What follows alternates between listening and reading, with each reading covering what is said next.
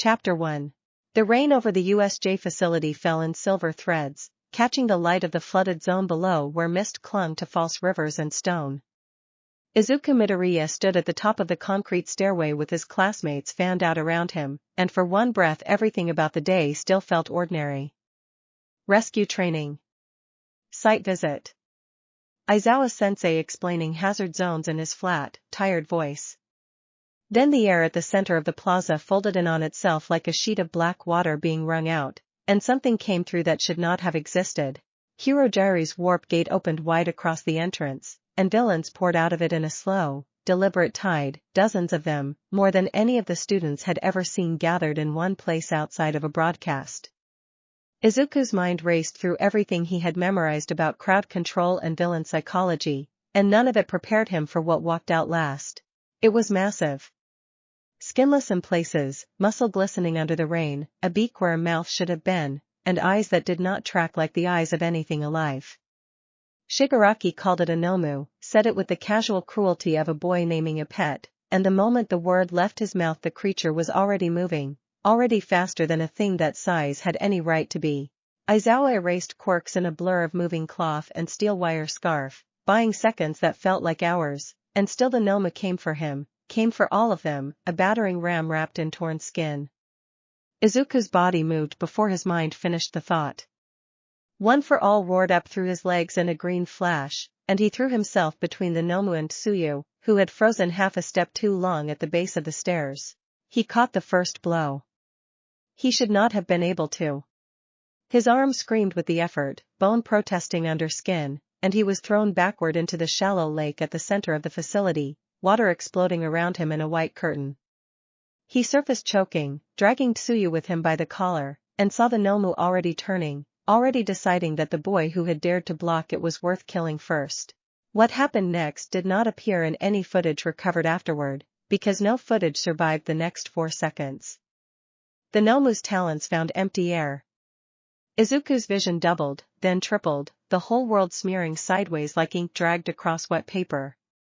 He heard Aizawa shout his name from somewhere very far away, heard Uraraka scream, felt the unmistakable, wrong sensation of the ground losing its claim on him. The Nomu's arm, mid-swing, had done something none of Izuku's research had ever accounted for. Its body, warped by whatever quirks had been stitched into it, produced a distortion at the point of impact, a tear in the fabric of the space around its strike, and Izuku had been standing exactly where that tear opened. He did not fall. He was pulled. Color bled out of the world. Sound stopped being sound and became pressure, a great hand closing slowly around his chest. He tried to scream and found he had no lungs to do it with, no body he could locate in any direction, only the terrible awareness of moving through something that was not space in any way he understood space to work. He thought of his mother's face. He thought, absurdly, of the notebook he had left in his dorm room, 13 volumes of quirk analysis that no one would ever read now. He thought that this must be what dying felt like, except dying was supposed to end, and this did not end, it simply went on, fold after fold after fold of nothing, until abruptly, violently, it did. He hit ground hard enough to drive the air from his chest in a single ragged bark. For a long moment he could not do anything but lie there, cheek pressed to cold stone, listening to his own heartbeat try to remember its rhythm. When he finally opened his eyes, the sky above him was wrong. It was not the gray, rain-heavy sky of the USJ. It was a deep, bruised red, streaked through with clouds that seemed to glow faintly from within, as though something vast and slow burned behind them. 2 moons, or what looked like moons, hung low near a horizon lined with mountains too sharp and too tall to be natural. The air smelled of ash and something sweeter underneath it, like burnt sugar, like old copper. Izuku pushed himself up onto his elbows, every part of him aching in ways his training had never prepared him for. He was in a courtyard, or the ruin of one, black stone worn smooth by centuries of feet, broken pillars rising around him like the ribs of some enormous dead animal. In the distance, buildings clawed up out of the earth in shapes no human architect would have drawn, towers that curved the wrong way, structures that seemed to have grown rather than been built. This wasn't Japan. This wasn't, he understood slowly, with a rising cold horror that settled into his stomach like a stone, anywhere on earth at all. He forced himself to breathe, to think, because panic would not help him, and All Might's voice in his memory told him, gently, that a hero assessed before he acted. He catalogued what he knew. He had been struck by spatial distortion energy from a quirk he did not understand, generated by a creature that had been engineered rather than born. He had been transported, not killed, which meant the distortion had functioned beyond simple destruction. And he was alone, in a place that did not officially exist according to anything he had ever studied, with a red sky and 2 moons and architecture built for something other than human hands. A sound reached him then, distant at first, growing closer. Wings. Not the flapping of birds, but something heavier, more deliberate, air being pushed aside in great slow strokes. Izuku scrambled up, favoring his bruised leg, and pressed himself into the shadow of a broken pillar as 3 shapes descended out of the red sky toward the courtyard. They were not human. Not fully. Each one wore a pair of vast leathery wings that folded against their backs as they touched down on the black stone, wings that caught the strange red light and turned it the color of dried blood. They wore dark uniforms, disciplined and militant, and their faces, when Izuku dared to look closer from his hiding place, were human enough to be unsettling rather than comforting. One of them, the tallest, scanned the courtyard with eyes that glowed faint amber in the gloom. Something came through, the tall one said, voice carrying easily across the ruined space. The barrier flagged an anomalous incursion less than 10 minutes ago. Right here. Human readings, said a second, shorter figure, consulting something small and glowing that they held in one clawed hand. Or close enough to pass as human. No devil signature. No fallen signature. No angel signature either. Whatever it isn't supposed to be able to exist. Izuku's mind, even terrified, even lost, could not help itself. Devil signature. Fallen signature. Angel signature. He turned the words over and felt the shape of an idea begin to form, wild and impossible, the kind of theory he would once have scrawled across a page in his old notebook with 3 exclamation points and an arrow pointing to a hasty sketch. He had read enough, seen enough anime and manga in his old life before hero work consumed every waking hour, to recognize the shape of what he was hearing, even if some small rational corner of his mind insisted it could not possibly be real. Devils. This was some kind of underworld. The tall winged figure turned, slowly, toward the pillar where Izuku crouched, and for one terrible moment their glowing eyes seemed to look directly at him. Come out, the figure said, not unkindly, but with the flat authority of someone used to being obeyed. We already know you're there. The barrier does not lie. Izuku's heart hammered against his ribs. He thought of every warning Aizawa had ever given about revealing yourself to unknown hostiles, and he thought, in the same breath, that hiding from 3 flying figures who had clearly already located him with some kind of sensor technology was not a strategy so much as a delay. He stepped out from behind the pillar with his hands raised, empty, palms open, the universal signal he hoped meant the same thing here as it did at home. The 3 devils, if that was truly what they were, went very still. He's just a boy, the shorter one murmured, lowering the glowing device. 14, maybe 15. No visible weapon. The readings don't lie either, the tall one said, though their voice had softened by a fraction. Whatever tore that hole in the barrier wasn't small. Boy. Do you understand our language? Izuku blinked. He had, somehow, understood every word, though he was fairly sure they had not been speaking Japanese, nor any language he consciously recognized. Yes. I understand you. I don't know how. My name is Izuku Midoriya.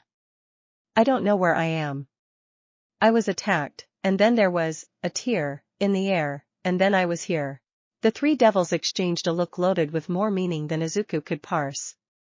The tall one crouched slightly, bringing their glowing amber eyes level with his, studying him the way Izuku himself studied villains in the moment before a fight, cataloging, assessing, searching for the shape of a threat. You're not lying, the tall one said finally. Which makes this stranger, not simpler. Do you know where here is? I have a guess, Izuku admitted, voice small. I think this might be the underworld. The one where devils live. The shorter devil actually laughed, a short surprised bark of sound. He knows. How does a human boy from wherever he fell out of know about the underworld? Where I'm from, Izuku said carefully, there are stories. Fiction. I didn't think any of it was real. It rarely is, the tall devil said, standing back up to full height, wings shifting slightly with the motion. Except when it very much is. My name is Ryanair Astaroth, lieutenant of the household guard under Lord Astaroth's banner. This region belongs to the Astaroth clan lands. You are currently standing in the ruin of what used to be a testing ground before the Great War, which means you are also standing in one of the most heavily warded pieces of land in the entire underworld, and something tore straight through those wards to put you here. Izuku swallowed. I didn't do it on purpose. There was a creature, back where I came from, and it hit something, and space just broke. I got pulled through.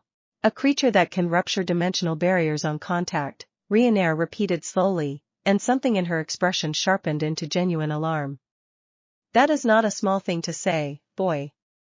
That is the kind of power clans go to war over, the kind of power that gets people executed for even claiming to have witnessed.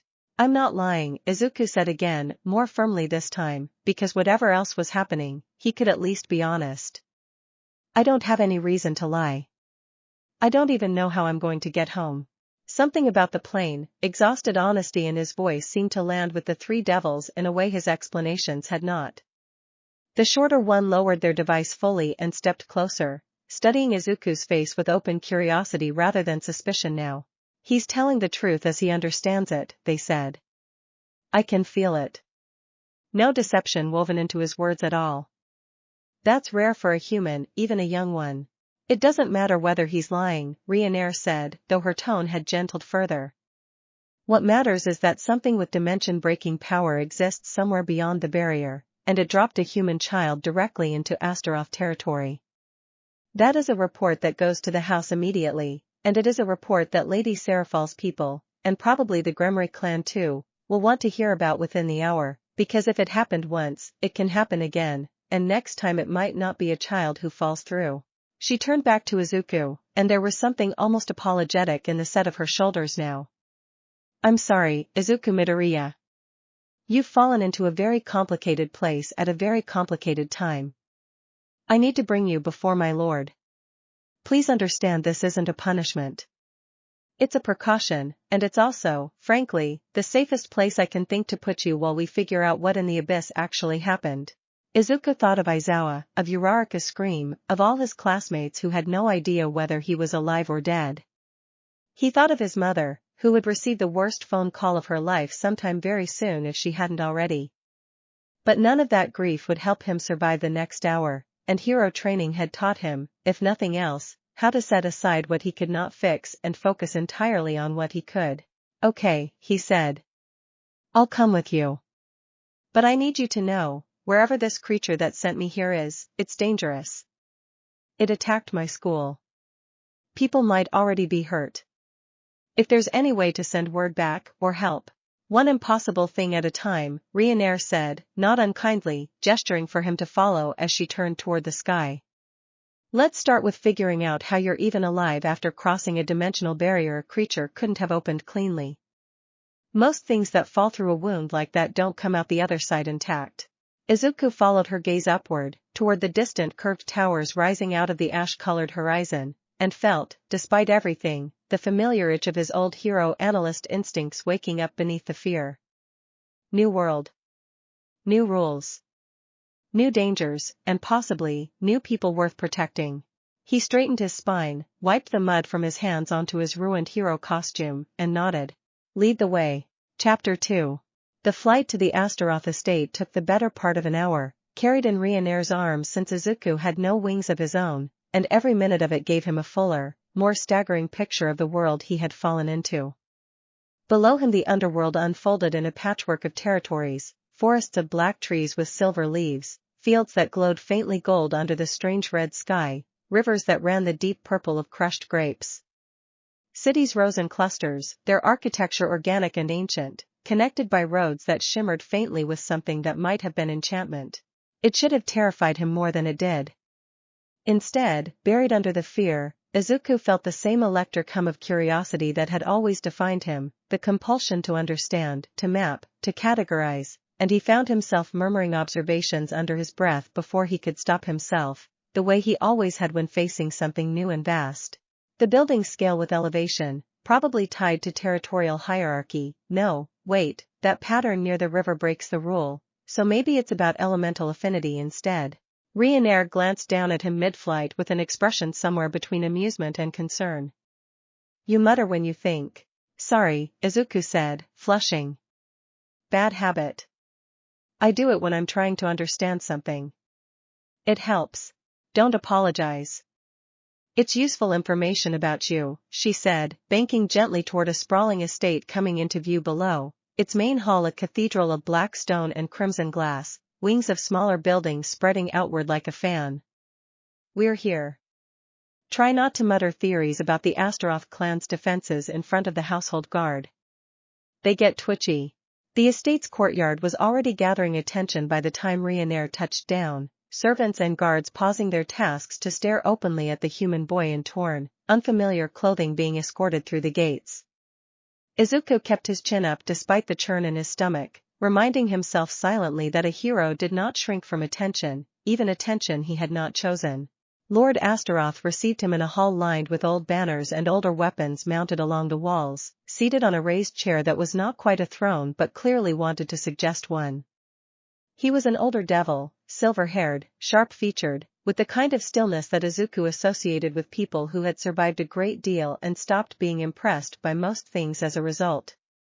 He listened to Ryanair's report without interrupting once, fingers steepled beneath his chin, dark eyes never leaving Izuku's face. When she finished, the silence stretched long enough that Izuku began counting his own heartbeats to keep from fidgeting. You understand, Lord Astaroth said finally, voice low and measured, how difficult your story is to believe. Yes, sir, Izuku said. I understand it sounds impossible. I wish I had a better explanation. I don't. And yet. The old devil rose slowly from his seat and descended the short dais, circling Izuku at a measured, unhurried pace, the way a jeweler might examine a stone of uncertain origin. There is a truth spell woven into the floor of this hall, boy. Has been for 4 centuries. It does not compel honesty, it simply reveals deception, and it has said nothing since you began speaking. Whatever else you are not lying to me. He stopped in front of Izuku and studied him for a long moment, gaze flicking, unmistakably, towards some point just beneath Izuku's skin, as though he could see straight through flesh to whatever burned underneath. There's something in you, Lord Astaroth said slowly. Something old, and something strange, layered together in a way I've never encountered. Power, boy. A great deal of it, coiled tight, like a spring compressed past its natural limit. It does not feel like any sacred gear I've catalogued. It does not feel demonic, not fully, though something at its edges has begun to change since you crossed into our world. Tell me. Did you feel anything shift during your passage here? Any sensation of being altered? Izuku hesitated, then thought of the strange hum that had settled beneath his skin since he woke in the ruined courtyard, a warmth that had not been there before, threading itself quietly through the familiar architecture of one for all like a second pulse layered beneath the first. There's something different, he admitted. I have an inherited power. It's been passed down, quirk to person, for generations, growing stronger each time. It's called One for All. Since I woke up here, it feels warmer. Heavier. Like something's been added to it that wasn't there before. Lord Astaroth's eyebrows rose fractionally, the closest thing to open surprise Izuku had seen from him yet. A power built by inheritance, layered generation upon generation, and now exposed to the raw demonic saturation of underworld air for the better part of an hour. He straightened, some private calculation completing itself behind his sharp eyes. Ryanair. Summon the court physician. And send word to the Gremory estate. If what I suspect is happening inside this boy is happening, every clan with an ounce of ambition is going to want to know about him within the week regardless of what we do, and I would rather the Gremory heir hear it from us as an act of good faith than stumble onto it as a rumor. My lord, Ryanair said carefully, are you certain that's wise? Word will spread fast once. Word was always going to spread, Lord Astaroth said. A dimensional rupture large enough to transport a living human doesn't stay quiet, and I would rather control the shape of the story than let it control me.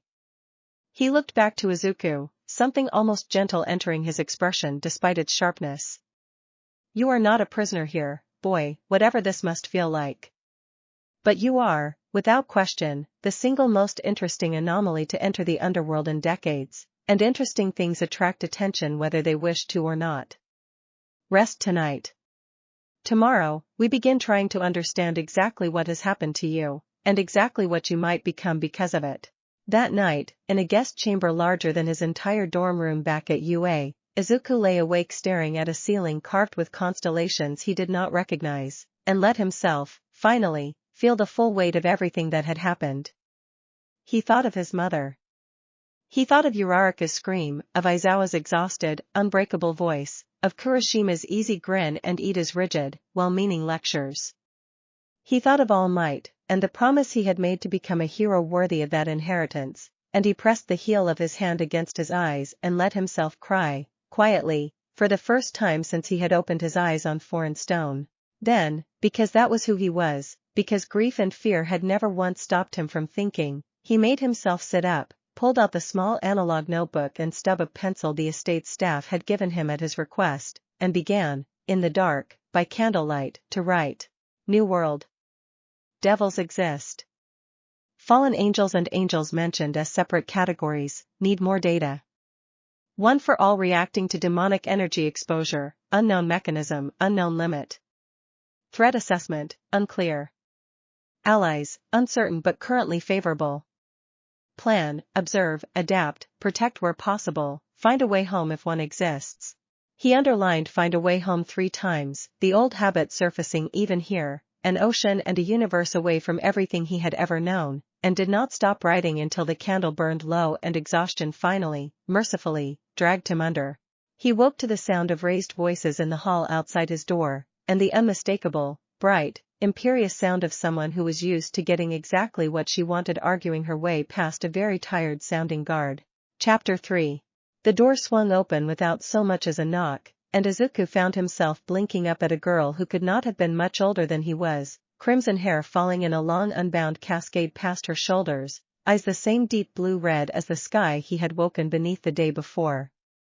She wore the black and gold uniform of some prestigious academy, tailored with obvious care, and she carried herself with the easy confidence of someone who had never once doubted her right to walk through any door she chose.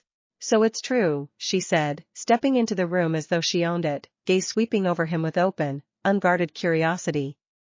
Lord Astaroth's messenger wasn't exaggerating. There really is a human boy sitting in the middle of Astaroth territory with power that doesn't match any known category. Behind her, apologetic and slightly out of breath, Ryanair appeared in the doorway. My lord did invite the Gremory clan formally, Lady Rias, but I don't believe he intended for you to arrive at dawn and let yourself in unannounced. Formal invitations are slow, Rias said breezily, not taking her eyes off Izuku, and I have never been a patient person. She crossed the room and extended a hand toward him with an easy, confident grace. Rias Gremory. Heir of the Gremory clan. And you're the mystery everyone's been whispering about since last night. Izuku scrambled to his feet, belatedly remembering his manners, and shook her offered hand. Izuku Midoriya. Sorry, I wasn't expecting visitors this early. You're polite, Rias said, sounding faintly delighted by the discovery, as though politeness were an exotic trait she rarely encountered. That's already unusual. Most powerful things I've met are not polite.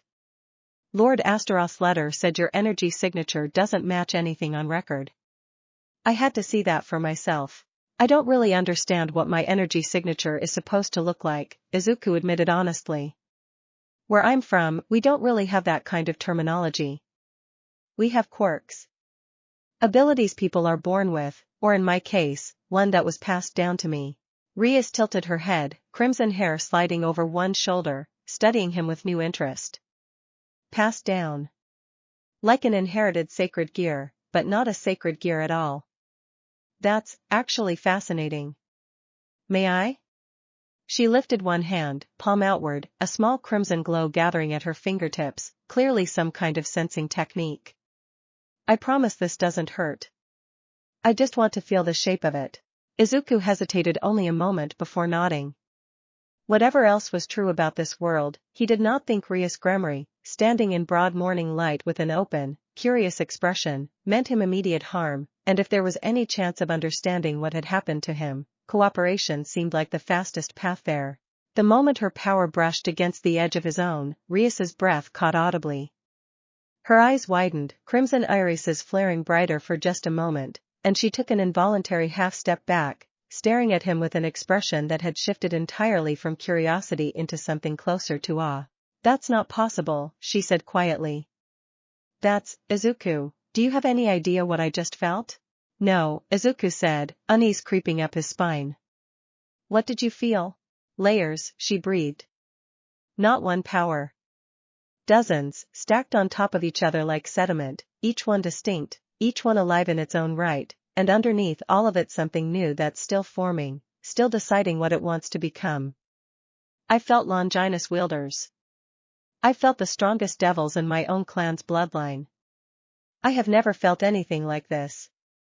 She looked at him with an intensity that made him want to shrink slightly under it, though there was nothing cruel in it, only a vast, hungry curiosity. Do you know what you could become, with that kind of foundation, once it finishes settling into demonic form? I don't even know what's happening to me, Izuku said, voice smaller than he meant it to be. I just want to figure out how to get home, and how to make sure whatever attacked my school doesn't hurt anyone else. Something in his voice, the raw, unpolished honesty of it, seemed to catch Rias off guard, softening the awe in her expression into something gentler, more grounded. She lowered her hand, the crimson glow fading from her fingertips, and sat down on the edge of the bed across from him without waiting for an invitation, the casual boldness of someone entirely unused to being told no. I'm sorry, she said, and she sounded like she meant it.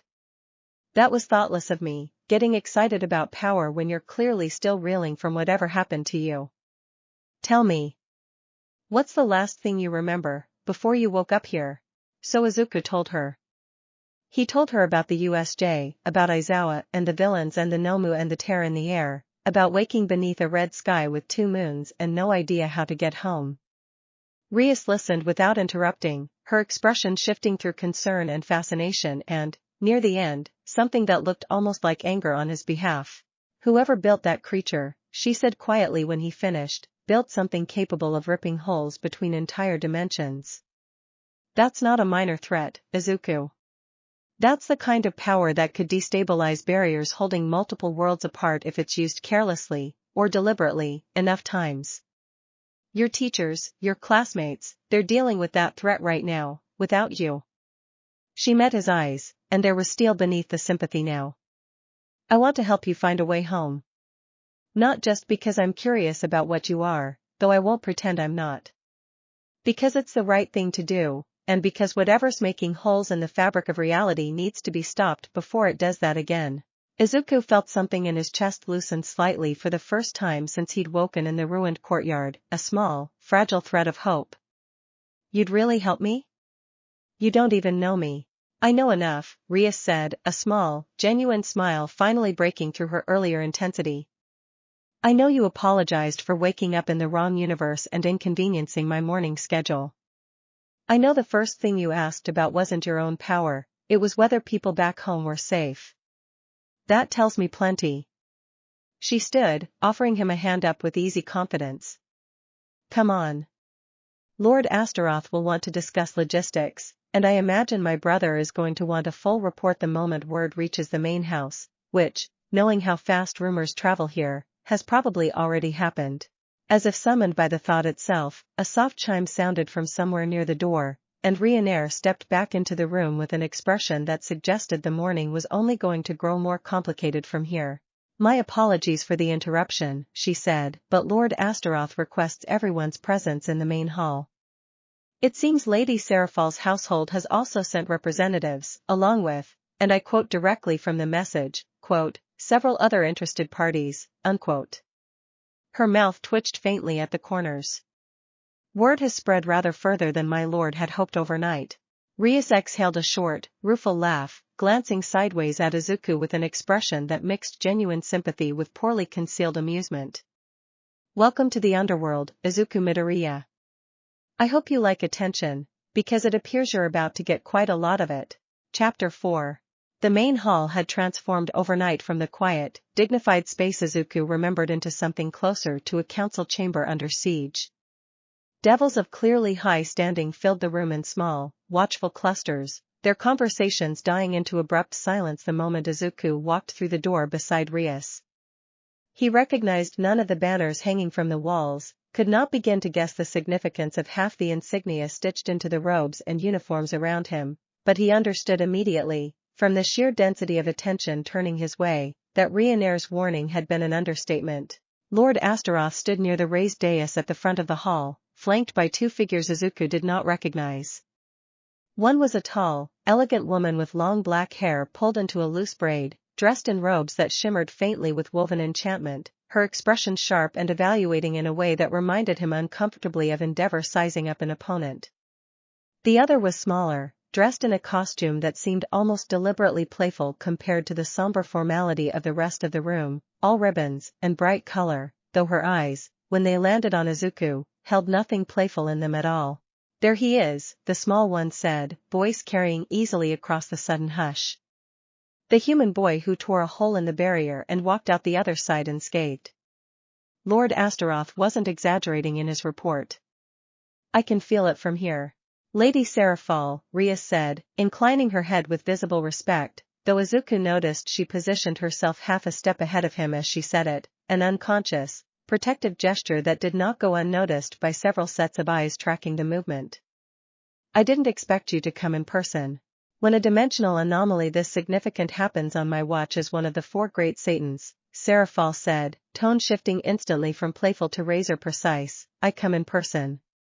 Especially when the anomaly in question turns out to be a 14-year-old boy with layered inherited power unlike anything catalogued in the last 3 centuries. Her gaze swept over Izuku with clinical intensity. Tell me about yourself, Izuku Midoriya. Every detail. I want to understand exactly what walked into my territory, and exactly what kind of threat, if any, it represents. Izuku forced his spine straight, drawing on every scrap of composure his hero training had ever given him, and told his story again, more carefully this time, aware of the dozens of eyes weighing every word. He spoke of UA, of quirks, of the villain attack, of the Nomu and its terrible strength, of the moment reality had torn open around him. He spoke, when directly asked, of One for All, of the 7 predecessors whose power lived inside him, of the strange new warmth that had begun threading through that inheritance since his arrival. When he finished, the silence in the hall stretched long and heavy. It was the black-haired woman beside Seraphal who finally broke it, her voice smooth and measured, carrying an authority Izuku instinctively recognized as significant even without knowing her name. A power built from 7 separate inheritances, stacked and compounded across generations, now saturating with raw demonic energy for the better part of a day. She studied Izuku with open, unhurried assessment. Do you understand what you're describing, boy? Sacred gears evolve. Balance breakers unlock through trauma and resolve. But a foundation like the one you're carrying, exposed to an environment engineered specifically to accelerate demonic potential, is not going to simply adjust. It's going to transform. Possibly already has begun to. I'm sorry, Izuku said carefully, I don't know your name. Graphy Elusifuge, she said, a faint, almost approving curve touching the corner of her mouth at the directness of the question. Strongest queen in the underworld, and married into the Lucifer line.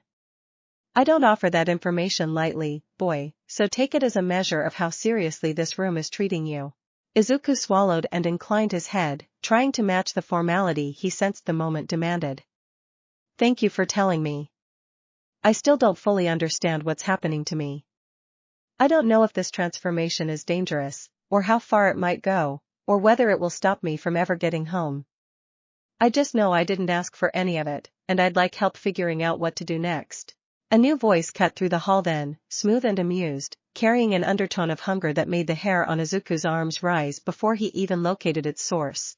How refreshingly humble, the voice said, and a figure detached itself from the shadowed edge of the room, moving with the loose, predatory grace of something that had never once needed to hurry. A young woman, cat ears twitching atop dark hair, a tail curling lazily behind her, violet eyes fixed on Izuku with an intensity that felt less like scrutiny and more like appetite. Most powerful things I meet want the whole room to know how powerful they are. This one's worried about going home to his mother. Naya, that's almost sweet. Kuroka, Rias said, tone cooling instantly, stepping fully in front of Izuku now without any pretense of subtlety. This is a formal council, not a hunting ground. Everything's a hunting ground if you look at it right, Gremory, Kuroka said, unbothered, though she stopped her advance several paces away, apparently content to circle at a distance for now, gaze never leaving Izuku's face. I just want to look at him properly. A power that layered, forming fresh in real time, right in front of everyone's eyes. Do you have any idea how rare that is?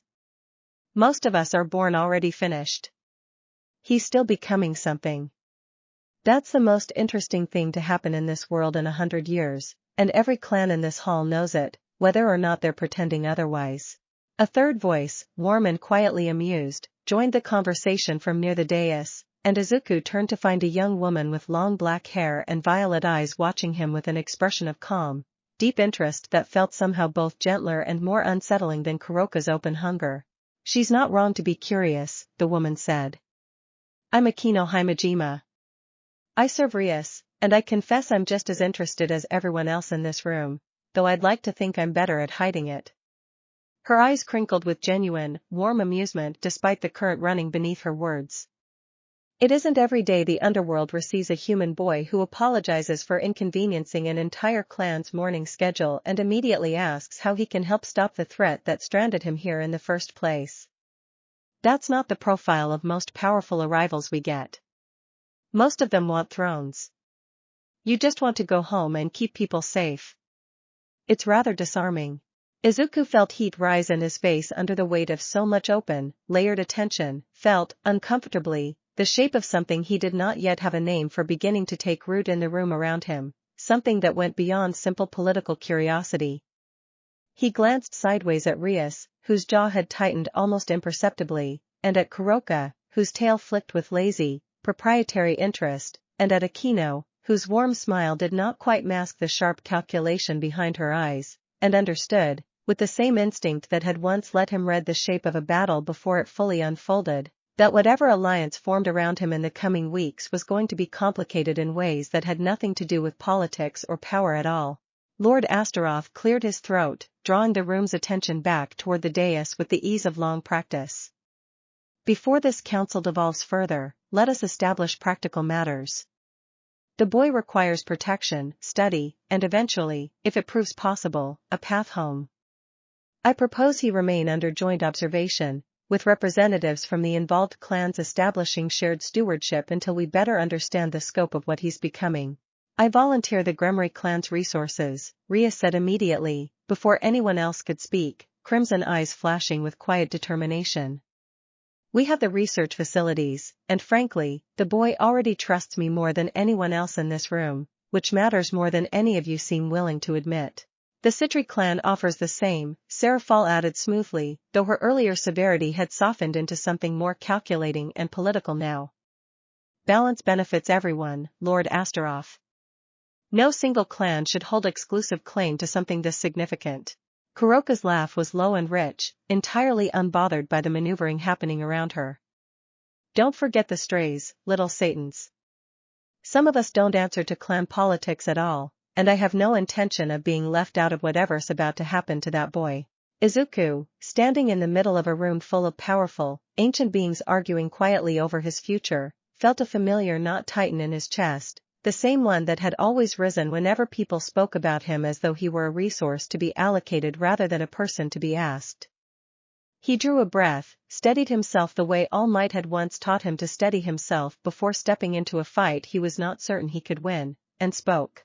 With respect, he said, and something about the quiet, unwavering clarity of his voice cut cleanly through the overlapping conversation, drawing every eye in the hall back to him at once. I'd like to have some say in what happens to me. I'm grateful for the offers of help. Genuinely. But I'm not a piece of territory to be divided up, and I think whatever we decide should be a decision I'm actually part of making. The hall fell silent again, but this time the silence carried a different weight, something closer to reassessment. Graphia's mouth curved, faint and approving. Lord Astaroth inclined his head slowly, as though confirming something he had already suspected.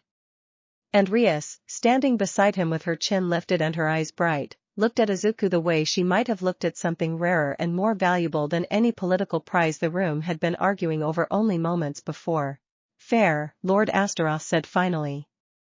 Then let us ask him directly. Izuku Midoriya. What is it you want? Izuku looked around the hall, at the Satans and the clan heirs and the strays and the ancient queen watching him with unreadable eyes, and felt the shape of an answer settle into place with the same clean certainty he had once felt the first time he decided to become a hero at all. I want to understand what's happening to me, he said.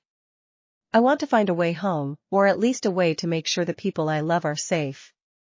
And until I figure that out, I want to help. Whatever's happening in this world, whatever threats exist here, I don't think I can just stand by and do nothing while I wait for answers. That's not who I am. He met Rias's eyes, then Akeno's, then, briefly, Kuroka's, feeling something shift and settle in each gaze in turn, something he did not yet have language for but recognized, distantly, as the opening move of a much longer story. So whoever's willing to actually help me, instead of just study me, that's who I want to work with. The silence that followed was different again, charged with something that felt, to Izuku's inexperienced eye, uncomfortably close to competition. Well, Kuroka murmured, tail curling with unmistakable satisfaction, I do like a challenge. Chapter 5. The days that followed blurred together into a strange, exhausting rhythm of study, training, and careful diplomacy, as Izuku found himself shuttled between the Astaroth estate, the sprawling Gremory territory, and, on two memorable occasions, a Citri research facility so saturated with protective enchantment that Izuku's skin prickled the entire time he stood inside it. Every session brought new data, new theories, and new confirmation of the thing Graphia had warned him about in that first council meeting. One for All was not simply adjusting to its new environment. It was transforming. He felt it first as heat, a low simmer beneath his sternum that had not been there in his old world, present even at rest, growing warmer whenever he drew on the power layered inside him. Then he felt it as weight, a new density to his own strength that made his early training sessions in the Gremory sparring grounds feel almost dangerously easy, blows landing with more force than he intended, control slipping in small, frightening increments that reminded him uncomfortably of his earliest days learning to wield one for all at all, arms breaking under power he could not yet fully master. You're stabilizing faster than any theoretical model predicted, Akeno told him one afternoon, watching from the edge of the training circle as Izuku worked through a series of forms Rias's household staff had adapted from devil combat discipline, trying to fold them around the very different, very human rhythms his hero training had ingrained in him. Most transformations this significant take years to settle. You're already finding new equilibrium in days. Is that good? Izuku asked, breathing hard, sweat soaking through the borrowed training clothes the estate had provided him. It's remarkable, Akeno said, and there was something in her voice, warm and layered, that made him glance up at her more closely. It suggests whatever foundation your power was built on before it ever touched demonic energy was already unusually resilient. Most sacred gear wielders would have been destabilized entirely by what's happening inside you right now. You're not just surviving it. You're growing because of it. Rias, arriving in time to catch the tail end of the conversation, folded her arms and studied Izuku with an expression that mixed genuine scientific fascination with something warmer, something she had not quite managed to fully suppress since their first meeting in the guest chamber. The theory my brother's researchers are circulating is that your power structure, built from successive inherited layers each contributing their own distinct nature, gave it a kind of adaptive flexibility most single-origin powers simply don't have. It's not resisting the demonic saturation. It's incorporating it, the same way it apparently incorporated each new quirk your predecessors carried. So I'm becoming something new, Izuku said slowly, turning the idea over the way he might once have turned over a new villain's quirk in his old notebook, searching for its edges, its rules, its potential failure points. Not less human, exactly, but not fully devil either. Something in between. Something unprecedented, Rias corrected gently. Which is, depending on who you ask in this world, either the most exciting thing that's happened in a century, or the single most destabilizing threat any of the great clans have faced since the end of the war. You should know both perspectives exist, Izuku, and both of them are shaping how people are going to treat you. He did know. He'd felt it in every meeting since that first chaotic council, in the careful, competing generosity of the Astaroth household, in the increasingly frequent visits from Citri researchers eager to run new tests, in the way Kuroka had taken to appearing unannounced at the edge of his training sessions, draped lazily across some convenient rooftop or wall, watching him spar with open, unhurried interest that made Rias's jaw tighten every single time. You're staring again, Rias called up to her one such afternoon, not bothering to hide her irritation. I'm allowed to admire good form, Kuroka called back, tail swishing lazily. Besides, I'm not doing anything you two aren't already doing. I'm just less subtle about it. There's nothing to be subtle about, Rias said, a fraction too quickly, and Akeno's soft, knowing laugh from beside her did nothing to help the sudden color rising in her cheeks. Izuku, catching only the edges of the exchange while trying to recover his breath from the last training round, felt his own face heat for reasons he did not fully want to examine yet, and found himself grateful, not for the first time, that hero work had trained him to focus intensely on immediate physical tasks whenever emotional undercurrents grew too complicated to safely navigate.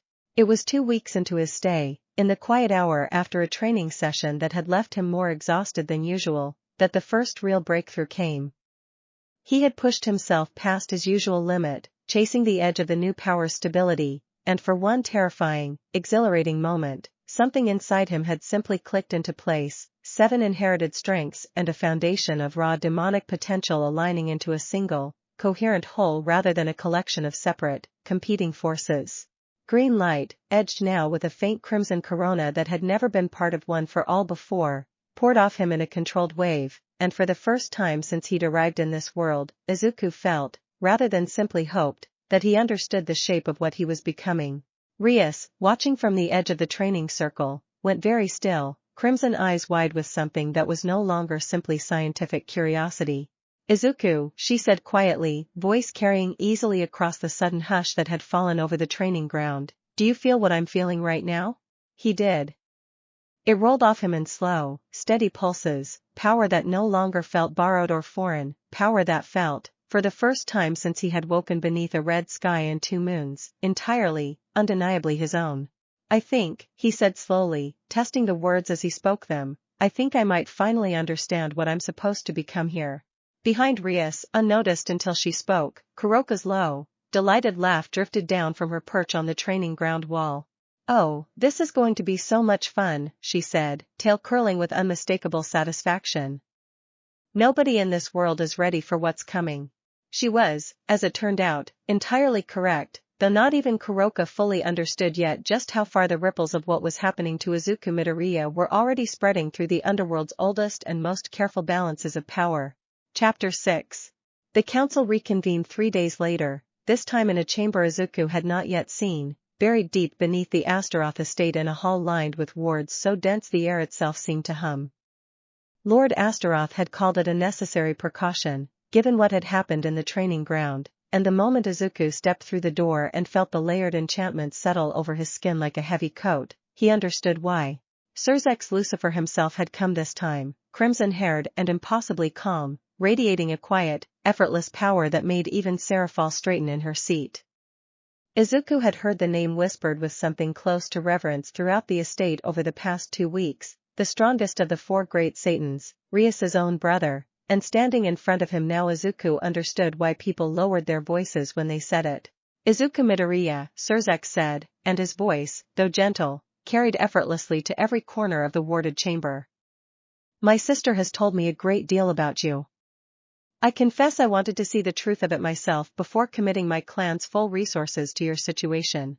I understand, Izuku said, standing as straight as his exhausted body allowed.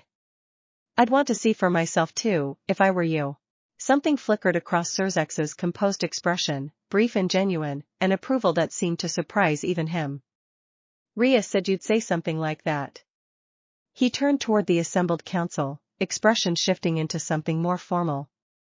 I've reviewed the reports from the training incident 3 days past. The power surge you generated registered on sensors calibrated for high-tier devil combat, and it did so without any formal training in demonic technique at all. That is, to put it plainly, unprecedented. Is that dangerous? Izuku asked, because it was the question that mattered most, the one he'd been turning over every night since the training ground, long after the exhilaration of that breakthrough had faded into quieter, more careful worry. Potentially, Surzek said, with the same blunt honesty Grafia had shown him in their first meeting. Untrained power at that scale is always dangerous, to yourself as much as to anyone around you. Which is why I'm proposing something more structured than the loose arrangement my sister and Lord Astaroth have managed so far. Formal training, under supervision, with clear goals and clear limits, until we understand exactly what you're capable of and exactly how to help you control it. Rias, seated near the front of the assembled council, leaned forward slightly. I'd like to continue overseeing that training personally, brother. I've made more progress with him in 2 weeks than the Citri researchers managed in twice that time with pure observation. I don't doubt it, Surzek said, a faint, knowing smile touching his mouth as he glanced between his sister and the boy standing so carefully composed in the center of the warded chamber. Though I suspect your motivations extend somewhat beyond pure research interest, Rias. Rias's cheeks colored faintly, though she did not look away. His well-being matters to me. Is that a crime now, brother? Not remotely, Surzek said, warmth entering his voice for the first time since the meeting began. I only ask that you remember he is, at the end of all this, still trying to find his way home, and that whatever grows between you here should never become a cage he can't escape if that's what he ultimately needs. The words landed in the chamber with unexpected weight, and Izuku felt a rush of gratitude toward this powerful, unfamiliar man who had, in a handful of sentences, articulated the exact fear that had been sitting quietly beneath every kind gesture and every careful alliance since his arrival, that friendship here, however genuine, might slowly calcify into obligation, that gratitude might curdle into something he could no longer freely choose. Thank you, Izuku said quietly, meeting Surzek's eyes. That means more than you probably realize. Surzek inclined his head, something solemn and respectful in the gesture. Then let us proceed carefully, and let us proceed together. Formal training begins tomorrow. Rias will lead it, with Akeno assisting, and full clan resources behind them. Lord Astaroth's household will continue providing sanctuary and security. And should you wish it, Izuku, I will personally task my most trusted researchers with investigating whether a path home exists at all. I make no promises about what they'll find. But you deserve the honest effort, whatever the outcome. Izuku felt something in his chest loosen for the second time since his arrival, a knot of fear finally easing into something that resembled, cautiously, hope. Thank you. Really. I don't know how I'll ever repay all of this. You don't need to repay kindness, Izuku, Surzek said, rising from his seat with the easy, unhurried grace of someone entirely secure in his own power. You simply need to keep being exactly who you already are. From what I've observed today, that will be more than enough. As the council began to disperse, Kuroka detached herself from the shadowed corner where she'd spent the entire meeting draped against the wall, sauntering over with her tail flicking in slow, satisfied arcs. Formal training, she mused, falling into step beside Izuku as the chamber emptied. How official. I don't suppose there's room in that structured schedule for a stray's unconventional methods? I think Rias might have opinions about that, Izuku said, though he found himself smiling despite the exhaustion pulling at every part of him. Rias has opinions about a great many things involving you these days, Kuroka said, violet eyes glinting with open amusement as she watched Rias's retreating back, the crimson-haired heir already deep in quiet, intense conversation with Akeno a short distance ahead. So does Akeno, for that matter. So, it turns out, do I, though I'm considerably less shy about admitting it. She leaned in slightly, voice dropping into something more genuinely warm beneath its usual teasing edge. For what it's worth, Izuku Midoriya, whatever's happening to you, whatever you're becoming, I don't think you need to be afraid of it. I think this world is about to get a great deal more interesting because you fell into it, and I intend to enjoy every moment of watching that unfold. Izuku, walking beside her down the long warded corridor with the weight of an entire world's careful, competing attention settled onto his shoulders, found that for the first time since he had woken beneath a red sky and two strange moons, he almost believed her. Somewhere far above the estate, beyond the reach of any ward or barrier, the red sky rolled on toward another slow dawn, indifferent to the storm of ambition and hope now gathering, quietly, deliberately, around the boy who had fallen through the seam between two worlds and, against every reasonable expectation, had already begun to change the shape of the one he'd landed in. Chapter 7. Training began the next morning in a sparring hall built specifically for it, high-ceilinged and reinforced with the same layered wards Izuku had felt in the council chamber below the estate, strong enough, Rias assured him, to contain almost anything short of a Satan's full release. He needed the reassurance. The first time he reached for the fused power that had surged through him 3 days earlier, it slipped away from him entirely, scattering into its old, familiar, purely human shape, leaving him gasping on one knee in the center of the sparring circle while Akeno watched from the sidelines with quiet, patient concentration. It's not going to come easily every time, Rias told him, crouching beside him without a trace of disappointment in her expression. What happened in the training ground wasn't control. It was instinct, pushed past its limit under pressure. Real mastery means finding that same fusion deliberately, calmly, without needing your back against a wall to reach it. That sounds a lot harder, Izuku admitted, wiping sweat from his brow. It is, Akeno said, stepping closer with 2 cups of something warm and faintly spiced that smelled nothing like tea Izuku recognized but tasted, when he accepted it gratefully, remarkably similar. But you've already proven you can do the impossible version. The deliberate version just takes patience, and repetition, and probably a great deal of frustration along the way. We'll be here for all of it. Over the following days, that promise held true in ways Izuku had not expected. Rias adjusted her teaching constantly, discarding devil training methods that didn't fit the strange, layered architecture of his power, building something new almost from scratch to match him instead of forcing him to match an existing mold. Akeno, for her part, brought a kind of steady warmth to every session that Izuku found himself leaning on more than he initially realized, a patience that never once curdled into pity even on the days his control slipped disastrously and scorched craters into the reinforced floor. Kuroka, true to her word, found ways to insert herself into the margins of his training regardless of Rias's carefully structured schedule, appearing on rooftops and windowsills with unsolicited advice that was, infuriatingly, often useful despite its irreverent delivery. "You're gripping the power like you're afraid it'll run off," she told him one evening, perched cross-legged on the sparring hall's outer wall while Izuku nursed sore muscles below. "It won't. It's yours. Stop treating it like a borrowed coat and start wearing it like your own skin." The advice, delivered with characteristic lazy confidence, unlocked something the following morning that weeks of Rias's more formal instruction had been carefully building toward. Izuku found the fusion again, deliberately this time, no desperation required, green light threading seamlessly through crimson warmth in a controlled, steady pulse that held for nearly a full minute before finally scattering. Rias's sharp intake of breath, Akeno's soft, delighted laugh, and Kuroka's satisfied purr from her perch on the wall all arrived at nearly the same instant, 3 very different reactions to the same quiet, monumental step forward. "There it is," Rias said softly, crimson eyes bright with something that was no longer simply scientific triumph. "There you are." Izuku, breathing hard in the center of the sparring circle, power finally settling back beneath his skin into something that felt, increasingly, like it belonged there, allowed himself, for the first time since he had fallen through a tear in the world, to believe that whatever he was becoming might turn out to be something worth becoming after all. But even as that fragile, hard-won confidence took root, word of his growing strength continued to spread through the Underworld's oldest houses, carried on the same currents of ambition and curiosity that had brought Surzek's Lucifer himself to that first formal council. Not every clan watching from the shadows shared the careful, protective interest of the Gremory and Astaroth households. Somewhere beyond the walls of the estate, in halls Izuku had not yet seen and among powers he had not yet met, other eyes had begun to turn toward the boy with the layered, fusing power, and not all of those eyes wished him well. Chapter 8.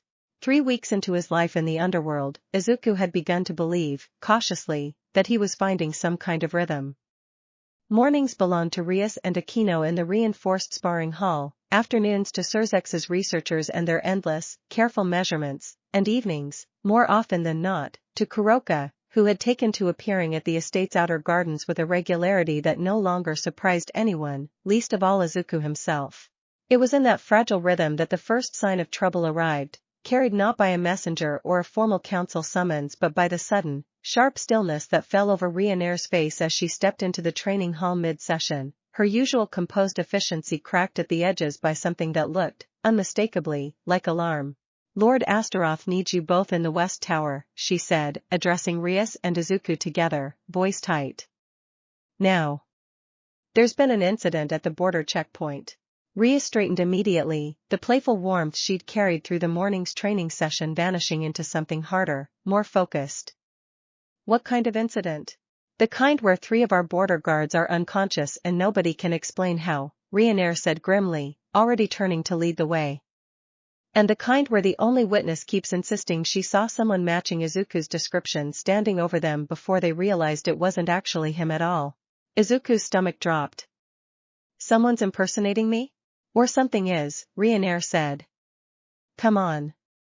Lord Astaroth wants eyes on this immediately, before the story mutates any further than it already has."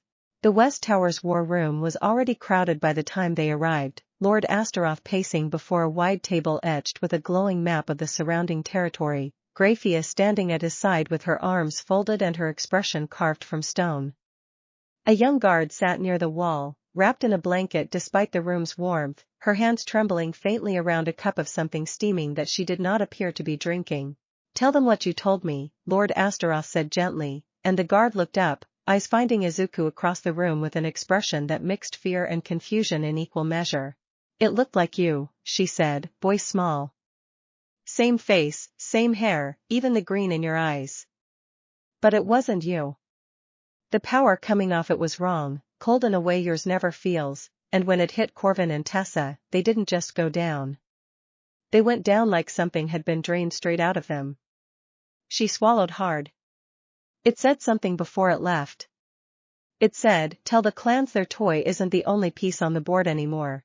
The room went very quiet. Izuku felt a chill work down his spine that had nothing to do with the tower's cool stone walls.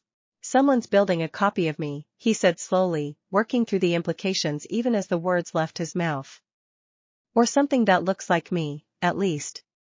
Which means someone had to study me closely enough to replicate my appearance, which means we have a leak somewhere in the observation data, or a spy embedded closer to you than anyone's comfortable admitting," Graphia finished, voice flat and precise.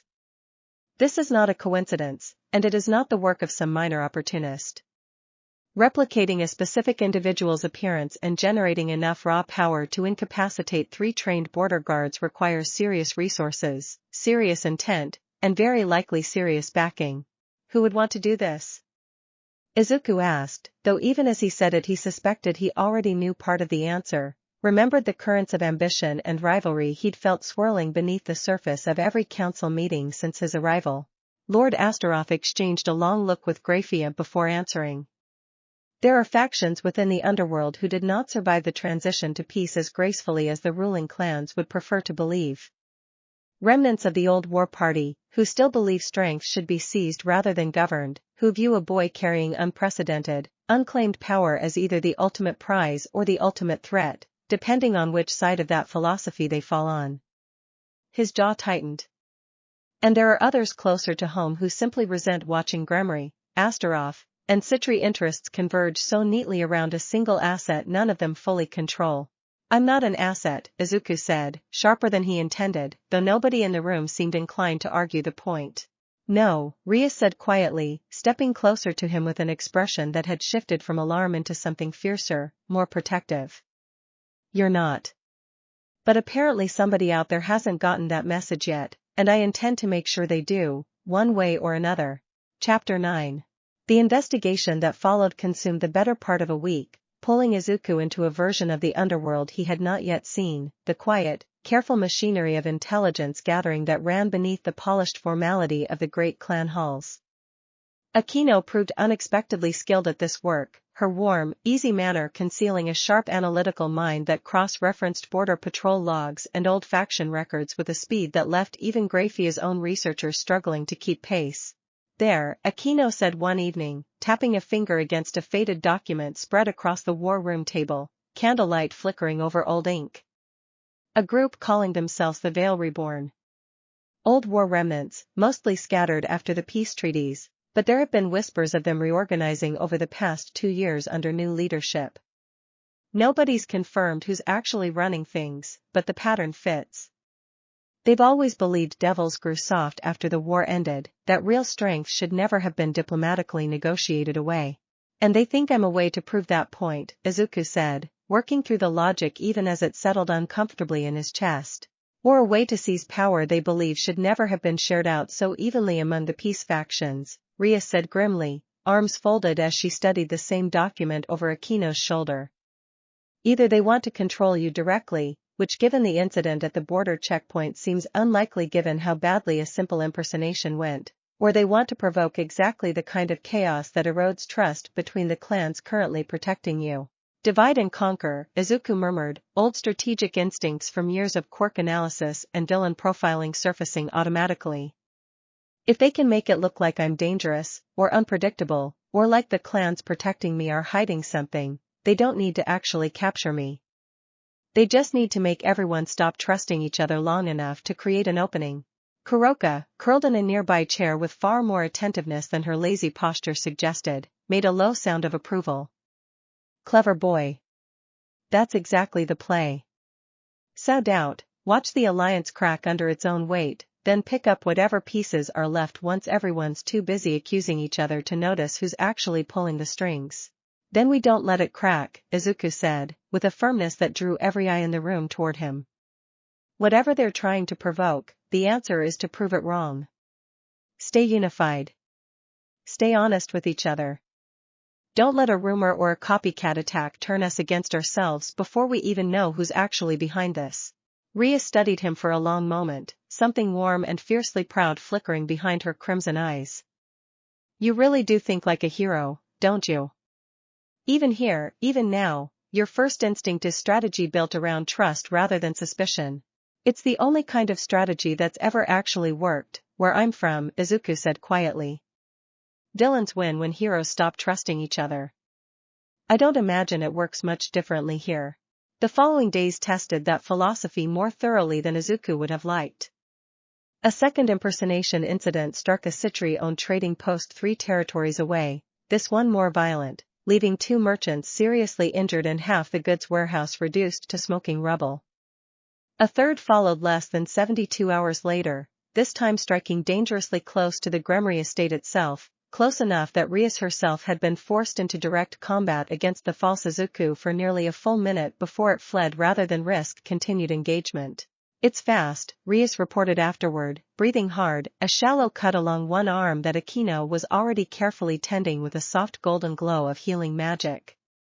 Faster than you, I think, though it's hard to say for certain in the moment. And the power it uses isn't quite right. It feels like an imitation of your energy signature, layered over something else entirely, something colder. A construct, Graphia said grimly, arriving in time to hear the tail end of the report. Not a living impersonator at all, but something built, designed specifically to mimic your signature while carrying its own separate, hostile intent underneath. Which means whoever's behind this has access to detailed enough readings of your power to replicate its surface signature convincingly. That significantly narrows our suspect list, and significantly increases my concern. Izuku felt the weight of that realization settle heavily across his shoulders. Someone close enough to study him in genuine detail, someone with access to the same research facilities and observation data the allied clans had been gathering since his arrival, had turned that careful, protective study into a weapon aimed squarely back at the people trying to protect him. Chapter 10. The breakthrough came, as breakthroughs often did, from the person least expected to provide it. Izuku had grown accustomed, over the preceding weeks, to Kuroka's habit of vanishing for hours or even days at a time, prowling the edges of Underworld territory with the loose, independent freedom of a stray unbound by clan obligation. He had not expected her to return from one such absence with information that reshaped the entire investigation. "Found your ghost," she announced, dropping into the war room without ceremony, tail flicking with restrained energy that suggested she'd been holding this news for longer than she wanted to admit. Or at least found where it's being kept when it's not out impersonating you and causing chaos. "There's an old fortress, abandoned since the war, tucked into a valley 2 territories past the Veil Reborn's last confirmed sighting. Wards on the place are recent. Very recent. Somebody's been pouring serious resources into reinforcing an old ruin nobody was supposed to care about anymore. How did you find it?" Grafia asked, studying Kuroka with an expression that mixed genuine respect with careful, professional skepticism. "Strays hear things clan devils don't," Kuroka said simply. "We move through places your kind mostly ignores, talk to people your kind mostly overlooks. Word travels through those channels just as easily as it travels through your formal networks, sometimes faster, since nobody bothers hiding secrets from people they've already decided don't matter." A flicker of something harder passed behind her violet eyes. "I have my own reasons for caring how this plays out, for what it's worth. I don't much like watching someone build a weapon out of a boy who never asked to become one, whatever complicated feelings I might have about how interesting that boy happens to be." Rias, catching the genuine weight beneath Kuroka's typically playful tone, inclined her head with unexpected respect. "Thank you. Genuinely. This is exactly the lead we needed." "Don't thank me yet," Kuroka said, tail curling.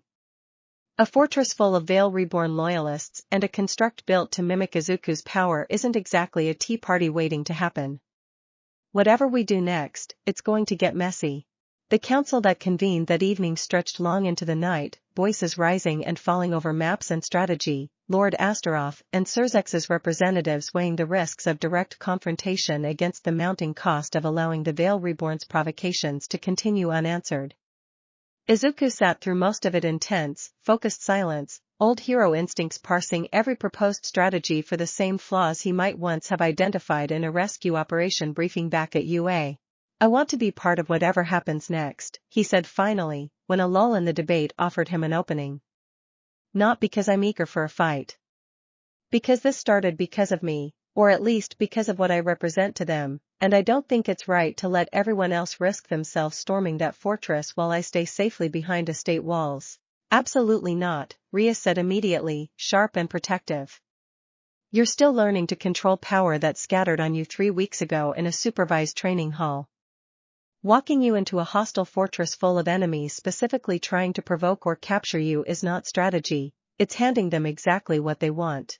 Or it's the fastest way to end this," Izuku countered, meeting her eyes without flinching. "If I'm there, if they see the real thing standing in front of them, maybe that changes the calculation. Maybe it forces them to show their hand faster than they intended. And if the construct really is built to mimic my signature, I might be the only one who can tell the difference between it and something genuinely dangerous in the middle of a fight, before it costs someone their life." Silence settled over the war room, heavy with the particular tension of an argument that both sides recognized held merit on both ends. It was Grafia, unexpectedly, who broke it. "He's not wrong about the tactical value," she said slowly, studying Izuku with renewed, careful assessment. "And frankly, keeping him locked away in the estate hasn't stopped 3 separate attacks so far. If anything, it's simply meant we've been reacting instead of controlling the terms of engagement." She turned to Surzex's representative. "I recommend a supervised strike team. Rias and her peerage, myself as senior oversight, and Izuku present but heavily protected, positioned to engage only if the situation specifically calls for his involvement." Rias's jaw tightened, clearly unhappy with the compromise even as she recognized its logic. "If anything happens to him?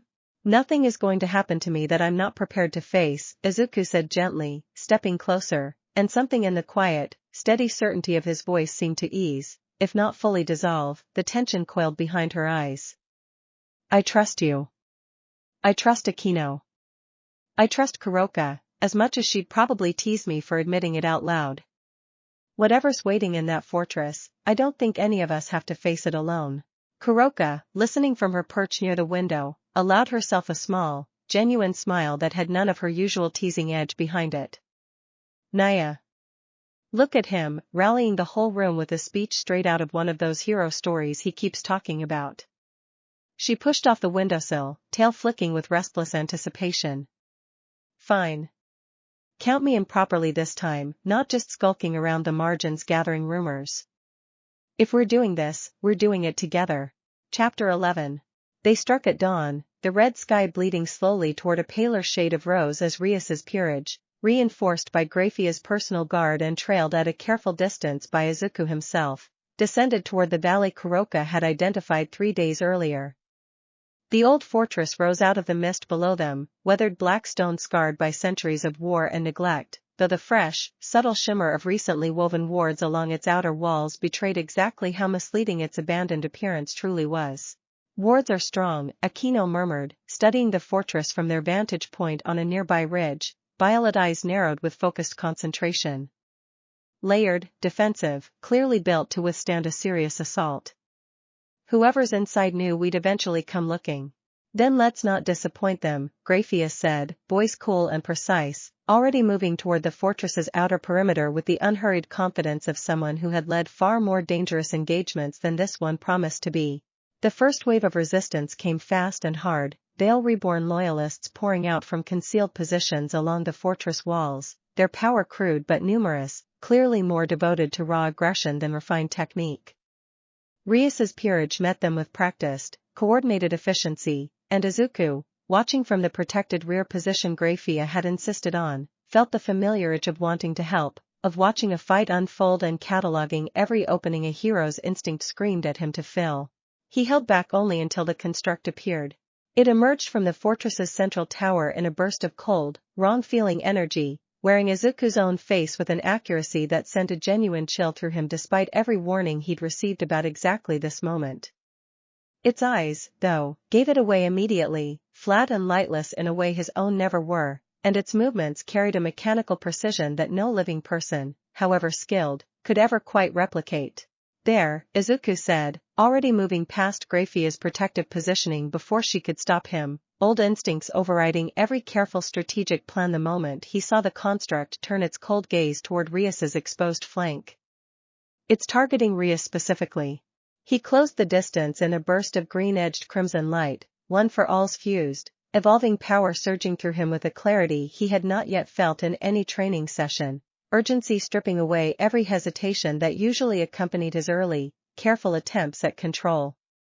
The construct turned to meet him, and for one disorienting moment Izuku found himself staring into a mirror that reflected everything wrong, his own face twisted into an expression he had never once worn, hollow and hungry and utterly without warmth. "You're not me," Izuku said, voice steady despite the strangeness crawling up his spine. "Whatever you're built from, whatever signature they copied, you don't have what actually makes it work." The construct did not respond, only lunged, and Izuku met it head-on, power crashing against power in a shockwave that scattered loose stone and sent both combatants skidding backward across the fortress courtyard. It was fast, faster than he'd expected from Rias's earlier report, and its strikes carried a cold, draining quality that left his arm numb wherever it connected, the same terrible sensation the border guard had described in that first, frightened testimony. But it was hollow. Izuku felt that immediately, in every exchanged blow, in every desperate, instinctive parry. Whatever power the construct wielded was borrowed, copied, layered over some other, colder foundation, and it lacked the thing that made one for all truly dangerous in Izuku's own hands, the accumulated will of 7 people who had chosen, again and again, across generations, to use their strength in service of protecting others. "You're empty," Izuku said, catching the construct's next strike and driving his own fist forward with everything the fused power inside him could offer, green light flaring bright enough to illuminate the entire courtyard in a brilliant, momentary dawn. "Whoever built you copied the shape of my power. They didn't copy what actually gives it meaning." The blow connected with enough force to send the construct crashing through the fortress's outer wall in an explosion of black stone and cold, dissipating energy, its form unraveling even as it fell, revealing, in the last moments before it collapsed entirely, the crude, mechanical framework beneath its stolen face. Silence fell over the courtyard in the blow's aftermath, broken only by the ragged sound of Izuku's own breathing and the distant, retreating chaos of the remaining Veil Reborn loyalists scattering before Rias's peerage and Graphia's guard. Rias reached him first, crimson eyes wide with a mixture of relief and fierce, undisguised pride. You beat it. Alone. It wasn't really me it was fighting, Izuku said, still catching his breath, staring down at the crumbled remains of the construct with a complicated knot of feelings he didn't yet have words for. Not really. It was just a copy of the surface. Whoever's actually behind this, they still haven't shown their face. Graphia, arriving a moment later with the last of the fleeing loyalists secured, studied the wreckage with grim, focused attention. No. But we've bought ourselves valuable time, and valuable information. This wasn't the head of the Veil Reborn's operation. This was a tool, an experiment. Which means whoever's actually orchestrating this remains hidden, and remains, I suspect, considerably more dangerous than anything we've faced here today. Kuroka landed beside them, breathing hard from her own engagement along the fortress's eastern wall, violet eyes tracking over Izuku with open, evaluating relief that she made only a token effort to disguise. You didn't die. Good. I'd have been genuinely annoyed if all that training turned out to be for nothing. I'm fine, Izuku said, managing a tired, genuine smile despite the ache spreading through every part of his body. Thanks to all of you, honestly. I couldn't have done any of this alone. No, Rias agreed quietly, stepping closer, something warm and unguarded settling behind her earlier fierce pride. You couldn't have. None of us could have, alone. That's rather the point, isn't it? Chapter 12. The victory at the fortress, though real, brought with it more questions than answers. Interrogation of the captured Veil Reborn loyalists yielded fragments rather than clarity, a leadership structure deliberately compartmentalized so that no single captured member could reveal the identity of whoever truly commanded them. What did emerge, pieced together slowly over the following days by Graphia's careful, methodical questioning, was a picture more unsettling than a simple extremist faction acting alone. They're being funded, Graphia reported to the assembled council, voice grim. Resources at this scale, wards this sophisticated, a construct built with genuine understanding of Izuku's energy signature. The Veil Reborn's remnants never had this kind of capability on their own. Someone with real standing, real resources, and real access to our observation data has been quietly arming them. A traitor within one of the great clans, Surzex said, the words landing heavily across the council chamber. Or someone positioned close enough to our research efforts to siphon data without immediate detection. Izuku, listening from his now customary place near the council's center, felt the weight of that realization settle uncomfortably across his shoulders. Somewhere within the very structure meant to protect him, someone had been quietly, patiently building the means to turn his own power against the people sheltering him. I don't want anyone else getting hurt because of this, he said quietly, drawing the room's attention. Whatever's happening, whoever's behind it, I don't think hiding me away and hoping it resolves itself is going to work. It didn't work for 3 weeks. It's not going to start working now. What are you proposing instead? Lord Astaroth asked, though something in his expression suggested he already suspected the answer. I want to keep training, harder, faster than we've been doing, Izuku said. Not just to defend myself. To actually understand what I'm becoming, well enough that nobody can build a hollow copy of it and use it as a weapon. And I want to help find whoever's behind this, actively, not just wait for them to make the next move. He looked around the room, at Rias's fierce, protective determination, at Akeno's quiet, steady focus, at Kuroka's sharp, evaluating patience, at Graphia's cool, careful calculation. This started because something extraordinary happened to me by accident. I don't think it ends until I actually understand and claim what that accident turned me into, deliberately, on my own terms. Surzex studied him for a long, weighing moment before a slow, genuine smile spread across his composed features. You continue to surprise me, Izuku Midoriya. Very well. We escalate training, we deepen the investigation, and we do it together, all of us, exactly as you've suggested. He glanced toward his sister, something knowing and warm in the look. I suspect that arrangement will suit more than one person in this room rather well. Rias's cheeks colored faintly, though the fierce, protective pride in her eyes never wavered as she met Izuku's gaze across the council chamber. Beside her, Akeno's soft, knowing smile deepened, and near the window, Kuroka's tail curled in slow, satisfied agreement, three very different reactions converging, once again, around the same quiet, undeniable truth, that whatever war was gathering in the shadows around Izuku Midoriya, none of them intended to let him face it without them, and none of them, if they were honest with themselves, wished to be anywhere else. Far beyond the estate walls, in halls and shadows Izuku had not yet seen, the true architect of the Veil Reborn's quiet campaign received word of the fortress's fall with cold, patient calm, already reshaping plans that had never truly depended on a single construct's success in the first place. The real game, that patient, hidden mind understood clearly even as lesser pieces scattered and fell, had barely even begun. Chapter 13. Training escalated in the weeks that followed exactly as Izuku had promised the council it would, and the reinforced sparring hall beneath the Astaroth estate quickly bore the scars to prove it, scorched floor tiles replaced twice, one entire wall rebuilt after a session that had pushed Izuku's control past its careful limits for the first time since the fortress. Rias no longer treated him as a delicate variable to be carefully managed. She treated him, increasingly, as a genuine partner in his own development, adjusting drills in real time based on his own observations about how the fused power actually behaved rather than how devil theory predicted it should. Try holding the fusion through a full exchange this time, she told him one morning, circling him at the center of the sparring ring with the focused, appraising look she reserved for moments she considered genuinely important. Not just a single burst. I want to see what happens when you sustain it under continuous pressure.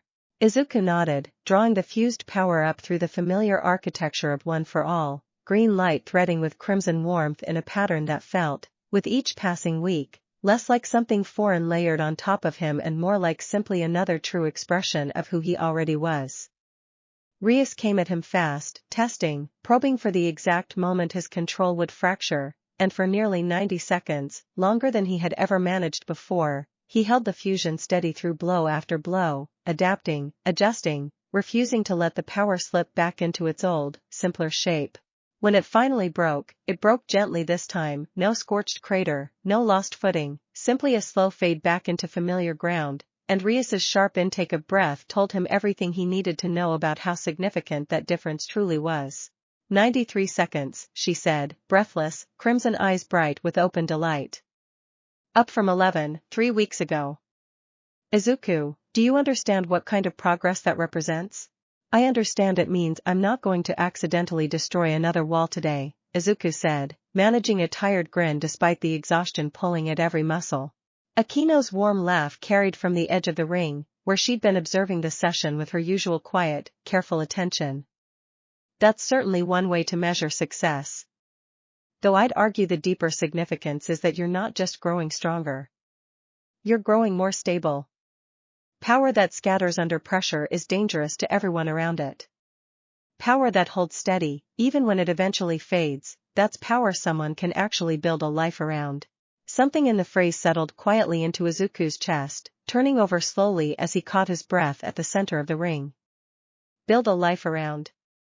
He had not, he realized, allowed himself to think in those terms since his arrival, had kept every plan and every hope tethered carefully to the idea of eventually finding a way home, of this entire strange, extraordinary chapter of his existence someday ending so his real life could resume. But sitting there, surrounded by people who had fought beside him, trained him, worried over him, and celebrated his progress with genuine, unguarded warmth, he found the boundary between this life and his real one growing less distinct than it had been even a few weeks earlier. He did not know, yet, what to do with that realization. He only knew it frightened him nearly as much as it warmed him, and that both feelings, tangled together, refused to resolve into anything simple. That evening, seeking quiet after the day's exhausting session, Izuku found himself in the estate's outer garden as the red sky deepened toward its nightly bruised violet, and was unsurprised, by now, to find Kuroka already there ahead of him, perched in her usual spot along the low garden wall with her tail swaying lazily behind her. You've got that look again, she said without preamble, watching him approach with unhurried, evaluating patience. The one where you're thinking too hard about something you haven't figured out how to say yet. Is it that obvious? Izuku asked, settling onto the wall a careful distance from her, close enough for conversation, far enough to feel like he still had room to think. To me, yes. I've made something of a study of you these past weeks, in case you hadn't noticed. Her violet eyes glinted with characteristic amusement, though something gentler waited beneath it tonight. What's weighing on you? The training? The Veil Reborn business? Or something closer to home than either of those? Izuku exhaled slowly, watching the first faint stars, if they were even stars at all in this strange world, begin to prick through the deepening sky. I keep thinking about home. About my mom, my classmates, everyone who has no idea whether I'm even alive. And then I catch myself, in the middle of training, or during a council meeting, actually enjoying myself here, actually feeling like I belong in a way I didn't expect to. And it feels wrong, somehow. Like I'm betraying something, just by letting myself feel settled here at all. Kuroka was quiet for a long moment, tail stilling behind her, and when she finally spoke her voice had lost its usual playful edge entirely. You're allowed to hold both those things at once, Izuku. Missing your old life doesn't erase whatever you're building here, and finding something worth having here doesn't erase how much you love the people you left behind. Strays learn that lesson early, or we don't survive very long at all. You carry your old home with you. You don't have to choose between carrying it and finding a new one. Izuku looked at her, surprised by the depth of feeling beneath her characteristically light delivery, and found her watching him back with an openness she rarely allowed to surface so plainly. That sounds like it comes from experience. Everything I say comes from experience, Kuroka said, though the teasing note had returned to soften the moment, and she reached out to flick him lightly on the forehead, tail curling with renewed, familiar amusement. Don't overthink it tonight, hero boy. Whatever you're building here, whoever you're becoming, it's allowed to be complicated. Most things worth having usually are. Chapter 14. The lead on the Veil Reborn's hidden backer arrived nearly a month after the fortress raid, and it arrived, unexpectedly, through the estate's own household staff rather than any of Graphia's careful, formal investigative channels. A junior researcher on Surzex's team, a quiet, unassuming young devil named Farron who had spent weeks quietly cross-referencing observation logs against clan resource allocations, requested a private audience with Rias and Izuku with visible, barely contained anxiety. I found something, Farron said, hands trembling slightly as they spread a series of documents across the small meeting room table. I almost didn't report it, because I wasn't sure, and because of who it points toward, but the pattern's too consistent to be coincidence. Rias studied the documents with growing, focused concern. These are resource allocation logs. Requisitions for warding materials, enchantment components, transport clearances. She looked up sharply. These all trace back to a single authorization chain. Yes, Farron said, voice tight. One that requires a senior clan seal to approve. I cross-referenced every authorization against the timeline of the Veil Reborn's known activity, the construct's development window, even the specific components used in the fortress's defensive wards. Every single instance traces back to authorizations sealed under the Phoenix clan. The name landed in the small room with quiet, devastating weight. Izuku, still learning the intricate web of Underworld clan politics, looked between Rias and Farron with confusion that quickly sharpened into concern at the visible tension gathering across Rias's expression. The Phoenix clan, Rias said slowly, has had a long-standing rivalry with my family for generations. Old wounds, older than either of us, tied up in marriage politics and territorial disputes that predate the Great War itself. If they're the ones behind this, we don't have proof of direct involvement from the clan head himself, Farron said quickly. Only that the authorizations trace back through channels only a senior Phoenix official could access. It could be someone acting independently within the clan, using stolen or borrowed authority. It could be sanctioned at the highest level. I genuinely don't know which, and I didn't want to make that determination without bringing it to you first. Izuku, watching Rias's carefully controlled expression, recognized the particular stillness of someone holding back a much larger reaction. What aren't you saying? He asked gently.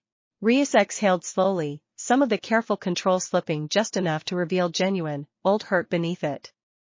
The Phoenix clan has made no secret of their displeasure at how thoroughly my family has aligned itself with your protection, Izuku. There have been whispers for weeks, informal complaints through diplomatic channels, arguments that the Gremory clan is accumulating too much influence through its association with you. I assumed it was ordinary political grumbling. I didn't imagine it might extend to funding an armed extremist faction and building a weapon out of your own stolen likeness. We need more than assumption before making an accusation this serious, Grafia said, having slipped quietly into the room partway through the conversation, her expression carved into careful, deliberate neutrality despite the obvious gravity of what she'd overheard. An accusation against a great clan, without airtight proof, could ignite exactly the kind of internal conflict the Veil Reborn seems to want in the first place. We proceed carefully. Farron, excellent work. Continue building the case, quietly, and bring anything further you find directly to me. Farron nodded, gathering the documents with visible relief at having successfully unburdened themselves of information clearly too heavy to carry alone, and slipped from the room with a final, uncertain glance back at Rias. Once the door closed, Rias sank slowly into a nearby chair, some of her usual composed strength finally cracking under the weight of what she'd just learned. If it's true, she said quietly, if the Phoenix clan really is behind this isn't a fringe extremist problem anymore. This is a conflict between great clans, and you're standing directly in the middle of it, Izuku, whether either of us wanted that or not. Izuku crossed the room and knelt beside her chair, meeting her eyes with the same steady, unwavering focus he'd once used to steel himself before every dangerous rescue back home. Then we face it the same way we've faced everything else. Together, carefully, and honestly. I'm not going anywhere, Rias. Whatever this turns into, I'm not going to let you face it alone, any more than you've let me face any of this alone since the day I fell out of the sky into your world. Something in his voice, in the quiet, absolute certainty behind it, seemed to ease the tightness in her shoulders, and when she looked at him now, the fear in her eyes had begun to soften into something warmer, more grounded. You really mean that? I really do, Izuku said simply. Chapter 15. News of the Phoenix connection, however carefully Grafia tried to contain it, inevitably began to ripple outward through the Underworld's watchful, gossip-hungry political circles within days, and the response, when it came, arrived not as denial but as provocation.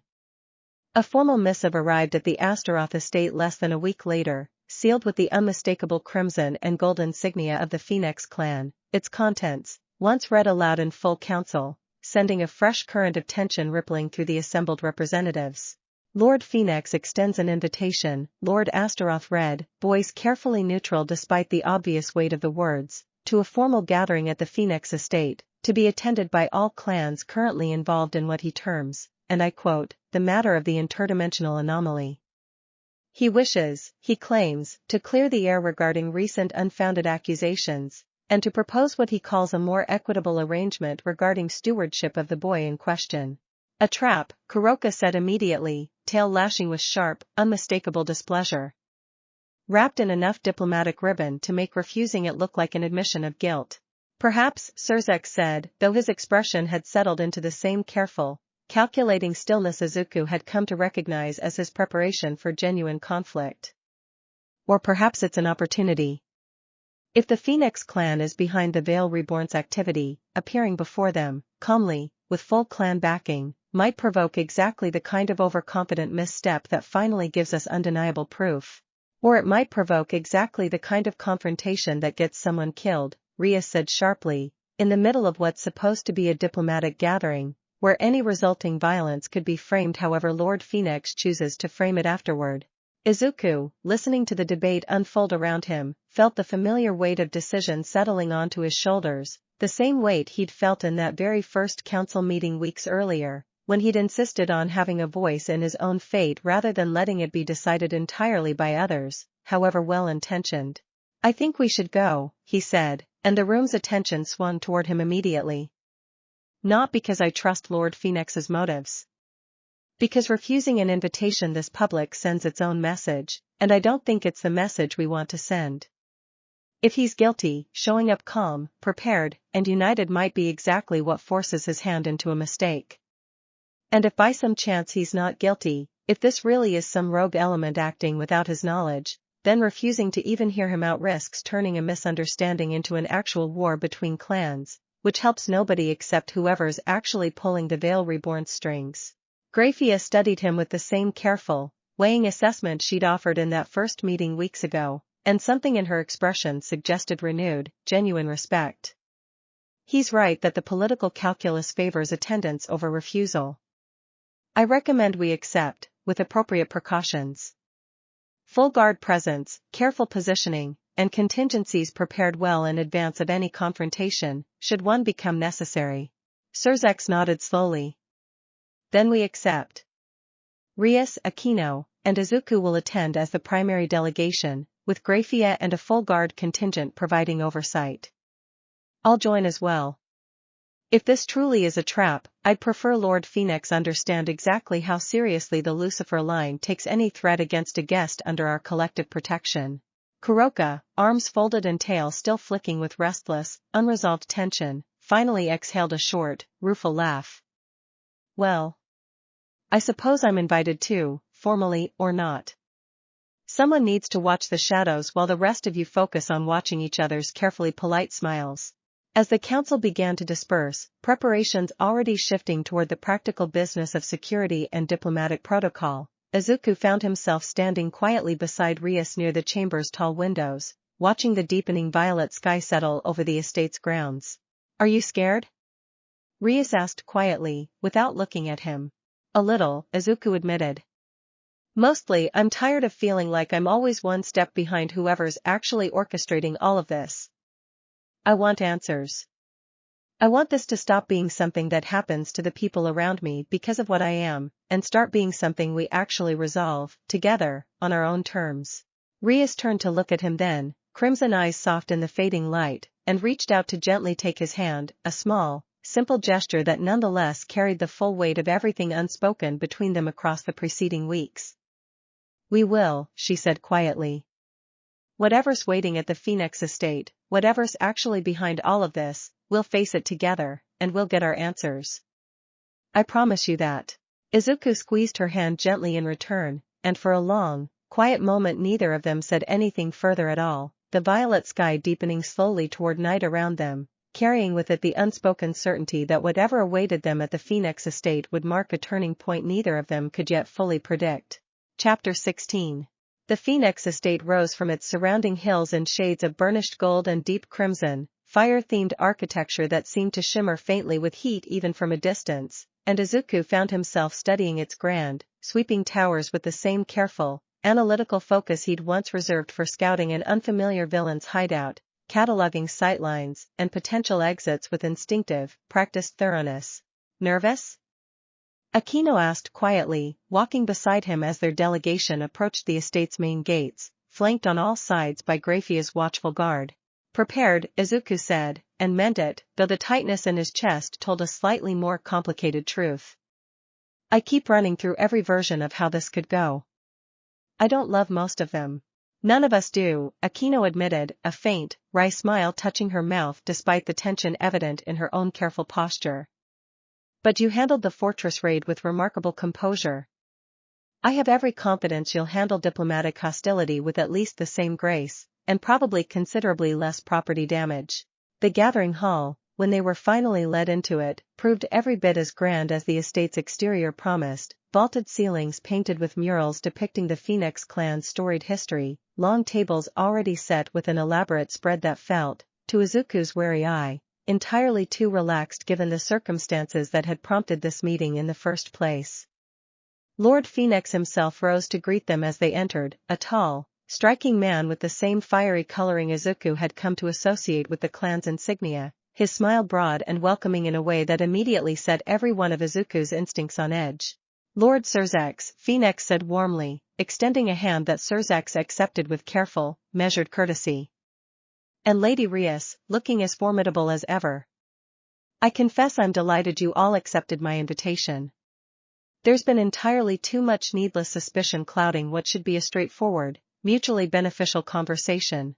Straightforward is not the word I'd choose, given recent events, Rias said, her tone polite but unmistakably cool.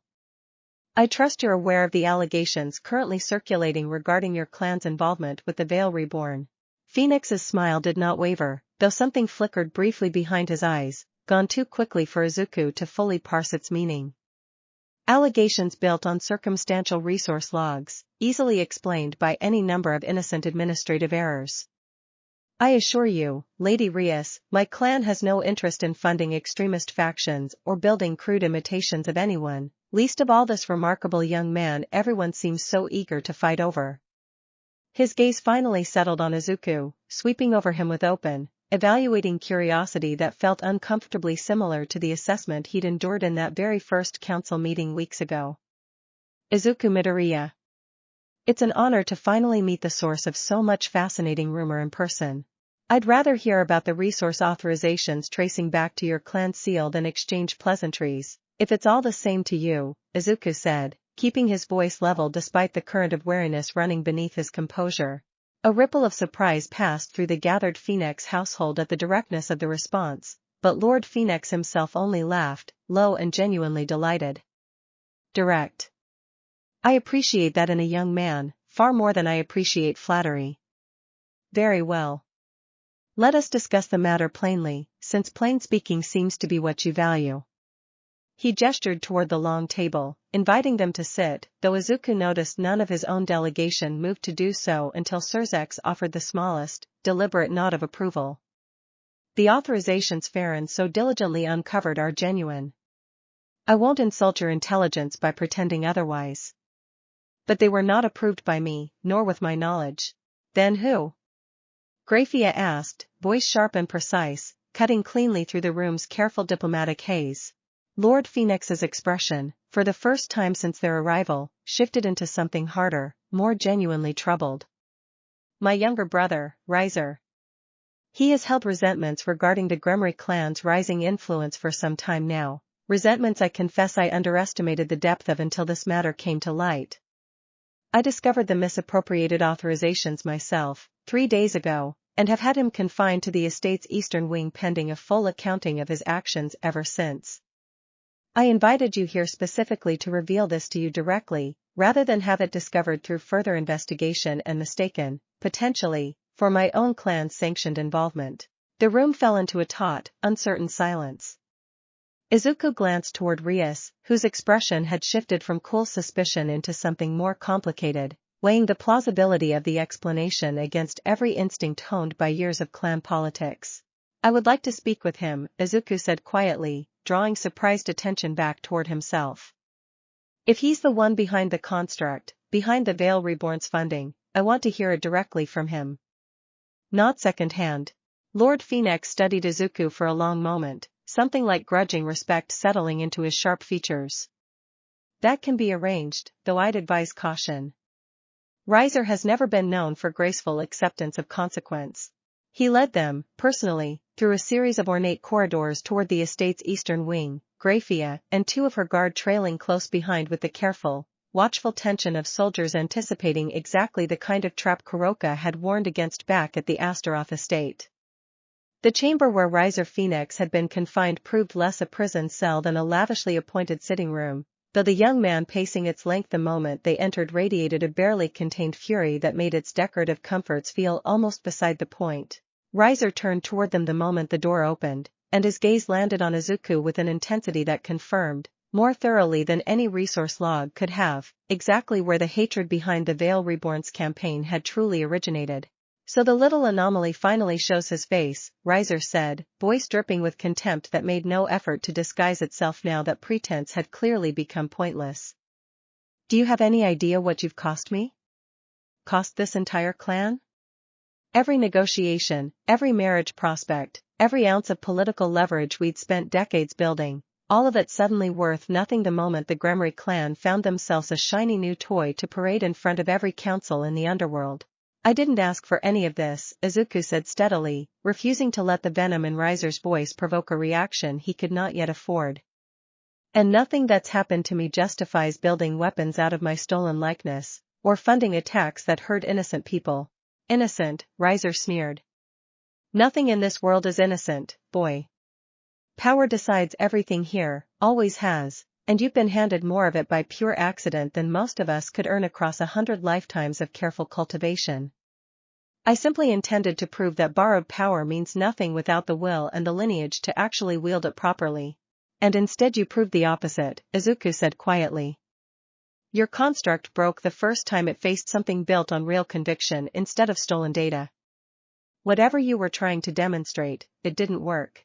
Something in Riser's composed fury finally cracked at the observation, his expression twisting into something uglier, more desperate, and before Grafia or any of the assembled guard could react, a sudden, violent surge of fire-aligned power erupted from him, aimed squarely at Izuku with lethal, undisguised intent.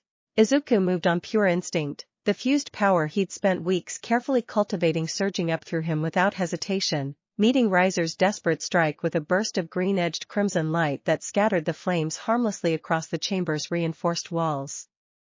The room erupted into sudden chaos, Grafia's guard surging forward to restrain Riser even as Lord Phoenix himself moved with startling speed to physically intervene, hauling his younger brother backward with a fury of his own that finally, fully confirmed the genuine shock and betrayal written across his features. Enough, Lord Phoenix snarled, voice carrying an authority that silenced the chamber instantly. You've confirmed everything, Riser. Every allegation, every suspicion, proven true by your own reckless hand, in front of witnesses from 3 different great clans. He turned toward Surzex, expression grave and genuinely humbled. I offer my clan's fullest apology, and full cooperation with whatever formal proceedings you deem necessary. My brother's actions were his own, but I will not pretend the failure to notice them sooner doesn't reflect poorly on my own oversight. Surzex studied the scene with careful, measured calculation before finally nodding. This changes matters considerably.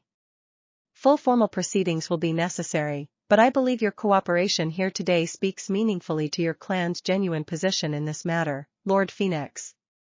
He glanced toward Izuku, something warm and genuinely proud flickering behind his composed expression. And it seems, once again, that Izuku's instincts proved more valuable than any amount of careful diplomatic caution might have managed alone. As Riser was led away under heavy guard, still spitting furious, impotent threats that grew fainter with distance, Izuku felt the adrenaline of the confrontation slowly begin to drain from his limbs, replaced by a tired, complicated relief. Rias appeared at his side almost instantly, checking him over with quick, careful concern despite the fact that he'd emerged from the confrontation entirely unharmed. You could have been killed, she said, voice tight with the aftershock of fear she'd clearly been holding back throughout the entire tense exchange. I wasn't, Izuku said gently, meeting her eyes. And we finally have our answer. It's over, Rias. The Veil Reborn's funding, the construct, all of it traces back to one person's resentment, not some vast, coordinated clan conspiracy. That's not nothing. No, Rias agreed slowly, some of the tension finally easing from her shoulders as the full weight of the resolution settled in. It's not nothing at all. She managed a small, exhausted smile, reaching out to gently squeeze his hand.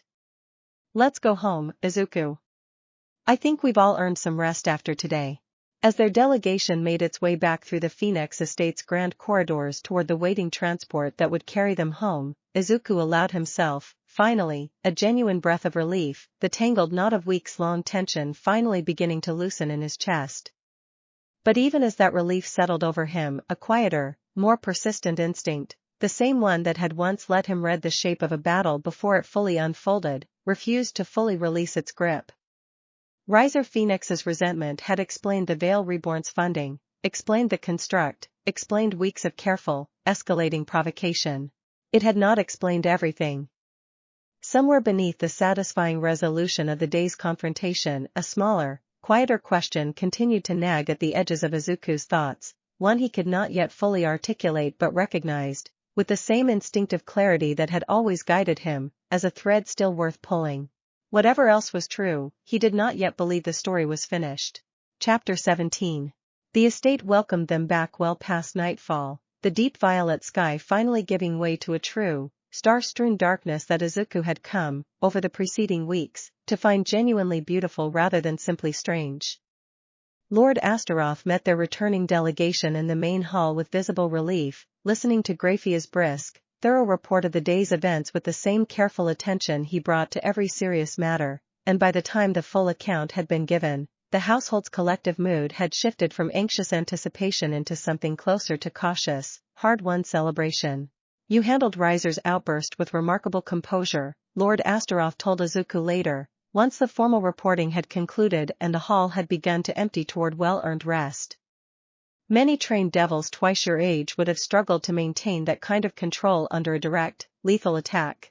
I had good teachers, Izuku said simply, glancing toward Rias and Akeno, who stood together near the hall's tall windows, quietly debriefing the day's events between themselves with the easy, practiced rhythm of people who had grown genuinely close over the preceding weeks. Kuroka, who had trailed the delegation home despite technically having no formal role within it, dropped into step beside Izuku as he made his way toward the guest wing, tail swaying with restless, unspent energy despite the late hour. You held your own today, she said, something warmer than her usual teasing coloring the observation. I half expected to have to bail you out of trouble, the way you charged straight into that confrontation with Riser. Pleasantly surprised I didn't need to. I had backup, Izuku said, managing a tired smile despite the exhaustion pulling at every part of him. I wasn't about to do anything reckless enough to actually need bailing out. We'll see how long that lasts, Kuroka said, though genuine affection ran clearly beneath the teasing edge of the words. She paused at the junction where the guest wing corridor split away from the path toward the gardens, studying him for a moment with unusual, quiet seriousness. For what it's worth, Izuku, whatever's still nagging at you about today, that instinct that says this isn't quite finished, I trust it. You've been right about this kind of thing before. Don't let today's relief talk you out of listening to it. Izuku blinked, surprised. How did you know I was still thinking about that? Because I know you, by now, better than you probably realize, Kuroka said, tail curling with satisfied amusement at his obvious surprise. Get some rest, hero boy. Whatever's still out there waiting, it can wait until morning. She melted back into the shadows of the corridor with her usual unhurried grace, leaving Izuku alone with his thoughts as he continued toward his chamber, the weight of the day's events finally beginning to settle fully across his shoulders. He found Rias waiting for him near his door when he arrived, having apparently slipped away from her conversation with Akeno sometime in the interval, her expression softer now, stripped of the careful diplomatic composure she'd worn throughout the confrontation at the Phoenix estate. I wanted to make sure you were really all right, she said quietly. Not just saying you were fine to keep everyone else from worrying. I'm tired, Izuku admitted honestly. And I keep thinking about how close that could have gone differently, if Riser's aim had been even slightly better, or if I'd hesitated half a second longer. But I'm all right. Really? He studied her for a moment, noting the same lingering tension still visible in the set of her shoulders. Are you? Rias was quiet for a long moment, crimson eyes searching his face with an openness she rarely allowed herself to show so plainly. I keep thinking about what my brother said, back at the estate, weeks ago, about making sure whatever grows between us never becomes a cage you can't escape if you need to leave. I think about that a great deal, actually, more than I probably should. She exhaled slowly, some old, careful guard finally lowering fully. I care about you, Izuku. Not just as a fascinating anomaly worth protecting, or a political asset worth cultivating. I care about you, plainly and simply, and today, watching Riser's attack come at you, I understood exactly how much that caring has already grown, whether I intended to let it happen quite this quickly or not. Izuku felt his breath catch, the tired ache of the day's events momentarily forgotten beneath the quiet, genuine weight of her admission. I care about you too, he said softly. I have for a while now, honestly, though I think I've been avoiding thinking about it too directly, because of everything else going on, because I still don't fully know what my future here even looks like. I know, Rias said gently. I'm not asking you to have it all figured out tonight. I only wanted you to know, clearly, honestly, exactly where I stand, especially after a day that reminded both of us how quickly everything here can change. She reached out, gently brushing a stray lock of hair back from his forehead, the gesture simple and unhurried and entirely unlike the careful, measured composure she usually presented to the wider world. Get some rest, Izuku. Tomorrow we start piecing together whatever thread is still bothering you about today. Tonight, just rest. She left him then, the corridor falling quiet around him as her footsteps faded toward her own wing of the estate, and Izuku stood alone for a long moment, turning the day's events over slowly in his mind, resolution and unresolved worry and quiet, unexpected tenderness all tangled together into something he did not yet have adequate words for. He thought, briefly, of his old notebook, of all his careful, exhaustive analysis of quirks and villains and heroic strategy, and understood, with a small, rueful smile, that nothing in those 13 volumes had ever quite prepared him for a night like this one. Somewhere beyond the estate's warded walls, in halls Izuku had still not seen and among powers he had still not met, the quiet, patient architect who had allowed Riser Phoenix's clumsy, resentful ambition to serve as convenient cover for a far more careful design finally allowed themselves a small, satisfied smile of their own. The first pieces had fallen exactly as intended. The real game, patient and unhurried, had only just begun to unfold. He slept, eventually, though his dreams that night carried him back, briefly, to the USJ, to the rain and the Nomu and the tear in the world that had started all of this, and he woke before dawn with his mother's face still vivid behind his closed eyes, a reminder, gentle but persistent, of everything still waiting for him beyond the edges of this extraordinary, complicated new life.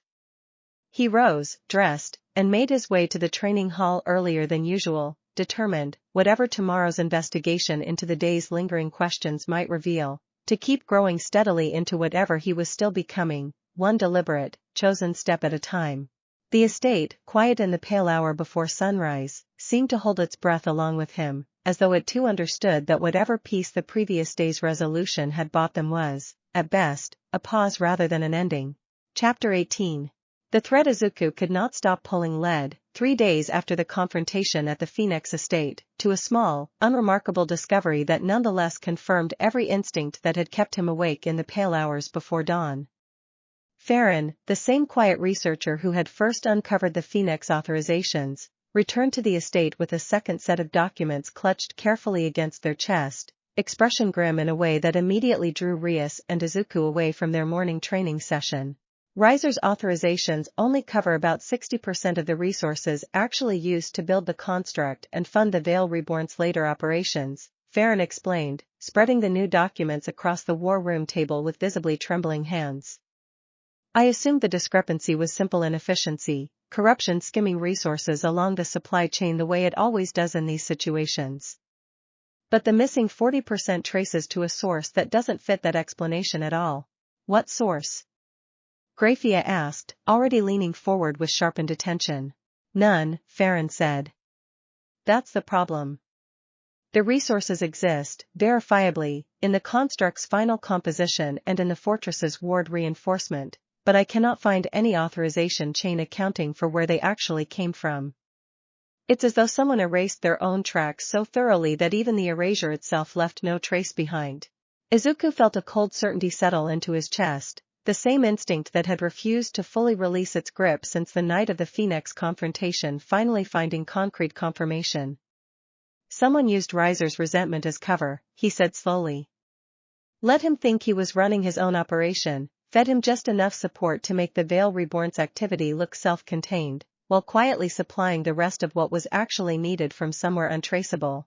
A puppet master using a puppet to hide an even more careful puppeteer, Grafia said grimly, studying the documents with narrowed, focused attention. This changes the shape of the threat considerably. Riser was reckless, resentful, relatively easy to expose once we knew where to look. Whoever's actually behind the untraceable 40% built their concealment with genuine expertise. That is not the work of an amateur extremist faction. Rias's expression had shifted, over the course of the conversation, from cautious concern into something harder, more focused. Who has that kind of resources, and that kind of skill at covering their tracks, and enough motive to want Izuku either captured or destabilized badly enough to fund a proxy war through Riser Phoenix? The question hung in the room without an immediate answer, and it was Kuroka, arriving partway through the discussion with her usual unhurried, unannounced grace, who finally offered one that sent a fresh current of unease through the assembled group.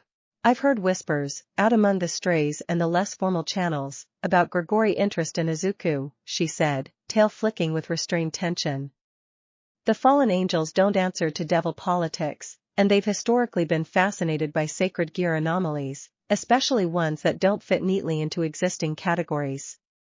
If someone within their ranks decided Izuku represented an opportunity worth pursuing quietly, funding a devil proxy conflict to destabilize his protection while staying carefully removed from direct blame would fit their patterns rather well. The fallen angels, Surzex repeated, arriving in time to catch the tail end of Kuroka's theory, his expression settling into careful, weighing consideration. It would explain the sophistication of the concealment.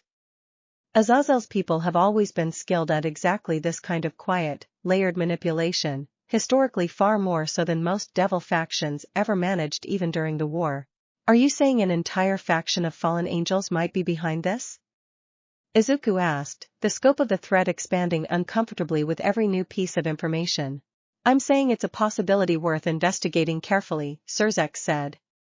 Azazel himself has never shown particular interest in destabilizing the current peace, whatever his faction's history. But factions are rarely perfectly unified, and ambitious individuals within them are just as capable of pursuing private agendas as ambitious individuals within any devil clan.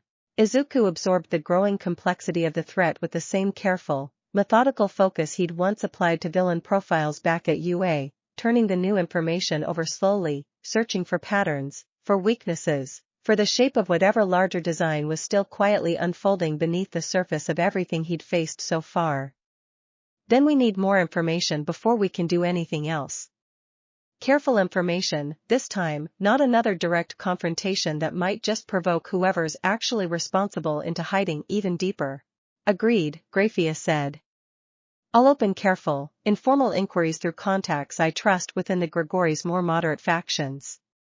Nothing that reveals how much we already suspect. Simply testing the waters, gauging reactions, looking for anything that might confirm or eliminate this theory. Chapter 19. The careful inquiries Grafia initiated took nearly 2 weeks to yield any meaningful result, and during that uneasy interval, Izuku found himself training harder than ever, driven by a restless, focused urgency that even Rias's careful pacing struggled to fully contain. The fused power that had once scattered after mere seconds now held steady through entire sparring sessions, and more than once Rias found herself genuinely challenged to match him in their increasingly intense exchanges. A development that left her with a complicated mixture of pride and quiet, private concern. You're pushing yourself too hard, she told him one evening, watching him work through solo forms in the sparring hall long after their scheduled session should have ended, his green-edged crimson power still humming faintly beneath his skin even as exhaustion visibly dragged at his movements. I need to be ready, Izuku said, not slowing his pace despite the obvious fatigue. Whatever's actually behind all of this, whoever's been hiding behind Riser's resentment this whole time, I don't want to be caught flat-footed again. Not after the fortress. Not after Riser's attack. I need to be strong enough that the next confrontation doesn't come as a surprise. Rias crossed the hall and gently, firmly caught his wrist, stilling his next strike before it could land against the practice dummy he'd been steadily reducing to splinters for the better part of an hour. Strength that comes from exhaustion and fear isn't the kind of strength that holds up under real pressure, Izuku. You taught me that yourself, weeks ago, when you talked about how heroes back home learn to pace themselves, to trust their training instead of constantly pushing past every reasonable limit. Izuku exhaled slowly, some of the frantic tension finally easing from his shoulders at her words, at the simple, grounding weight of her hand still wrapped gently around his wrist. You're right. I know you're right. I just keep thinking about how close it's already come, twice now, and I can't shake the feeling that whatever's coming next is going to be worse than either of those. Then we prepare together, deliberately, instead of you trying to carry the entire weight of it alone in an empty training hall at midnight, Rias said gently, guiding him toward the hall's edge where a simple bench waited, sitting him down with quiet, insistent care. Let me help carry some of this, Izuku. That's what all of this has been building toward, isn't it? Not just training your power, but learning to actually lean on the people around you instead of shouldering everything yourself out of habit. Izuku managed a tired, genuine smile, some of the frantic urgency finally settling into something calmer, more sustainable. You're right. I'm sorry. Old habits. I know, Rias said softly, settling onto the bench beside him. We'll break them together, one training session at a time. It was during this same uneasy interval that Akeno, pursuing her own quiet threads of investigation alongside Graphia's more formal inquiries, uncovered a detail that finally gave their search real direction. A minor fallen angel functionary, stationed at a neutral trading post along the border between Devil and Gregory territory, had been overheard, weeks earlier, discussing an unsanctioned research initiative involving what the functionary vaguely described as an interdimensional variable of significant strategic value. It's thin, Akeno admitted, presenting the fragment of overheard conversation to the assembled council. Second-hand, unconfirmed, and entirely circumstantial. But it fits the shape of everything else we've gathered. Someone within the Gregory has been quietly running an initiative around exactly the kind of anomaly Izuku represents, carefully enough that even most of their own faction doesn't seem aware of its existence. Do we have a name? Surzex asked. Not yet, Akeno said. But we have a location. The trading post where the conversation was overheard sits close to a research facility the Gregory maintain for studying captured or defected sacred gear anomalies. If someone's running an unsanctioned initiative, that facility seems like the most logical place for it to actually be based. Kuroka, listening from her customary perch near the window, allowed herself a slow, satisfied smile. Then that's where we look next. Chapter 20. The decision to investigate the Gregory Research Facility carried weight none of the earlier confrontations had, crossing as it did from careful devil internal politics into genuinely dangerous, uncertain territory beyond the boundaries of clan protection Izuku had grown accustomed to over the preceding months. Surzex, weighing the diplomatic risks with visible care, ultimately authorized a small, deliberately unofficial reconnaissance team rather than any formal confrontation, unwilling to risk destabilizing the broader, fragile peace between devils and fallen angels over a lead that remained, however compelling, still largely unconfirmed. Small team, Surzex said firmly, addressing Izuku, Rias, Akeno, and Kuroka in a private briefing well away from the wider council's ears. Observation only, unless circumstances leave no other choice. If this facility truly houses an unsanctioned initiative targeting Izuku, I want confirmation before we risk any action that might be construed as devil aggression against Gregory territory. Understood, Rias said, though the tightness in her jaw suggested how little she relished the idea of Izuku venturing anywhere near unconfirmed, potentially hostile fallen angel territory. The journey to the border facility took the better part of a day, carried across increasingly wild, sparsely settled territory that felt, to Izuku's now practiced eye, markedly different from the carefully cultivated devil lands he'd grown familiar with. The facility itself, when they finally located it under cover of the deepening violet dusk, proved smaller than expected, a squat, heavily warded compound tucked into a shallow valley, its outer defenses considerably more understated than the fortress they'd raided weeks earlier, though no less carefully maintained. Quiet, Akeno murmured, studying the compound from their concealed vantage point along a nearby ridge. Too quiet, almost. A facility genuinely running sensitive research would usually show more visible security presence than this. Unless the real security isn't visible at all, Kuroka said, violet eyes narrowed with careful, predatory focus. Let me scout closer. Strays move through territory like this more easily than devils do, and I'll draw less attention if something does notice movement near the perimeter. Rias hesitated only briefly before nodding her reluctant agreement, and Kuroka melted into the deepening shadows with practiced, silent grace, leaving the remaining three to wait in tense, watchful silence. She returned nearly 20 minutes later, expression grimmer than Izuku had yet seen it, tail held unusually still. There's something in there, she reported quietly. Wards keyed specifically to contain something with power similar to Izuku's own signature. Not a construct this time. Something living, held in what looks very much like a containment chamber rather than a simple research cell. The revelation landed heavily across the small group. Another anomaly, Izuku said slowly, working through the implications. Someone else, pulled from somewhere the same way I was, or something built to mimic that kind of power more thoroughly than Riser's construct ever managed. We need to know which, Rias said, her earlier hesitation hardening into fierce, protective resolve. If it's a living person being held against their will, we can't simply observe and report back, regardless of what my brother authorized. They approached the facility's outer wall as darkness fully settled over the valley, Kuroka guiding them along a route she'd already scouted clear of obvious patrol patterns, and the closer they drew, the more clearly Izuku felt it, a faint, familiar warmth threading beneath the compound's heavy warding, unmistakably similar to the fused power he'd spent months learning to control within himself. "It feels like me," he murmured, more unsettled by the sensation than he'd expected to be. "Not exactly the same. But close enough that I don't think this is coincidence." They found the containment chamber in the facility's lower level, reached through a maintenance passage Kuroka located with the ease of long-practiced stealth, and what waited inside stopped all four of them cold in the doorway. A girl, perhaps a year or two younger than Izuku, sat curled in the center of a warded cell, dark hair falling loose around a face pale with exhaustion, and around her, faint and unmistakable, pulsed the same green-edged energy signature Izuku had spent months learning to recognize as uniquely, particularly his own. She looked up as they entered, eyes widening with a shock that mirrored Izuku's own. "You're like me," she whispered, voice hoarse with disuse. "How are you like me?" Chapter 21. Her name, they learned once Rias's careful, gentle questioning finally coaxed enough trust from her to speak at length, was Hana, and her story, delivered in halting, exhausted fragments over the tense minutes it took Kuroka to work through the containment wards, sent a chill through Izuku that no amount of training could have fully prepared him for.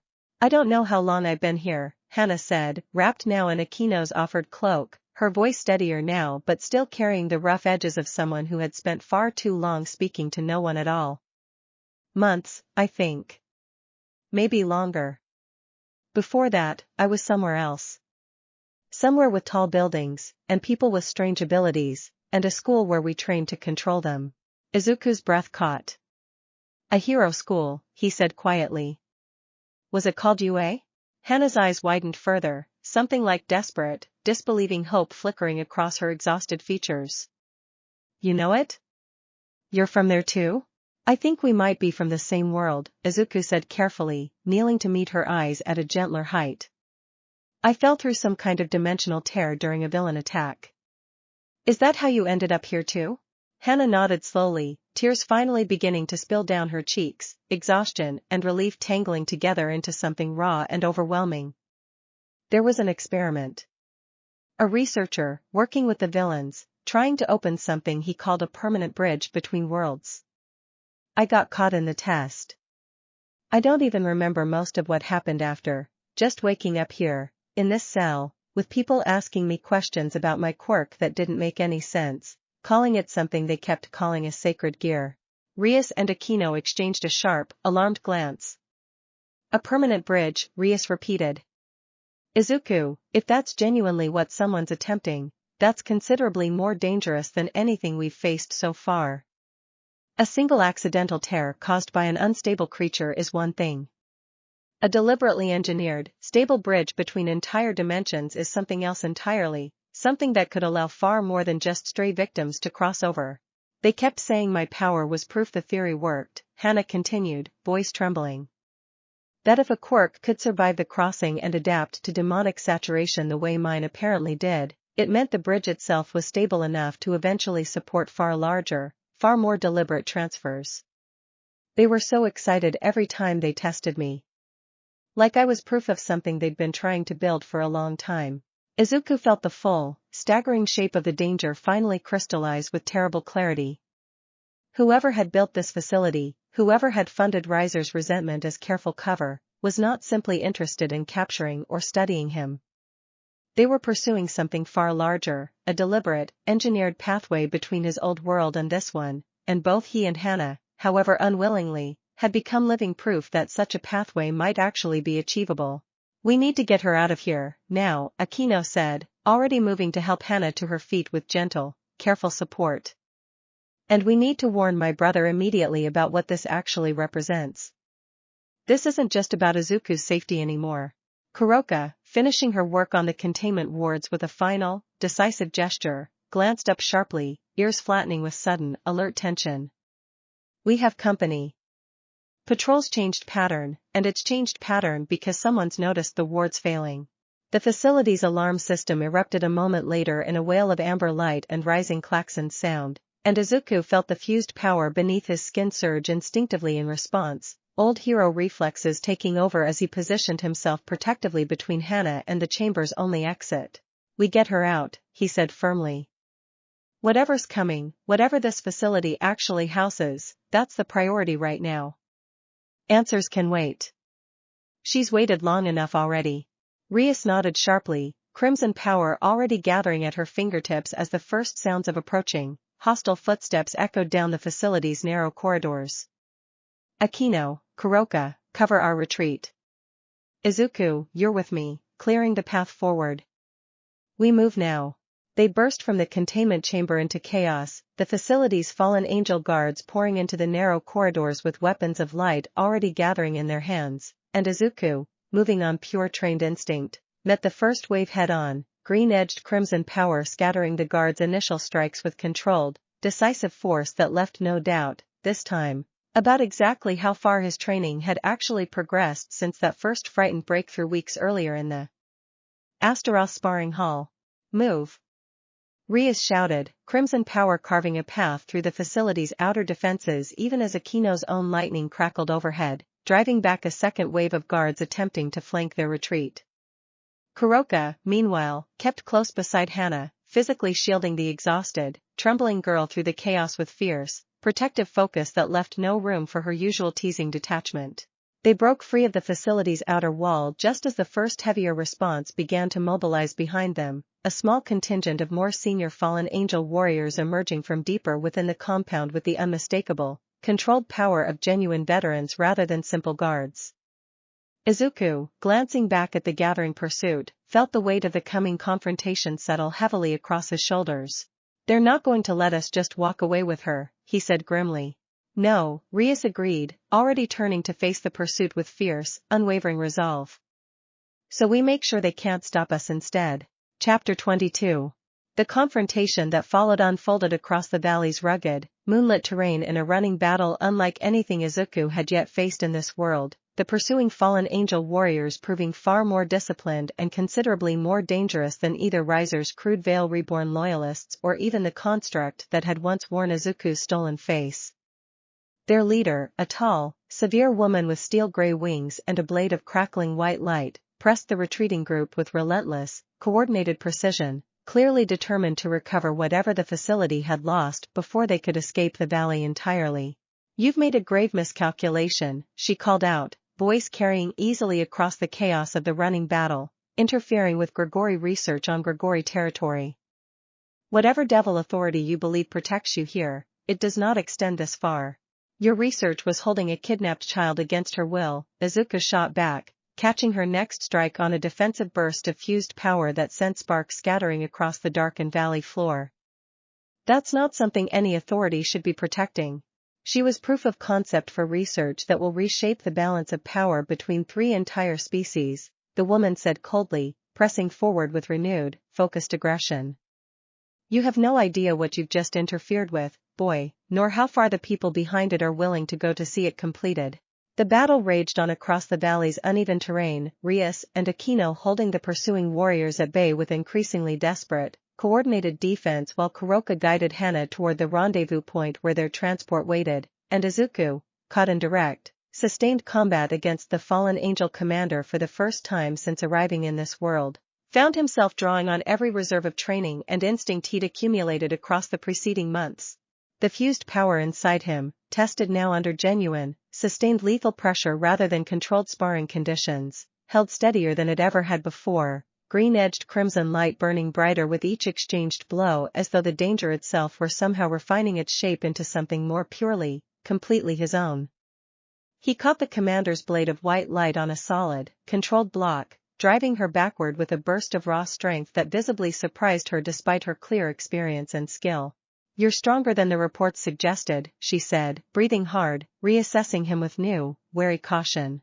"I've had good reasons to grow," Izuku said, and pressed his advantage, driving her steadily backward across the valley floor with a relentless, controlled combination that finally, decisively broke through her defenses, sending her staggering with a final blow that scattered her weapon of light entirely. She recovered quickly, retreating rather than pressing a fight she'd clearly recognized as lost, and signaled the remaining warriors to fall back with a sharp, controlled gesture that spoke to genuine, disciplined restraint rather than simple defeat. This isn't finished, she called out as the fallen angel forces began their organized withdrawal. You've interfered with something far larger than you understand, boy. The people behind this initiative will not simply let this go. She vanished into the night sky with the last of her warriors, leaving the valley suddenly, eerily quiet in the aftermath of the running battle, and Izuku sank to one knee, breathing hard, the fused power finally beginning to recede back beneath his skin as adrenaline slowly drained from his exhausted limbs. Rias reached him first, checking him over with quick, careful urgency despite the visible relief flooding her expression. You held her off. Alone, for longer than I honestly expected either of us to manage against someone at her level. Barely, Izuku admitted, managing a tired, genuine smile despite the exhaustion pulling at every part of him. But we got Hana out. That's what actually matters. They found Kuroka and Hana waiting at the rendezvous point exactly as planned, the exhausted girl clinging to Kuroka's steadying arm with the desperate, disbelieving relief of someone who had genuinely stopped believing rescue was possible at all. She looked up as Izuku and the others approached, tears spilling freely now, and managed a small, trembling smile. Thank you, she whispered. I didn't think anyone was ever coming. You're safe now, Izuku said gently, kneeling beside her. I promise. Whatever happens next, you're not facing any of this alone anymore. As their small, exhausted group finally began the journey back toward Astaroth territory, Hana settled safely between Akeno and Kuroka's careful, protective watch. Izuku found himself walking beside Rias in tired, contemplative silence, turning over everything Hana's rescue had revealed about the true, staggering scope of the danger still gathering beyond the edges of everything they'd faced so far. A permanent bridge between worlds, Rias said quietly, echoing the phrase that had haunted Izuku's thoughts since the moment Hana first spoke it. If someone's genuinely close to achieving that, Izuku, this stops being a conflict about protecting you specifically. This becomes a conflict about protecting the fundamental boundaries between entire dimensions. I know, Izuku said grimly, the full weight of that realization settling heavily across his shoulders. Whatever's coming next, it's bigger than anything we've faced so far. Bigger than Riser, bigger than the Veil Reborn, maybe even bigger than whoever's actually running the Gregory side of this.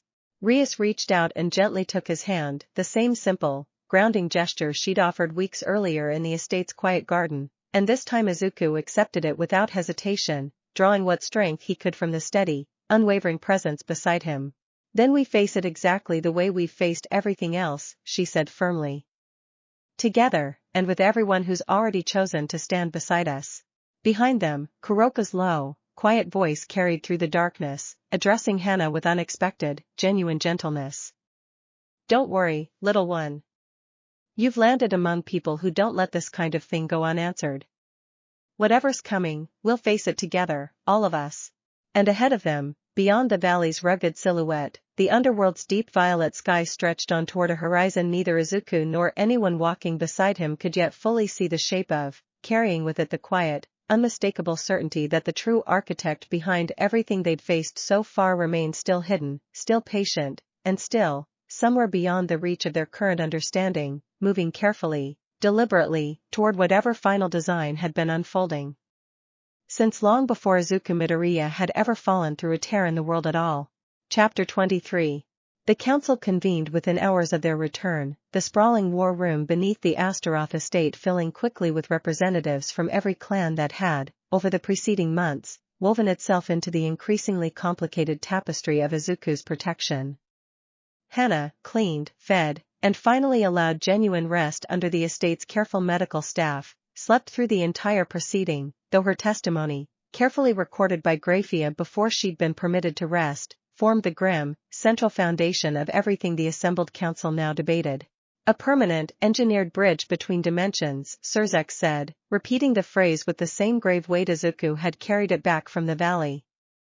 If the researchers Hana described are genuinely close to achieving that, the implications extend far beyond devil politics, far beyond even the fragile peace between devils, angels, and fallen angels.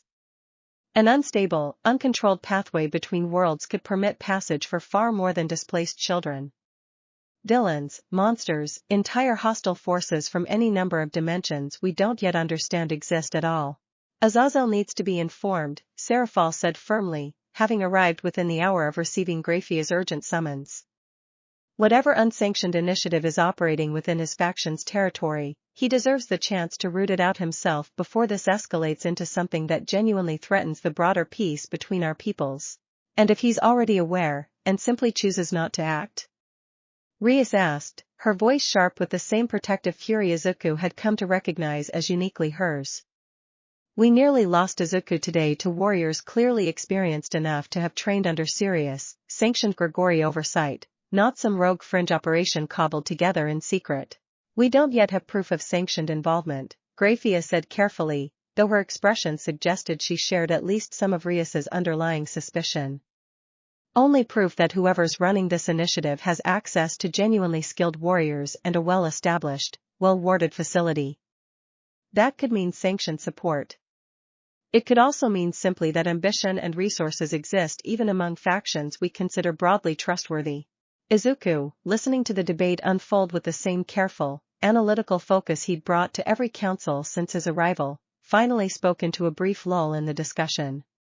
Whatever the truth turns out to be, I think we need to approach Azazel directly, the same way we approached Lord Phoenix. Openly, carefully, with enough evidence that he can't simply dismiss our concerns, and with enough goodwill built into the approach that even if his faction is somehow involved, we're not immediately forcing a confrontation neither side actually wants. Surzak studied him for a long, weighing moment before nodding slowly. Diplomatic contact, then, rather than direct confrontation. I'll reach out through the appropriate channels myself, given the delicacy of accusing even indirectly a fellow leader of harboring dangerous, unsanctioned research within his own territory. He glanced toward Izuku with something warm and genuinely respectful in his expression. Your instinct for balancing firmness with genuine diplomatic care continues to serve this entire effort remarkably well, Izuku. I confess I'm growing rather grateful you fell into our world rather than someone considerably less thoughtful. The council continued long into the evening, threading through logistics and security concerns and the delicate diplomatic language Surzak's message to Azazel would ultimately need to carry, and by the time it finally concluded, exhaustion had settled heavily over every participant, Izuku included. He found himself lingering near the war room's tall windows afterward, watching the deep violet sky stretch toward another uncertain dawn, turning over the staggering scope of everything Hana's rescue had revealed. You're not sleeping again, Akeno observed, appearing quietly at his side with the same gentle, perceptive care she'd shown him since their very first meeting in the training hall months earlier. I keep thinking about her, Izuku admitted. Hana. Someone from my world, pulled through the same kind of tear that pulled me, held for months while people ran tests on her, treated like proof of concept for something that could hurt so many more people if it's ever actually completed. He shook his head slowly. I got lucky. I fell into people who chose to protect me instead of exploit me. She wasn't so fortunate, and I can't stop thinking about how many other people, from how many other worlds, might already be caught up in whatever this initiative actually is. Akeno was quiet for a moment, considering his words with the same careful thoughtfulness she brought to every serious conversation. You can't save everyone single-handedly, Izuku, however much that instinct clearly drives you. But you can keep doing exactly what you've been doing since the day you arrived. Refusing to let fear or exhaustion talk you out of caring, refusing to let power become something you wield carelessly, and trusting the people who've chosen to stand beside you rather than trying to carry every burden alone. She offered a small, warm smile that eased some of the tension visibly gathering across his shoulders. That's more than most people, devil or human, ever manage to offer this world. It's enough, Izuku. It's more than enough. Chapter 24. Surzak's diplomatic outreach to Azazel yielded results faster than anyone had genuinely expected, a formal response arriving within 3 days carrying not denial or diplomatic evasion but something closer to grim, immediate concern. Azazel himself, it turned out, had no knowledge of any sanctioned research initiative matching Hana's description, and the revelation that such a facility had been operating within his territory without his awareness clearly troubled him deeply enough that he requested, unusually, a direct, in-person meeting with the full delegation that had uncovered it. He arrived at the Astaroth estate 2 days later, a tall, striking figure with golden eyes and an easy, deceptively casual manner that Izuku suspected concealed genuine, formidable power beneath its relaxed surface. He listened to Hana's careful, gently guided retelling of her captivity with an expression that grew steadily darker as her account unfolded, and by the time she finished, whatever casual ease he'd carried into the meeting had entirely dissolved into something colder, more focused. "This is not sanctioned," he said flatly. Once Hana had been gently escorted out to rest, the remaining council left to discuss the matter's grimmer implications without her having to relive them further. "I want that stated plainly and without ambiguity. Whoever is running this initiative is doing so entirely outside any authority I've granted, using resources and facilities they should not have had unsupervised access to at all. Can you identify who's responsible?" Surzex asked. Azazel's jaw tightened, something like genuine, personal frustration flickering behind his golden eyes. "I have suspicions. There's a researcher, brilliant, ambitious, and historically difficult to fully oversee even under normal circumstances, who has expressed interest for years in exactly this kind of interdimensional theory. I disciplined him once already, years ago, for pursuing research I deemed too dangerous to continue, and I believed at the time that discipline had been sufficient to end the matter." "You believed wrong," Kuroka observed dryly from her customary place near the room's edge, tail flicking with restrained tension. "Clearly," Azazel said, something rueful and genuinely troubled entering his expression. "His name is Kokobile. I'll admit, given his history and his talents, he's exactly the kind of person capable of building something this sophisticated while keeping it hidden even from my own oversight. I'll begin a formal investigation immediately, and I extend my faction's full cooperation, and my personal apology, for whatever danger his ambition has already caused." Rias, listening with careful, focused attention, leaned forward slightly. "If he's been running this for years, patient enough to fund a devil proxy conflict through Riser Phoenix as cover, patient enough to build a facility sophisticated enough to hold Hana undetected for months, I don't think a formal investigation alone is going to be enough to stop him quickly. Someone that careful will have contingencies in place the moment he realizes his facility's been compromised." "You're not wrong," Azazel admitted grimly. "Which is precisely why I intend to move on this immediately, rather than through the slower, more careful channels I might otherwise prefer. I'll need everything your delegation gathered from the facility, and I'll want Izuku's account of the confrontation with the warriors who pursued you, in as much detail as he can offer." Izuku provided that account carefully, walking through every detail of the running battle in the valley, and as he spoke, he watched something sharpen behind Azazel's golden eyes, a recognition that suggested the fallen angel leader understood exactly what kind of warriors Kokobile had apparently gathered to his cause. "Veterans," Azazel said quietly, once Izuku finished. "Genuinely skilled ones, not simple facility guards. That confirms my worst suspicion. Kokobile hasn't just been running quiet research. He's been building a private force, loyal enough or compromised enough to follow him into direct, sustained conflict against devil forces on Grigori territory without hesitation." He exhaled slowly, some of his earlier casual ease entirely gone now, replaced by grim, focused resolve. "This has moved beyond a simple rogue researcher problem. I believe, based on everything you've all uncovered, that Kokobile intends something considerably larger than simply completing his bridge theory quietly. I believe he intends to use whatever he's built to provoke genuine, open conflict, possibly even a renewed war between our peoples, and I believe Izuku's presence in this world has simply given him the excuse and the resources he needed to finally act on ambitions he's carried for a very long time." The room fell into heavy, uneasy silence at the full, staggering weight of that assessment. Izuku felt the familiar cold certainty settle into his chest once more, the sense of a threat far larger and far more dangerous than anything he'd yet directly confronted finally beginning to take its true, terrible shape. "Then we can't wait for a formal investigation to slowly run its course," he said quietly. "If he's planning to provoke a war, every day we spend gathering careful evidence is a day he might spend finalizing whatever he actually intends to do." Azazel studied him for a long, weighing moment, something like grudging, genuine respect settling into his expression. "You're right, and I suspect you already understand exactly what that means for your own role in whatever comes next." He glanced around the assembled council, at Surzex's grim, focused resolve, at Rias's fierce, protective determination, at Graphia's careful, calculating stillness. I believe, difficult as it may be to accept, that stopping Kokubile is going to require direct, coordinated action between our factions, sooner rather than later, and that Izuku, whether any of us fully wanted this outcome or not, has become entirely central to whatever confrontation finally brings this to an end. Chapter 25. The weeks that followed transformed the Astaroth estate into something closer to a coordinated war footing than the careful, protective sanctuary it had been since Izuku's arrival.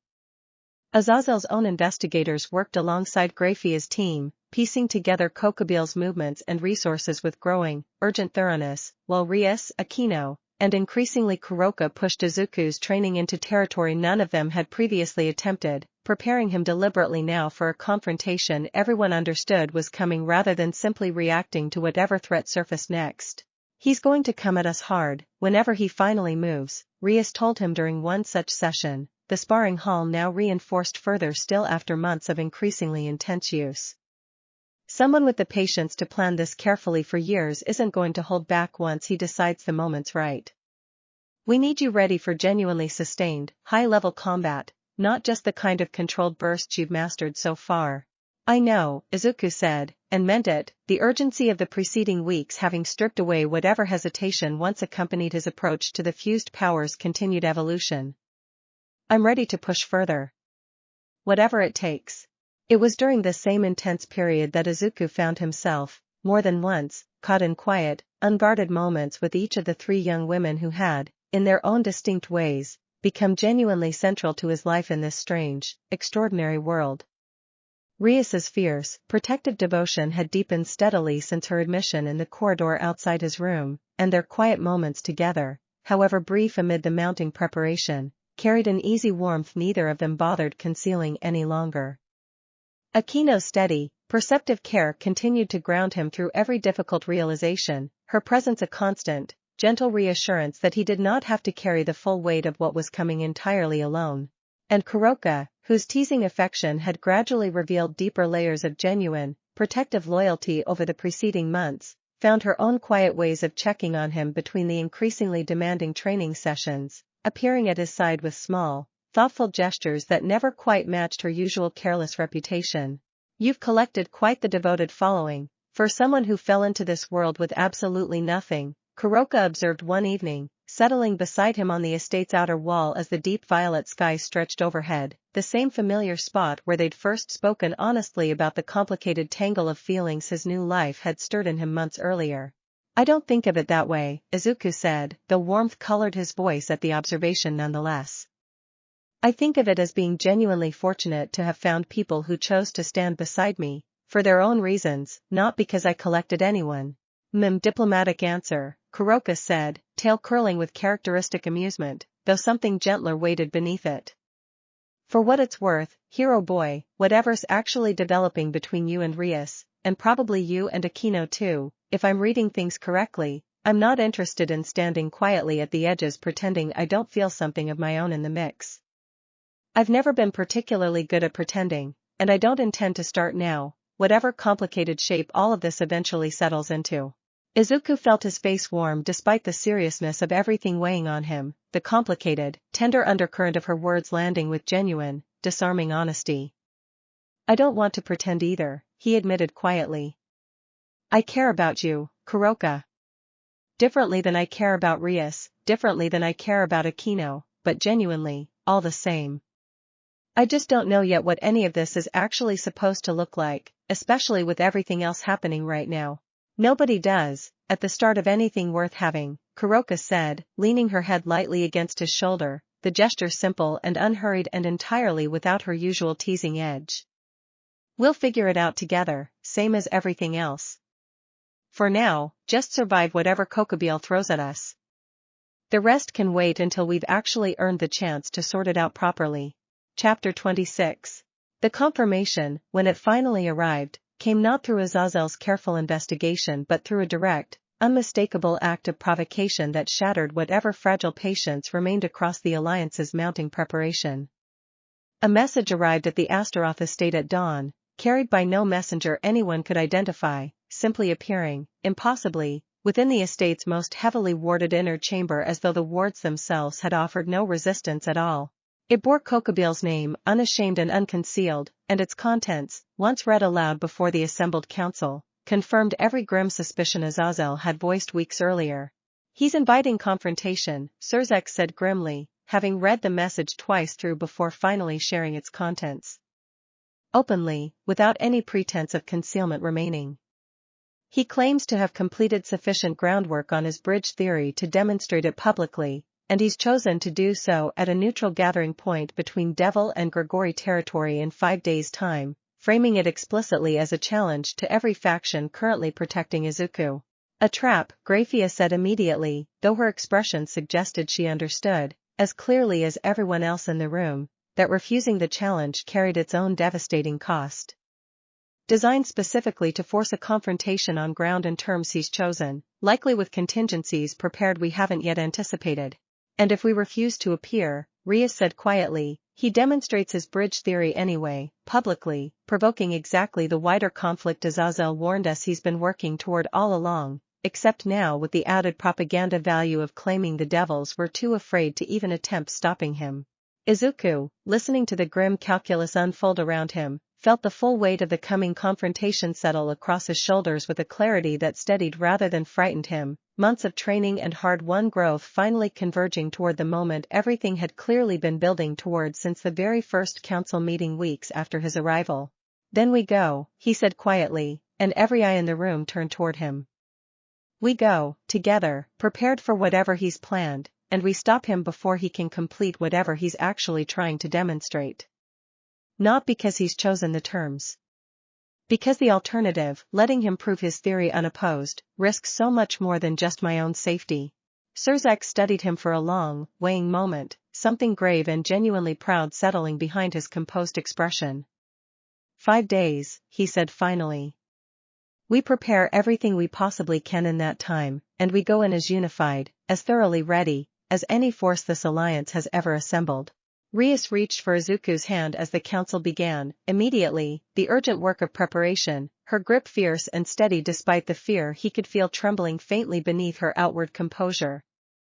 "Whatever happens in 5 days, she said quietly, meeting his eyes with the same unwavering certainty she'd offered him since that very first morning in his guest chamber, "we face it together. All of us. Exactly the way we've faced everything else." Beyond the estate's warded walls, the deep violet underworld sky stretched on toward a horizon that, for the first time since Izuku's arrival, carried the unmistakable, gathering weight of a confrontation neither side could any longer avoid, the quiet, patient game that had unfolded across months of careful, hidden maneuvering finally, inevitably, drawing toward its reckoning. Chapter 27. The 5 days that followed passed in a blur of urgent, focused preparation unlike anything Izuku had experienced since his arrival, every waking hour consumed by training, strategy, and the quiet, careful work of an alliance drawing itself together into something genuinely unified for the first time since the scattered, competing interests of that very first chaotic council meeting. Surzek's coordinated directly with Azazel's own forces, the two factions setting aside generations of careful mutual suspicion in favor of the immediate, shared urgency Kokobil's provocation had forced upon them both, and Grafia's meticulous planning wove together contingency after contingency, accounting for every possible shape the coming confrontation might ultimately take. Izuku spent those days training harder than he had at any point since his arrival, pushing the fused powers' evolving capabilities further with each passing session, Rias and Akeno alternating between careful, deliberate instruction and increasingly demanding sparring designed to simulate the sustained, high-level combat everyone expected the confrontation with Kokobil to ultimately require. He felt the power settling more completely into its final, true shape with each passing day, the old, fragile fusion that had once scattered after mere seconds now holding steady through entire hours of continuous exertion, green-edged crimson light burning with a controlled, confident clarity that even Rias, watching from the sparring ring's edge, seemed genuinely humbled to witness. "You've changed so much since that first morning I walked into your guest chamber," she told him, near the end of the 4th day's training, both of them exhausted but satisfied with the session's progress. "I still remember how uncertain you were then, how carefully you weighed every word before speaking, as though you were afraid any wrong move might cost you everything. You don't carry that uncertainty anymore. Not in your power, and I don't think, anymore, in yourself. I had good reasons to grow more certain, Izuku said, managing a tired smile despite the exhaustion pulling at every part of him. Good teachers. Good people willing to stand beside me, even when I didn't fully understand yet what I was becoming. Rias's expression softened, crimson eyes warmed despite the grim urgency of the preceding days.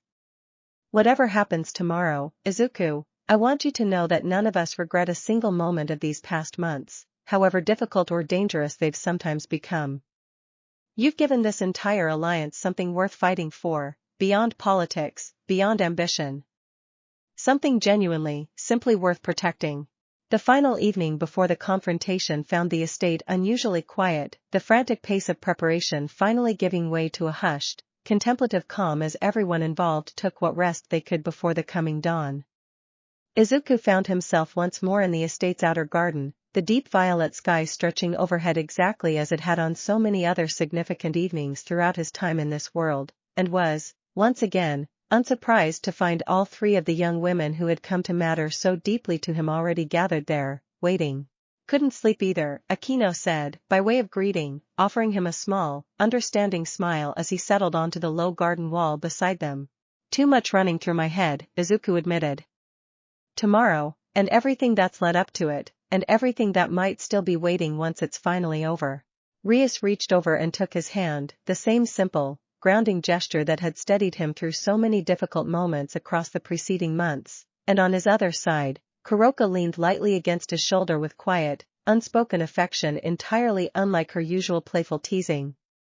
For a long, peaceful moment, none of them spoke at all, simply sitting together beneath the strange, beautiful sky that had become, gradually and against every reasonable expectation, something Izuku had genuinely learned to call home. Whatever happens tomorrow, Akeno said finally, breaking the comfortable silence with quiet, genuine warmth, I want you to know how much these past months have meant, watching you grow into everything you've become. Not just the power, remarkable as it is. The person underneath it, who never once let any of this change what actually matters most to him. None of it would have meant anything without all of you, Izuku said softly, looking between the three of them in turn, feeling the full, complicated weight of everything they'd built together across the preceding months settle into something he finally, fully understood he was not willing to lose, whatever tomorrow's confrontation ultimately demanded. Whatever happens, I'm grateful. Genuinely, completely grateful, for every single moment of this, however it started. Kuroka's tail curled gently around his wrist, an unusually tender gesture from someone who typically wielded her affection with far more teasing distance. Then let's make sure there are plenty more moments like this one waiting on the other side of tomorrow, she said quietly. Whatever Kokobile thinks he's built, whatever he thinks he's proven, he hasn't accounted for what happens when someone actually worth protecting has people genuinely willing to stand beside him, all the way through, no matter what. They sat together long into the deepening night, the estate quiet around them, the coming confrontation still waiting patiently beyond the horizon's edge, and for that one, final, peaceful evening, Izuku allowed himself simply to exist within the warmth of everything he'd found in this extraordinary, unexpected life, gathering strength not from power or training but from the simple, unshakable certainty that whatever tomorrow demanded, he would not face it alone. Dawn, when it finally came, arrived cold and clear over the underworld's deep violet horizon, the gathering point where Kokobile had chosen to stage his confrontation already visible in the distance as the full alliance force began its final approach. Izuku stood at its head, Rias and Akeno at his sides, Kuroka a watchful, steady presence just behind, and felt, for the first time since he had fallen through a tear in his own world months earlier, entirely, completely ready for whatever waited ahead. The reckoning Kokobile had so carefully, patiently orchestrated across months of hidden maneuvering had finally, unmistakably arrived. Chapter 28. The gathering point Kokobile had chosen revealed itself gradually as the alliance force crested the final ridge separating them from the wide, open plain where the confrontation would finally unfold, and Izuku felt every carefully rehearsed strategy of the preceding 5 days settle into sharp, immediate focus at the sight awaiting them below.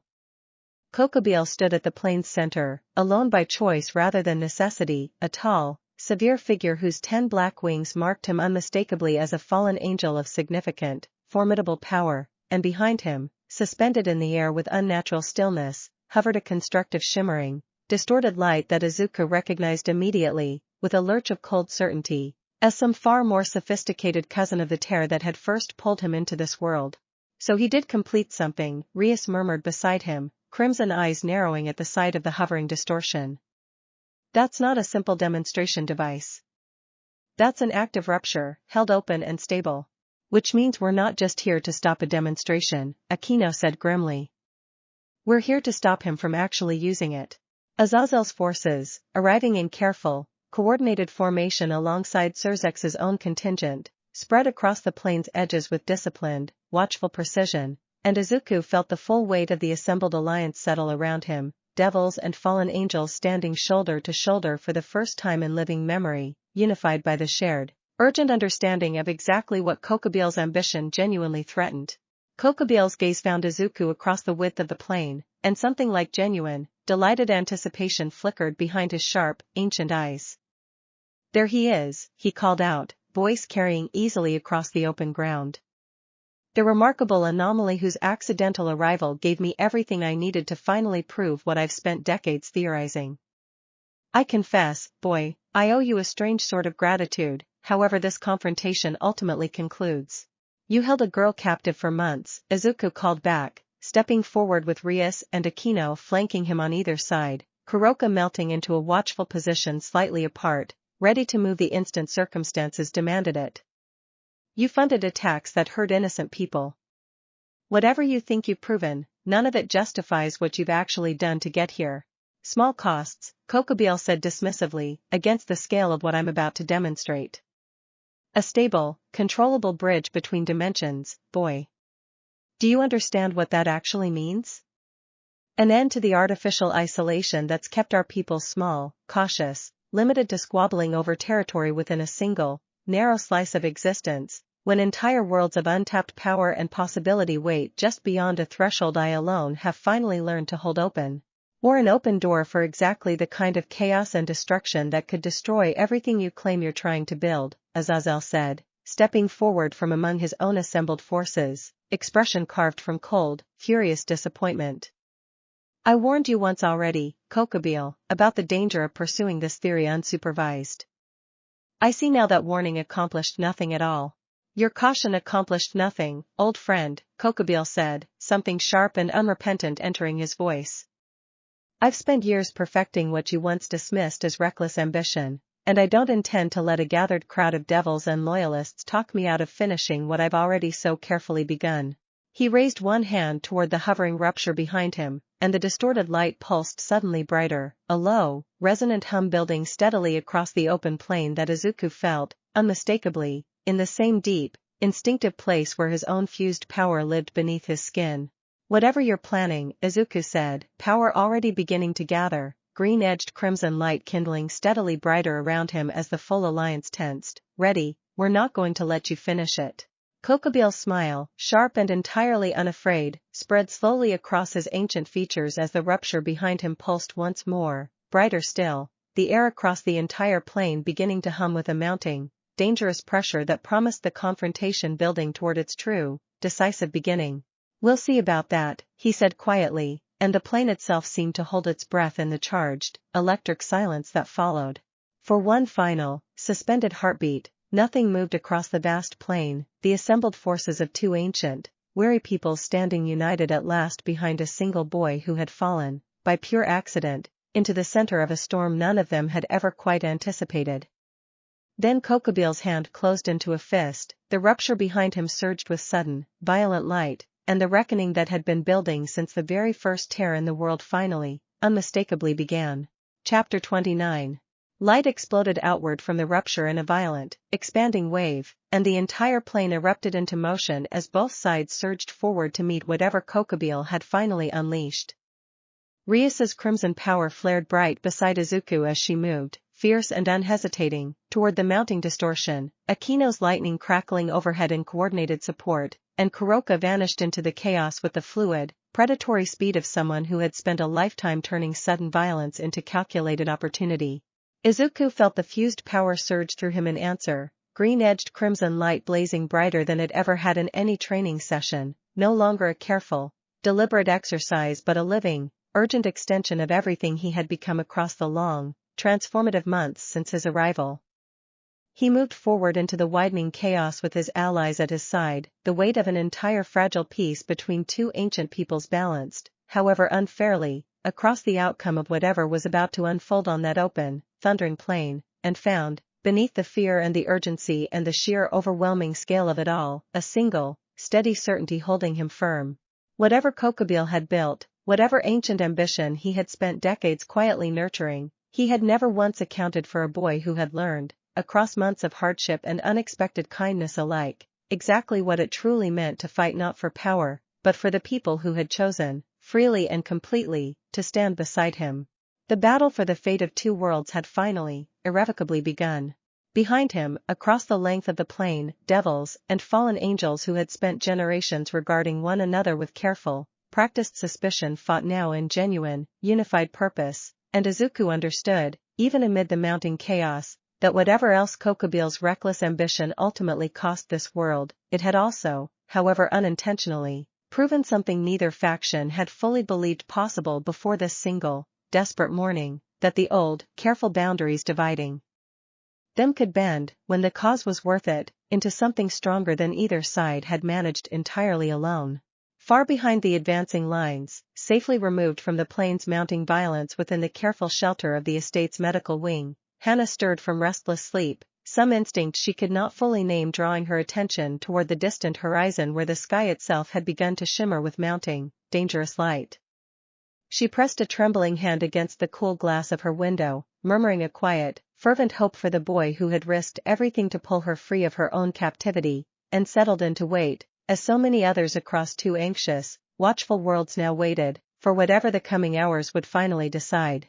Back within the estate's war room, Lord Astaroth and Seraphal Leviathan monitored the unfolding confrontation through a wide, glowing array of scrying mirrors, tracking the battle's shifting currents with the tense, focused vigilance of commanders who understood, better than most standing on the plane itself, exactly how much now hung in the balance. Neither spoke for a long, taut stretch of time, the only sound in the chamber the faint, crackling hum of distant power rippling across the enchanted glass, until Seraphal finally broke the silence with a quiet, uncharacteristically serious murmur. "He's holding," she said, watching the small, blazing figure at the heart of the distant chaos hold steady against forces that would have broken lesser combatants outright. "Astaroth, in all your centuries, have you ever seen anything quite like him?" Lord Astaroth, gaze fixed on the same distant, burning light, allowed himself the smallest, weary smile. "No," he admitted quietly. "I don't believe any of us have." Above the plane, the shimmering rupture pulsed once more, brighter, wilder, straining visibly now against whatever careful control Kokobile still exerted over it, and every combatant on that thundering field understood, in the same instant, that whatever final shape this confrontation ultimately took, it would not wait very much longer to reveal itself. And so, on that open, thundering plain, beneath the underworld sky torn bright with borrowed, dangerous light, the story that had begun months earlier with a single, terrified boy waking alone on cold black stone finally arrived at the confrontation. Every quiet counsel, every hard-won victory, and every fragile, growing bond had been steadily, unknowingly building toward all along. Whatever came next, whatever cost the battle still demanded before its outcome finally settled, Izuku Midoriya intended to meet it exactly as he had met everything since the day he first opened his eyes beneath two strange moons, standing, unafraid, beside the people who had chosen, again and again, to stand beside him in return. The next dawn, whenever it finally came, would tell the rest. For now, only the battle mattered, blazing and uncertain beneath a sky torn open by ambition too patient and too dangerous to be allowed to finish what it had started, and every soul gathered on that trembling plain, ally and enemy alike, understood that nothing about this world, or the one Izuku had left behind, would look quite the same once the fighting finally, inevitably burned itself out. It was, all of them silently agreed, a fitting enough thought to carry into whatever the coming hours still had left to decide. Chapter 30. The rupture behind Kokobile tore wider with a sound like the sky itself splitting, and for one terrible, disorienting instant Izuku felt the whole plane lurch sideways, gravity losing its grip the way it had the moment the Nomu first pulled him out of his own world months earlier.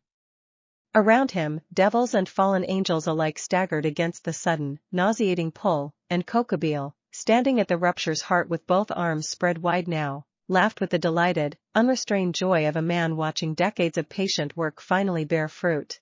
"Feel that," he called out, voice carrying strange and doubled across the destabilized air, as though it were arriving from two directions at once. "That is the sound of a boundary breaking, the first true crack in a wall that has stood since before any of you were born. I told you I had perfected what Azazel once dismissed as reckless." "Perfected is not the word I'd use," Graphius said grimly, bracing against the pull with practiced, unshaken control, already directing a cluster of Surzex's forces to fall back and regroup along the plane's shifting edge. "That rupture isn't stable. It's straining. Whatever containment method he's using, it isn't holding the way he wants everyone to believe." Izuku felt it too, beneath the raw, overwhelming spectacle of torn sky and bleeding light, a rawness threading through the rupture's pulse that reminded him, uncomfortably, of every warning Graphia and Surzex had voiced in the weeks since Hannah's rescue. This was not a demonstration of mastery. This was a man standing at the edge of something he could not fully control, too proud or too far committed to admit it. "He's not going to be able to hold it," Izuku said, urgency sharpening his voice as he turned to Rias. "If that thing tears any further, it's not going to stay a controlled bridge. It's going to become exactly the kind of uncontained wound that pulled me here in the first place, except bigger, and with nobody on the other side prepared for what might come through." Rias's crimson eyes widened with immediate, grim understanding. "Then we don't just need to stop Kokobile. We need to close that rupture before it tears wide enough to become unstoppable." Together, Akeno said, already gathering lightning at her fingertips, gaze fixed on the widening tear with fierce, focused determination. "Whatever it takes." They advanced as one, Rias and Akeno flanking Izuku while Kuroka arced wide along the plane's edge, and Surzex's own forces surged forward alongside Azazel's warriors in a coordinated wave that finally, fully answered Kokobile's provocation. He met them with contemptuous ease, black wings snapping wide as spears of condensed light hammered down across the advancing lines, and for several long, brutal minutes the battle raged in a chaos of crimson fire, crackling lightning, and the cold, searing brilliance of fallen angel power clashing against devil strength in a scale of open conflict the underworld had not witnessed in generations. Izuku broke through the chaos toward Kokobile directly, green-edged crimson light blazing bright enough to cut visibly through the battle's haze, and the ancient fallen angel turned to meet him with a slow, delighted smile that held nothing of fear in it at all. "There you are," Kokobile said, voice warm with genuine, terrible admiration. The anomaly himself, finally come to test his strength against the man who built the door he fell through in the first place, however indirectly. "Let's see if months among devils have taught you anything worth the effort they've clearly poured into you." Chapter 31. The duel that followed unfolded across a battlefield already straining under the rupture's mounting instability, ground trembling with each fresh pulse of distorted light, the air itself thick with a pressure that made every breath feel deliberate and hard-won. Kokobile fought with the terrible, practiced efficiency of someone who had survived the Great War itself, spears of condensed holy light raining down in patterns too fast and too precise for simple instinct to fully anticipate, and Izuku, drawing on every reserve of training accumulated across the preceding months, found himself pushed harder than he had ever been pushed in any confrontation since his arrival. He caught the first several strikes on tight, controlled bursts of fused power, green light scattering fragments of holy energy harmlessly aside, but Kokobile's assault only intensified with each exchange, driving Izuku steadily backward across the trembling plane with a relentless, escalating pressure that left no room for hesitation or recovery. "Good," Kokobile said, something like genuine satisfaction entering his voice as Izuku finally found his footing and began, slowly, to hold ground rather than simply retreat. "You're not simply reacting anymore. You're actually fighting back. I confess, boy, I've waited a long time to test myself against something genuinely unprecedented, and you are proving considerably more interesting than I dared hope." "You held a girl captive to prove a theory," Izuku said, voice tight with effort as he drove forward through a gap in Kokobile's next combination, fused power flaring bright as his fist connected solidly against the fallen angel's raised guard. "You funded attacks that hurt innocent people, provoked a war between two peoples who spent generations building a fragile peace, also you could stand here and call it interesting. That's not ambition. That's just cruelty wearing ambition's face. Kokobil's expression darkened fractionally, the first genuine flicker of something other than delighted amusement crossing his ancient features. You understand nothing of what true ambition costs, boy. I have watched our peoples grow small and cautious for centuries, content to squabble over scraps of territory within a single narrow slice of existence, terrified of the vast, unclaimed possibility waiting just beyond a threshold none of them had the courage to actually cross.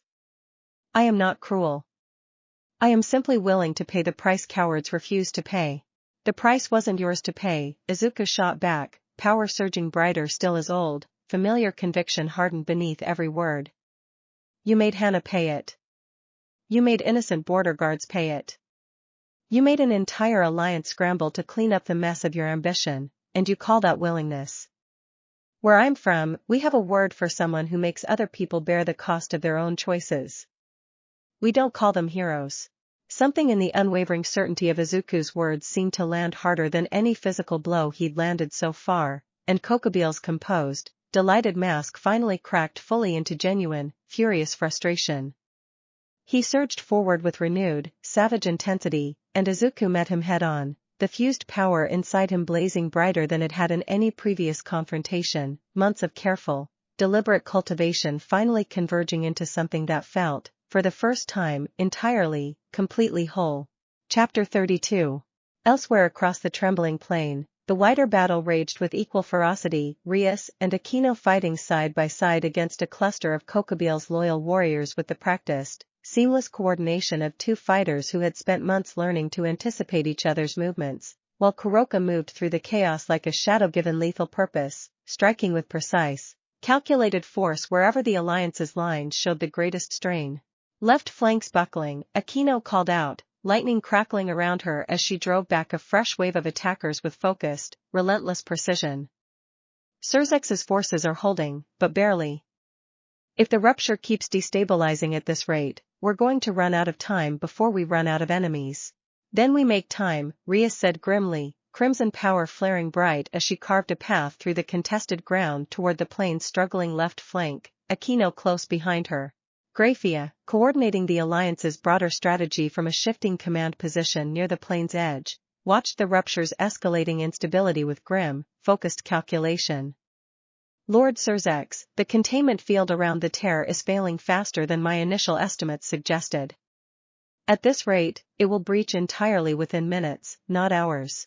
Then Izuku needs to reach it, Surzex said, cutting down an attacker with brutal, efficient force even as his attention remained fixed on the distant, blazing duel still unfolding at the rupture's heart.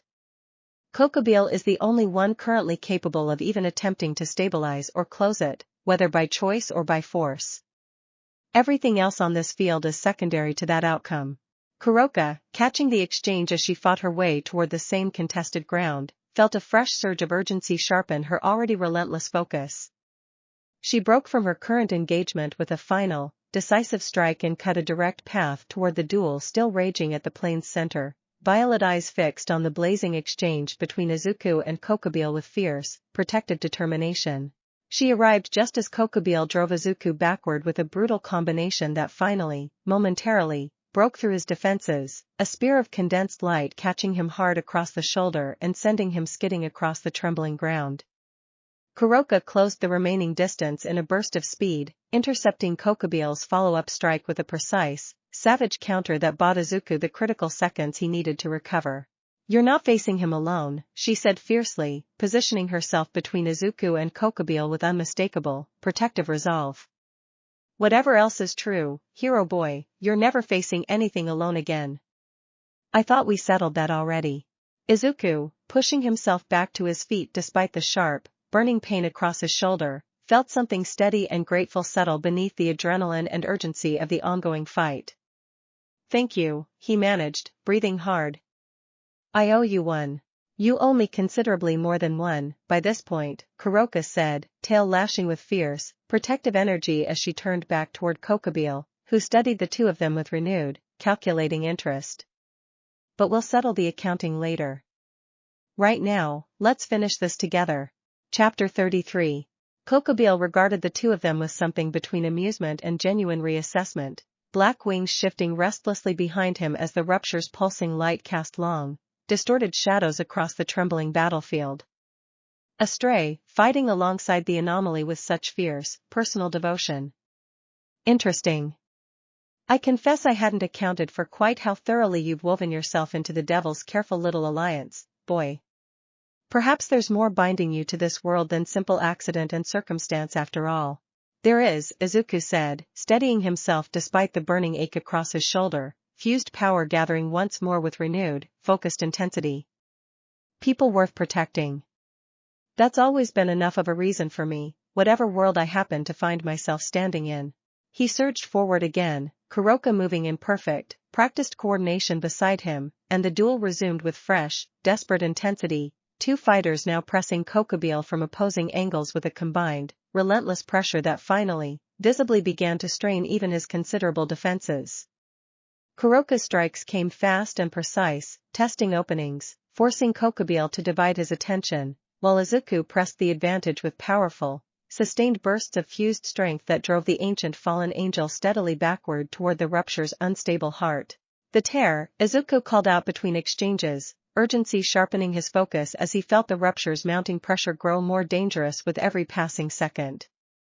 Kuroka, we need to force him away from it, or force him to close it. If it breaches fully with this much raw power still feeding into it. I know, Kuroka said grimly, driving Kokobile back another step with a precise, savage strike. Keep pressing. We're close. Kokobile, sensing the shifting tide of the confrontation, finally abandoned whatever restraint had governed his earlier, almost playful engagement, black wings flaring wide as raw, ancient power surged around him in a blinding corona of light. Enough games, he said, voice carrying a colder, more dangerous edge now. You want the rupture closed, boy? Then perhaps I'll simply ensure it consumes everything on this field before either of you gets the chance to try. He drove both hands downward, and the tier behind him screamed wider still, the ground beneath the entire plane beginning to tremble with a violence that sent alliance forces scattering for what stability they could find. Izuku felt the pull of it immediately, the same terrible, disorienting sensation that had first ripped him from his own world, and understood, with sudden, cold clarity, exactly what Kokobile intended. He's going to force the breach, Izuku shouted, turning toward Rias and the others as they fought their way closer through the chaos. If that thing tears open completely, it's not going to be a controlled bridge anymore. It's going to pull in everything and everyone within range, indiscriminately, the same way it pulled me. Rias's eyes widened with horror as the full scope of the threat crystallized. Then we stop him, now, before he can force it any further. Chapter 34. The final push came together in a desperate, coordinated surge, Rias and Akeno driving in from one flank while Kuroka pressed from the other, and Izuku, drawing on every last reserve of the fused power that had grown and evolved across the entirety of his time in this world, met Kokobile head-on at the rupture's very edge, green-edged crimson light blazing brighter than it had ever burned before, fueled now not simply by training or instinct but by the full, accumulated weight of everything and everyone he had come to protect. You want to talk about ambition, Izuku said, voice steady despite the roaring chaos surrounding them, power gathering with a clarity and intensity that made even Kokobile's confident expression finally, genuinely falter.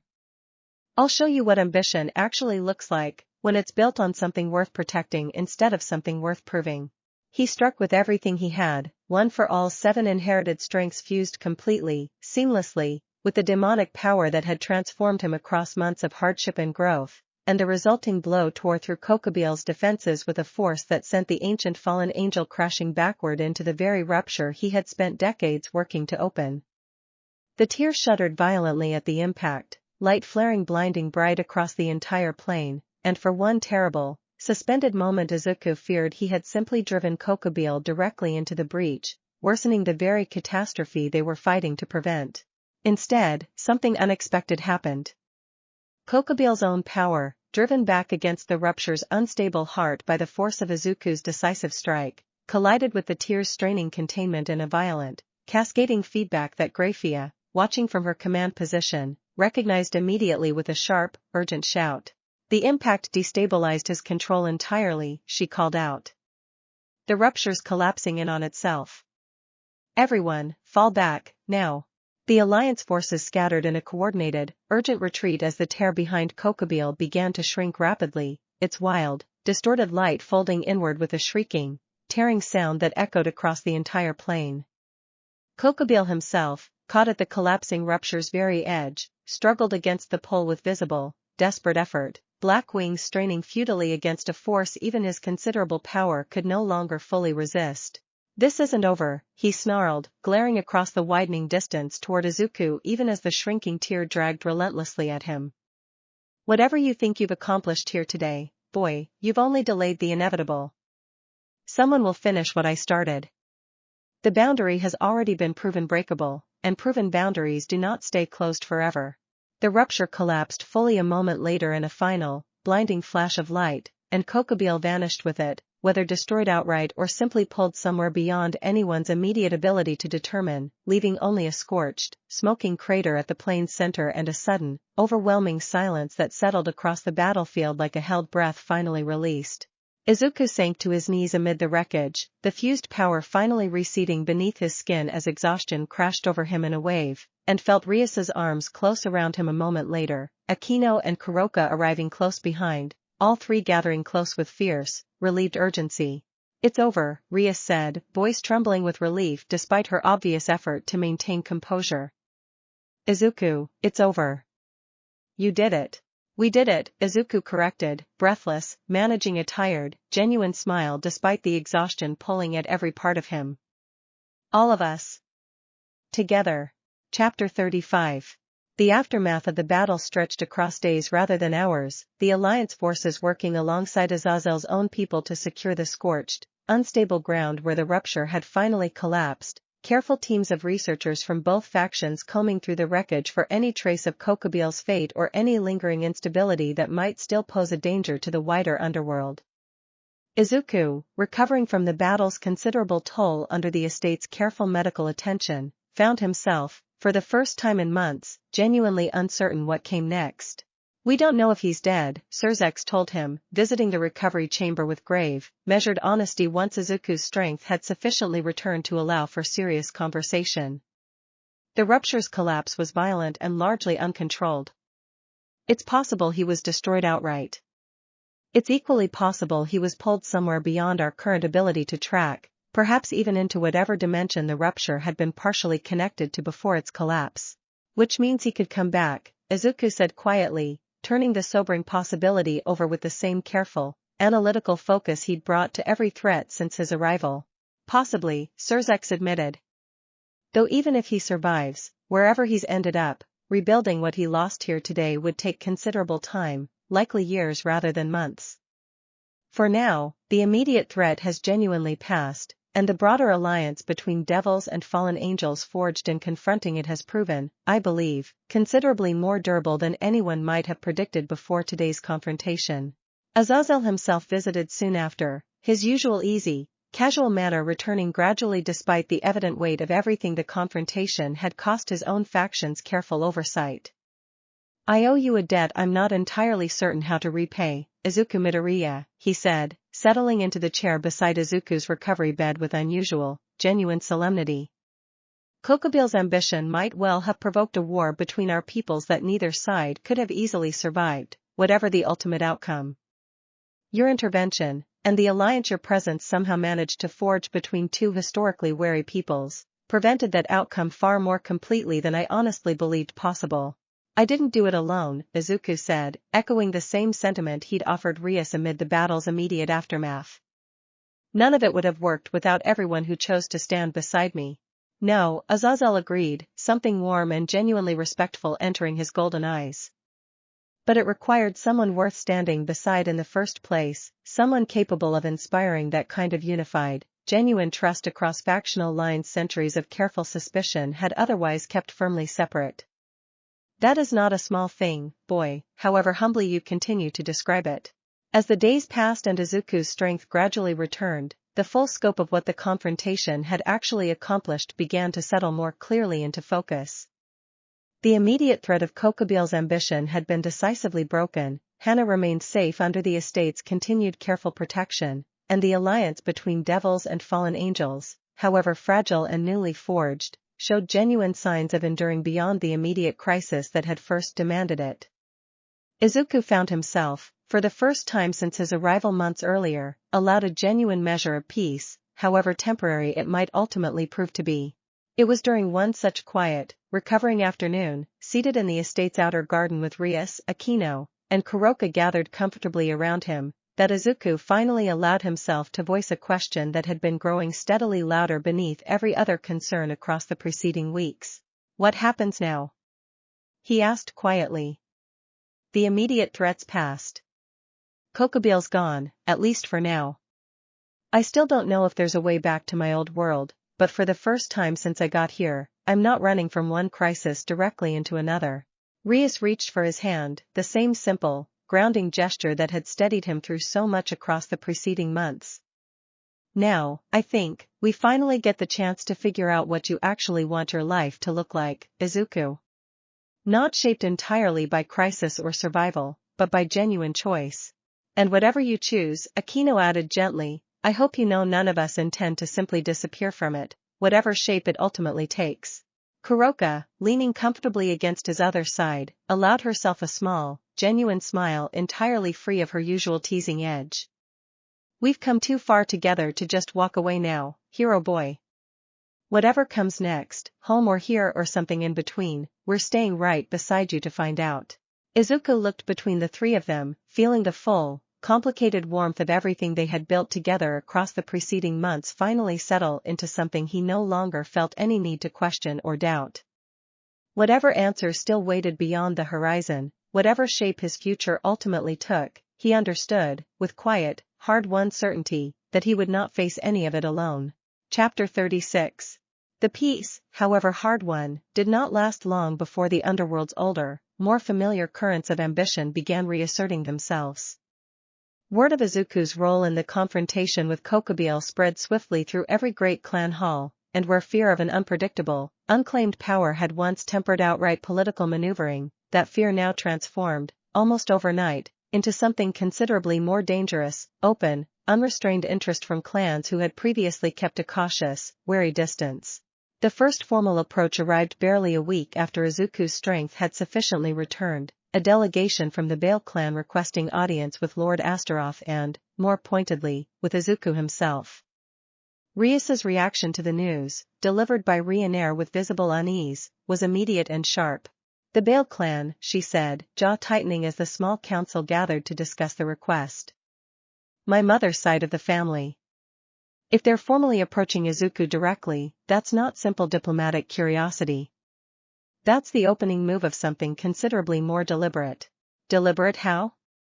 Izuku asked, though something in Rias's carefully controlled tension already suggested he would not enjoy the answer. "The devil system of reincarnation," Graphia explained, stepping in with her usual measured precision. "Evil pieces, distributed among clan heirs, allow a devil of sufficient standing to reincarnate promising individuals into their own peerage, binding them as servants, allies, and in the case of the king piece itself, as something closer to a chosen successor or heir. A power like yours, Izuku, freely offered into a peerage rather than simply protected as an independent guest, would represent an extraordinary asset to whichever clan managed to claim it." Izuku felt a fresh wave of unease settle into his chest. "They want to reincarnate me. Make me part of someone's peerage. They want to try," Rias said, something fierce and protective entering her voice. "Though I imagine, given everything you've already demonstrated, that any attempt to reincarnate you through a standard evil piece would be considerably more complicated than they're currently anticipating. It would likely fail outright," Graphia said thoughtfully. "Or produce results as unpredictable as everything else about your power's development so far. Which, if anything, likely makes the prospect more tempting to ambitious clans rather than less. The chance to claim something no one else has successfully replicated carries its own particular appeal." The Bale delegation's formal audience, held 2 days later in the estate's grand hall, proved every bit as uncomfortable as Rias had predicted. Lord Bale himself, a broad-shouldered, imposing man whose resemblance to Rias around the eyes was unmistakable even to Izuku's still developing familiarity with devil bloodlines, made his case with polished, confident diplomacy that nonetheless carried an unmistakable undercurrent of proprietary ambition. "You've proven yourself extraordinary, young man," Lord Bale said, studying Izuku with open, evaluating interest. "A power capable of standing against Kokubile himself, of forging alliance between devils and fallen angels where centuries of careful diplomacy had failed. Such power deserves a proper place within our world's established structures, rather than existing indefinitely as an unclaimed, informally protected guest.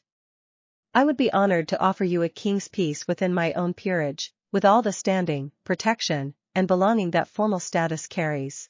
With respect," Izuku said carefully, aware of every eye in the hall tracking his response, "I appreciate the offer. But I'm not looking to become anyone's peace, however honored that position might be considered. I've spent months choosing, deliberately, who I stand beside and why. I don't think formalizing that into ownership, however honorable the intention, is something I actually want." A ripple of surprise passed through the assembled hall at the directness of the refusal, and Lord Bale's polished composure flickered, briefly, into something more genuinely taken aback. "You misunderstand the honor being offered, young man. Few individuals in the Underworld's history have received such an invitation." "I understand the honor," Izuku said, holding his ground with quiet, steady conviction. "I just don't think honor and ownership are the same thing, even when they're offered kindly. If I ever choose to formalize my place in this world, I'd like that choice to come from genuine relationship, not from a system built around claiming pieces, however well-intentioned the individual clan happens to be." Chapter 37. Lord Bale's audience proved only the first of many. Over the following weeks, formal approaches arrived from clans across the Underworld's political spectrum, each carrying its own particular blend of genuine admiration and unmistakable ambition, and Izuku found himself, increasingly, navigating a delicate, exhausting maze of diplomatic obligation that tested his patience nearly as thoroughly as any of the preceding battles had tested his strength. "It's not going to stop," Rias told him one evening, watching him rub tired eyes after yet another lengthy, carefully worded audience with a minor clan delegation. "Not until you formally settle somewhere, or until the wider political conversation simply moves on to some fresh distraction, which given everything you've already accomplished, doesn't seem especially likely anytime soon." "I don't want to settle somewhere just to make the request stop," Izuku said, exhaustion coloring his voice. "That feels like exactly the wrong reason to make a decision this important." "I agree," Akeno said, settling beside him with a cup of the same warm, spiced drink she'd first offered him during his earliest days of training. "Which is precisely why I think it's worth being honest, openly, about where you actually stand, rather than continuing to field each new proposal individually as though your position might somehow shift with enough persistent pressure." Izuku considered her words carefully, turning them over with the same deliberate focus he brought to every serious decision. "You're right. I think it's time I said clearly, to the whole council, exactly where I actually stand, so every clan considering an approach understands from the outset rather than wasting everyone's time and patience." The council convened 3 days later, drawing representatives from every clan that had approached Izuku directly over the preceding weeks, along with the core alliance that had stood beside him since the very beginning.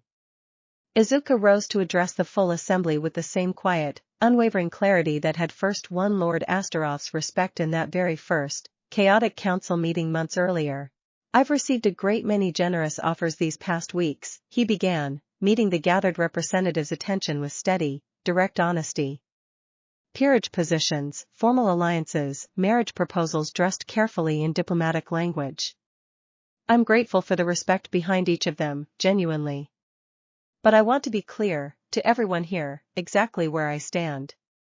He paused, gathering the full weight of months of hard-won conviction behind his next words. "I'm not interested in becoming anyone's piece, or anyone's asset, however honorably offered. If I ever choose to formalize a place within this world's structures, that choice will come from genuine relationship, built the same way everything meaningful in my life here has been built so far, through trust, through shared hardship, through people who chose to stand beside me before there was ever a political advantage in doing so." His gaze moved, deliberately, toward Rias, Akeno, and Kuroka, gathered together near the council's edge, and something in the quiet, unguarded warmth of that look needed no further explanation for anyone watching closely enough to notice. That relationship already exists, he continued, with people who earned it long before any formal proposal arrived. I won't pretend otherwise simply to preserve some diplomatic ambiguity that makes political maneuvering easier for everyone else in this room.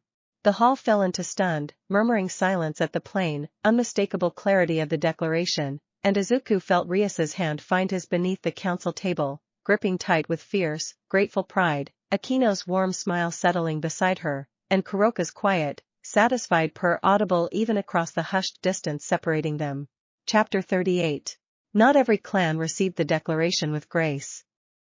In the days following Izuku's public statement, a fresh current of resentment began circulating through certain corners of the Underworld's political landscape, quiet but unmistakable, the particular bitterness of ambitious families who had genuinely believed their own approach might succeed where others failed. Most of this resentment remained carefully diplomatic, expressed through subtle slights and pointed absences from subsequent gatherings rather than any direct confrontation. One clan, however, proved considerably less willing to accept the matter gracefully. The Agar's clan, whose earlier formal approach Izuku had politely declined alongside every other, sent a message barely a week after the council declaration that carried none of the careful diplomatic restraint the situation typically demanded. Lord Astaroth read its contents aloud with visible, controlled displeasure. Lord Agar's formally contests the legitimacy of an unclaimed anomaly declaring exclusive relationship with 3 separate clan representatives simultaneously, he read, and demands a formal hearing before the full council to determine whether such an arrangement violates established precedent regarding peerage exclusivity and clan alliance protocol. That's absurd, Rias said sharply. Izuku isn't part of anyone's peerage. There's no exclusivity protocol to violate. Legally, you're correct, Graphius said, though her expression suggested the matter was considerably more complicated than simple legal correctness might resolve. But Lord Agar's is not genuinely pursuing a legal argument. He's pursuing a public platform to voice grievance and rally support from other clans who share his frustration at losing what they viewed as a valuable, contestable opportunity. Whether the formal hearing has merit or not, refusing to attend risks appearing evasive, while attending risks giving his grievance more attention and legitimacy than it currently holds. Izuku, listening to the familiar, exhausting calculus of underworld political maneuvering unfold once more, felt a tired, resigned frustration settle over him. I'll attend, he said finally. If Lord Agar's wants a public hearing, I'd rather answer him directly and clearly than let this fester into something larger through avoidance. The hearing, held 3 days later before an unusually large gathering of clan representatives drawn by the controversy's growing notoriety, proved every bit as contentious as anticipated.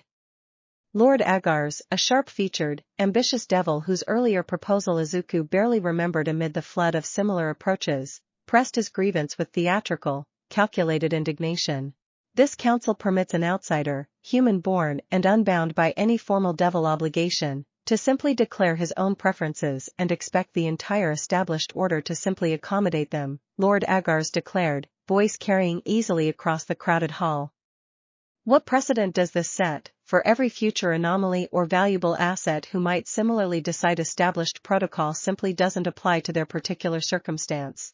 The precedent, Izuku said, rising to answer directly rather than waiting for Lord Astaroth or Surzex to respond on his behalf, that people, whatever their origin or their power, deserve the right to choose their own relationships rather than have those relationships decided for them by whichever party offers the most politically advantageous claim. I'm not asking the established order to accommodate anything unreasonable, Lord Agar's. I'm simply refusing to be treated as property to be contested and awarded, rather than a person capable of making his own choices. A murmur of approval rippled through significant portions of the gathered crowd, and Lord Agar's confident posture faltered slightly under the weight of the room's shifting mood. Bold words, for someone whose entire presence in this world remains, by every account, an unresolved accident. Maybe, Izuku said evenly.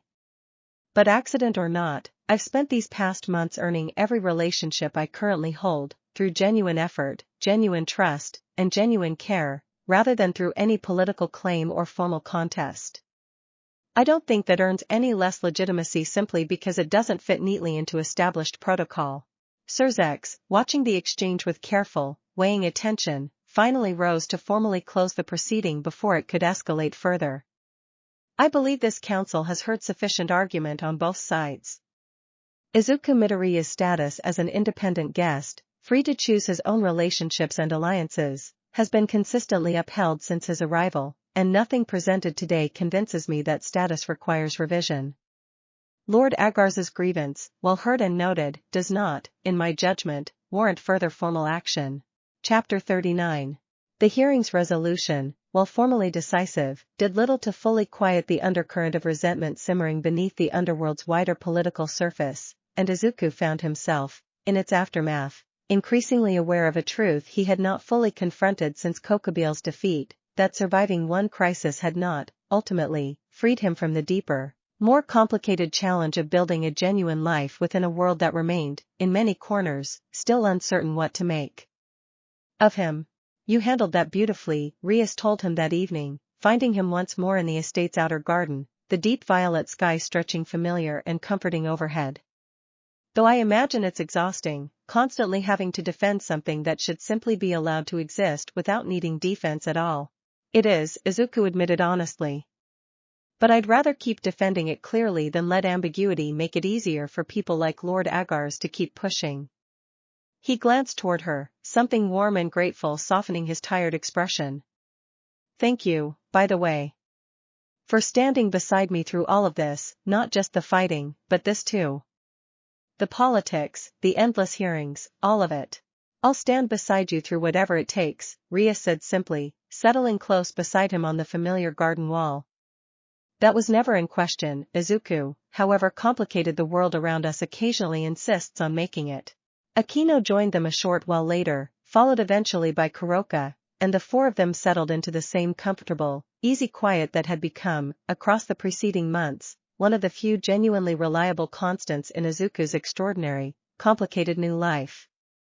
For a long while, none of them spoke of politics or threats or the lingering uncertainty of Kokobeel's ultimate fate, simply existing together beneath the strange, beautiful sky that had gradually, against every reasonable expectation, become something Izuku had learned to call home.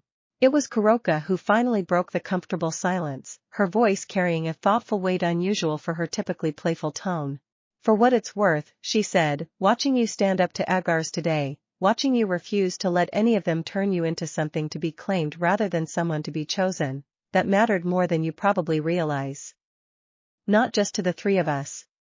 To every stray, every displaced anomaly, every person this world has ever tried to reduce to an asset rather than treat as a person. You proved, today, that it doesn't have to work that way. Izuku felt the weight and warmth of her words settle deeply, genuinely, into his chest. I didn't think about it that broadly, he admitted. I was mostly just trying to defend something that mattered to me personally. Sometimes those are the same thing, Akeno said gently.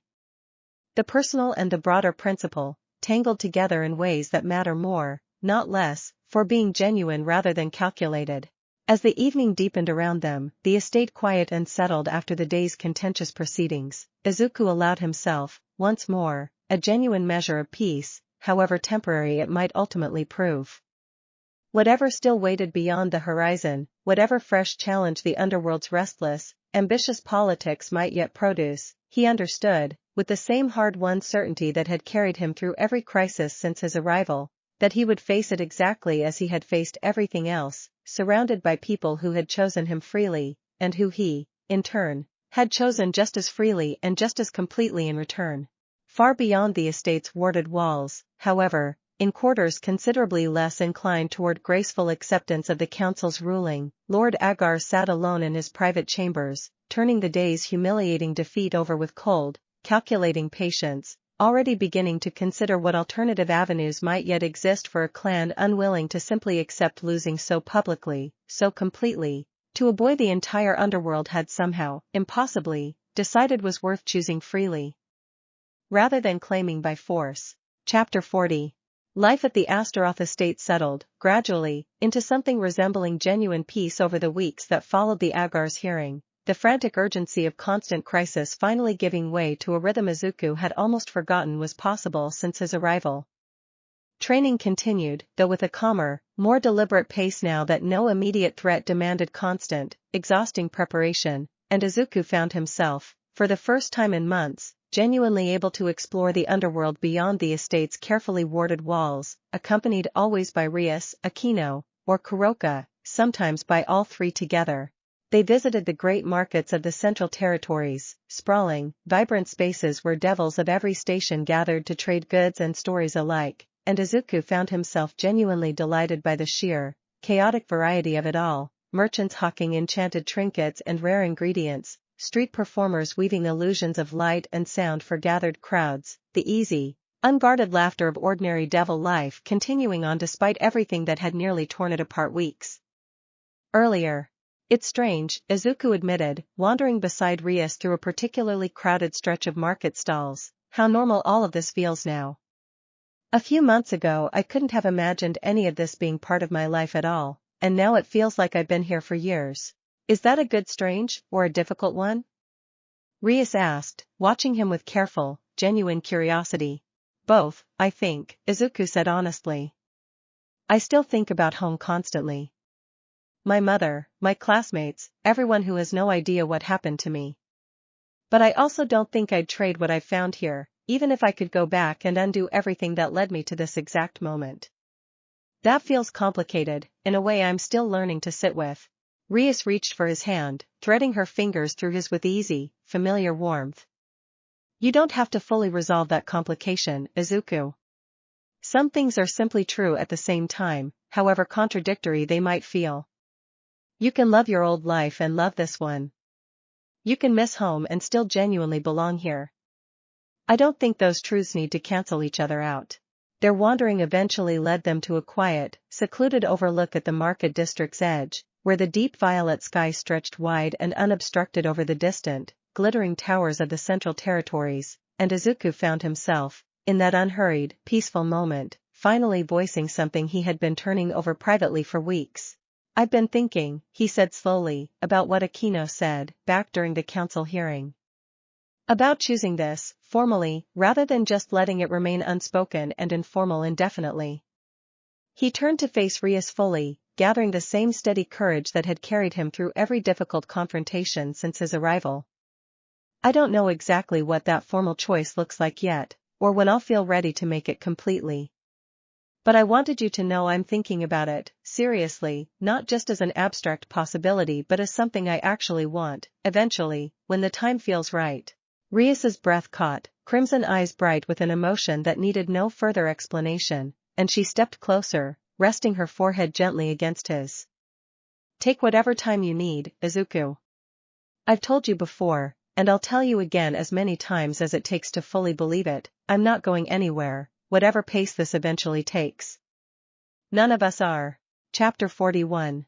That same evening, Akeno found him alone in the estate's library, working through a fresh stack of Underworld history texts he'd begun studying in earnest since the political turbulence of the Agar's hearing, determined to understand the deeper currents of the world he had come to call home well enough to navigate its complexities without constantly relying on others to explain them.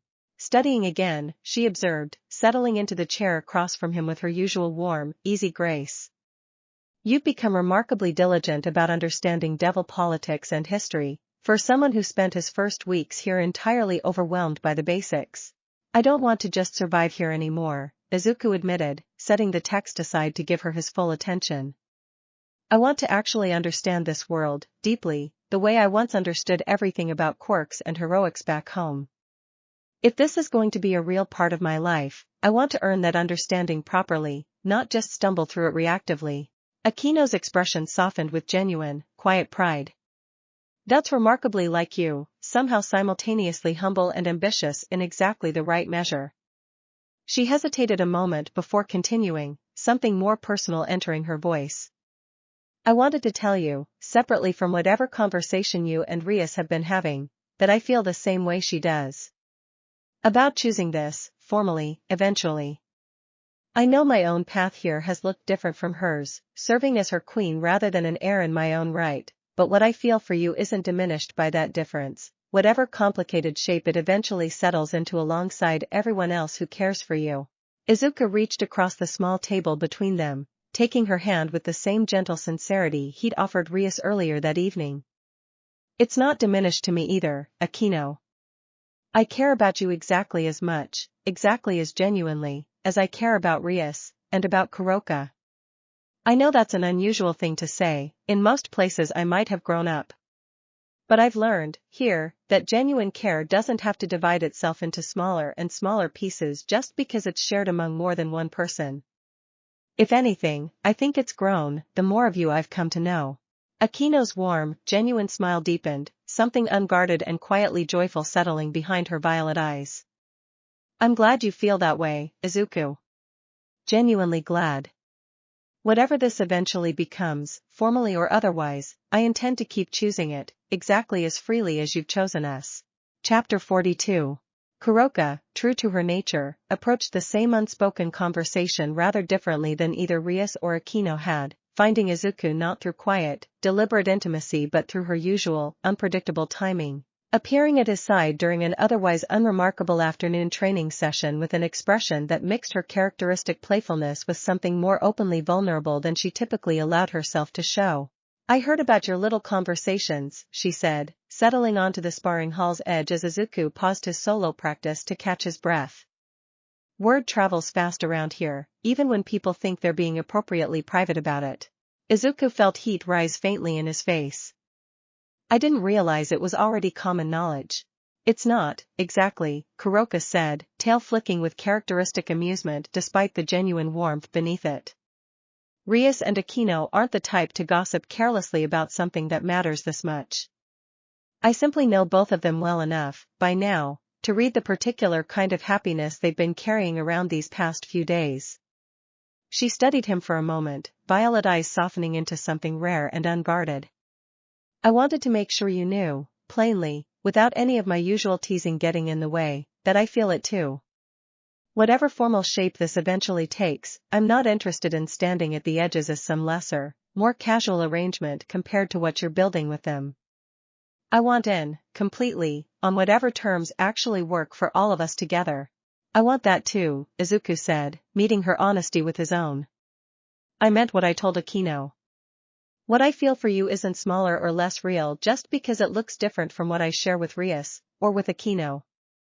You've been there since almost the very beginning, Kuroka, teasing me out of my own overthinking, checking on me in ways nobody else quite managed, believing in what I could become before I fully believed it myself. Kuroka's usual composed confidence flickered, briefly, into something more openly moved, and she leaned forward, resting her head against his shoulder with the same simple, unguarded tenderness she'd shown him on so many quiet evenings across the preceding months. Then we're agreed. Whatever comes next, formal or otherwise, we build it together, all of us, on terms that actually honor what each of us brings to it.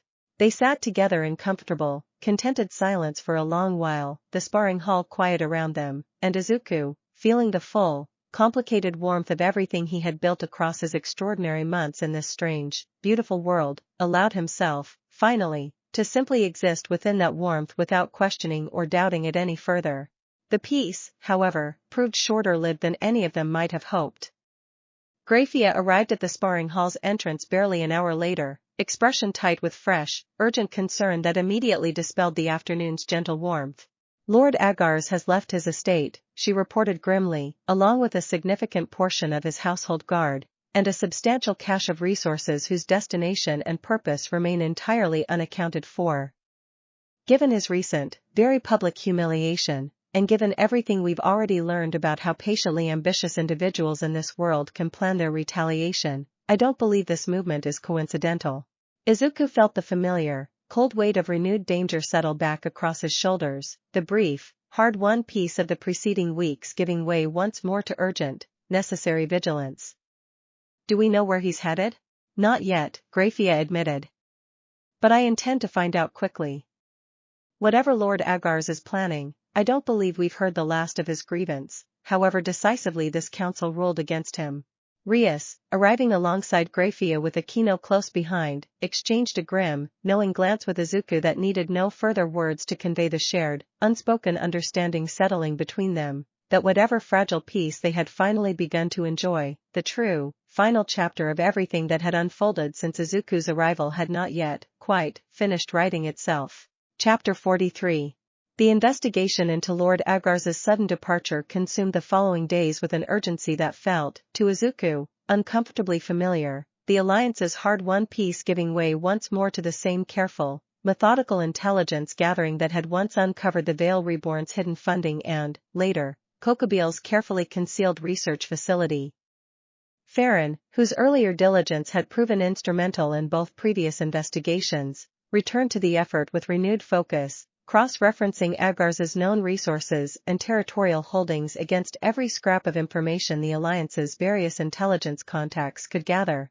He's been in contact with remnants of the Veil Reborn, Farron reported to the assembled council, spreading a fresh set of documents across the war room table with visible unease.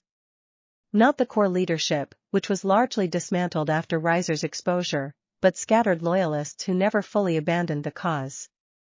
It seems Lord Agar's has been quietly courting their continued allegiance for weeks now, well before the public hearing that humiliated him so thoroughly. Which means his retaliation was already in motion before we ever ruled against him, Surzex said grimly. The hearing simply accelerated a plan he'd already begun assembling. There's more, Farron continued, voice tightening further. Agar's has also been in contact, through intermediaries, with a faction we haven't previously encountered directly. References in his correspondence to something called the Old Covenant, along with mentions of resources and territory that don't match any registered Devil Clan holdings I've been able to identify. Graphia's expression sharpened with immediate, focused concern. The Old Covenant. I've encountered that name before, buried in historical records from well before the Great War. A loose alliance of exiled and dissident factions, from multiple species, united historically by shared resentment toward the current peace structure and shared ambition to see it dismantled. If Agar's has genuinely secured their support, this is no longer simply about one clan's wounded pride. Izuku, absorbing the mounting scope of the new threat with the same careful, methodical focus he'd brought to every previous crisis, felt a familiar, weary determination settle beneath the fresh wave of concern. Then we can't afford to wait for this to fully take shape before we act. Every previous threat we've faced grew more dangerous the longer we allowed it to develop unchecked. Agreed, Rias said firmly, though the exhaustion evident in her voice spoke to how deeply she, too, felt the weight of yet another crisis arriving so soon after the last had barely finished settling. We gather everything Farron can uncover about this Old Covenant, and we move to address Agar's threat directly, before he has the chance to fully mobilize whatever alliance he's been quietly building. Kuroka, listening from her customary place near the room's edge, allowed herself a tired, rueful smile despite the gravity of the unfolding situation. Naya. I suppose peaceful afternoons in the market district were too good to last, weren't they? They were good while they lasted, Izuku said, managing a small, answering smile despite the weight settling once more across his shoulders. And they'll come again, once this is finally, actually finished. As the council dispersed to begin the urgent work of preparing for whatever confrontation Lord Agar's alliance with the Old Covenant ultimately produced, Izuku found himself once more standing at the estate's tall windows, watching the deep violet sky stretch toward a horizon that, however briefly peaceful it had recently seemed, now carried once again the unmistakable, gathering weight of a threat still taking its final, dangerous shape. Rias joined him there, resting her head lightly against his shoulder, and for a long, quiet moment neither of them spoke, simply drawing whatever strength they could from each other's steady presence before the demanding work of preparation inevitably resumed. Whatever the Old Covenant turns out to be, she said finally, whatever Agar's thinks he's building toward, we've faced worse than wounded pride and old grudges before, Izuku. We faced Kokobeel himself, and we're still standing. We are, Izuku agreed, drawing quiet, genuine strength from the simple truth of it. Whatever comes next, we face it exactly the way we've faced everything else. Together. The estate settled into a fresh rhythm of urgent preparation in the days that followed, the hard-won lessons of every previous confrontation woven now into a readiness that felt, to Izuku, considerably more grounded and less frantic than the desperate scramble that had once preceded the battle against Kokobeel. He trained with renewed purpose, drawing on months of accumulated growth rather than raw, untested instinct, and found himself, increasingly, less afraid of whatever waited ahead and more simply, steadily determined to meet it, whatever final shape it ultimately took. Far beyond the estate's warded walls, in territories the Alliance's intelligence network had not yet fully mapped, Lord Agar stood before a gathering of robed, unfamiliar figures whose banners bore no insignia any devil, angel, or fallen angel present might have readily recognized, and made a final, decisive pledge that sealed his fate, and the fate of everything still waiting to unfold, firmly, irrevocably, toward the confrontation still gathering on the horizon. "The boy has proven troublesome," he said, addressing the gathered figures with cold, calculated resolve, but not invincible. "Kokobil's failure taught us what direct confrontation alone cannot accomplish. What I propose now requires patience, coordination, and considerably more subtlety than a single ambitious researcher's reckless overreach. Are you prepared to finish what the Old Covenant began generations ago, before the current peace ever silenced our cause?" The robed figure's answering murmur of assent carried across the gathered dark like a held breath finally released, and somewhere beyond the reach of any alliance scrying mirror or careful intelligence network, the true, final shape of the conflict still waiting to unfold began, at last, to take its complete and terrible form. Chapter 44. News of the Old Covenant's true scope arrived gradually over the following week, pieced together through Graphia's careful intelligence work and confirmed, with grim finality, by contacts Azazel himself reached out to on the Alliance's behalf. What emerged was a picture considerably darker than a single wounded clan's retaliation. The Old Covenant, it turned out, represented a scattered but genuine confederation of exiled devils, disgraced fallen angels, and rogue practitioners from disciplines the current peace had long since outlawed, bound together not by any single leader but by a shared, patient conviction that the fragile order holding the Underworld's factions together was destined, eventually, to collapse under its own careful compromises. "They've been waiting for decades," Azazel explained during a tense briefing at the Astaroth estate, his usual easy manner entirely absent now. "Watching for the right catalyst, the right moment of instability to finally act." Kokobil's ambition, whatever chaos it caused, actually worked against their interests, drawing far too much unified attention and cooperation between our factions rather than fracturing it. Agar's wounded pride, and his willingness to lend legitimate clan resources to their cause, has apparently proven a far more useful opportunity than anything Kokobil accidentally provided. "So they intend to use Agar's grievance as a foothold," Surzek said grimly, "and Izuku's continued presence as the wedge that finally splits the alliance apart from within, rather than through direct confrontation." "That's my assessment as well," Graphia said.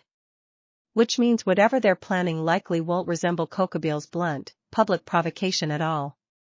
This will be slower, more careful, designed to exploit exactly the kind of political fractures we've already seen forming around Izuku's continued status as an unclaimed, independently choosing individual."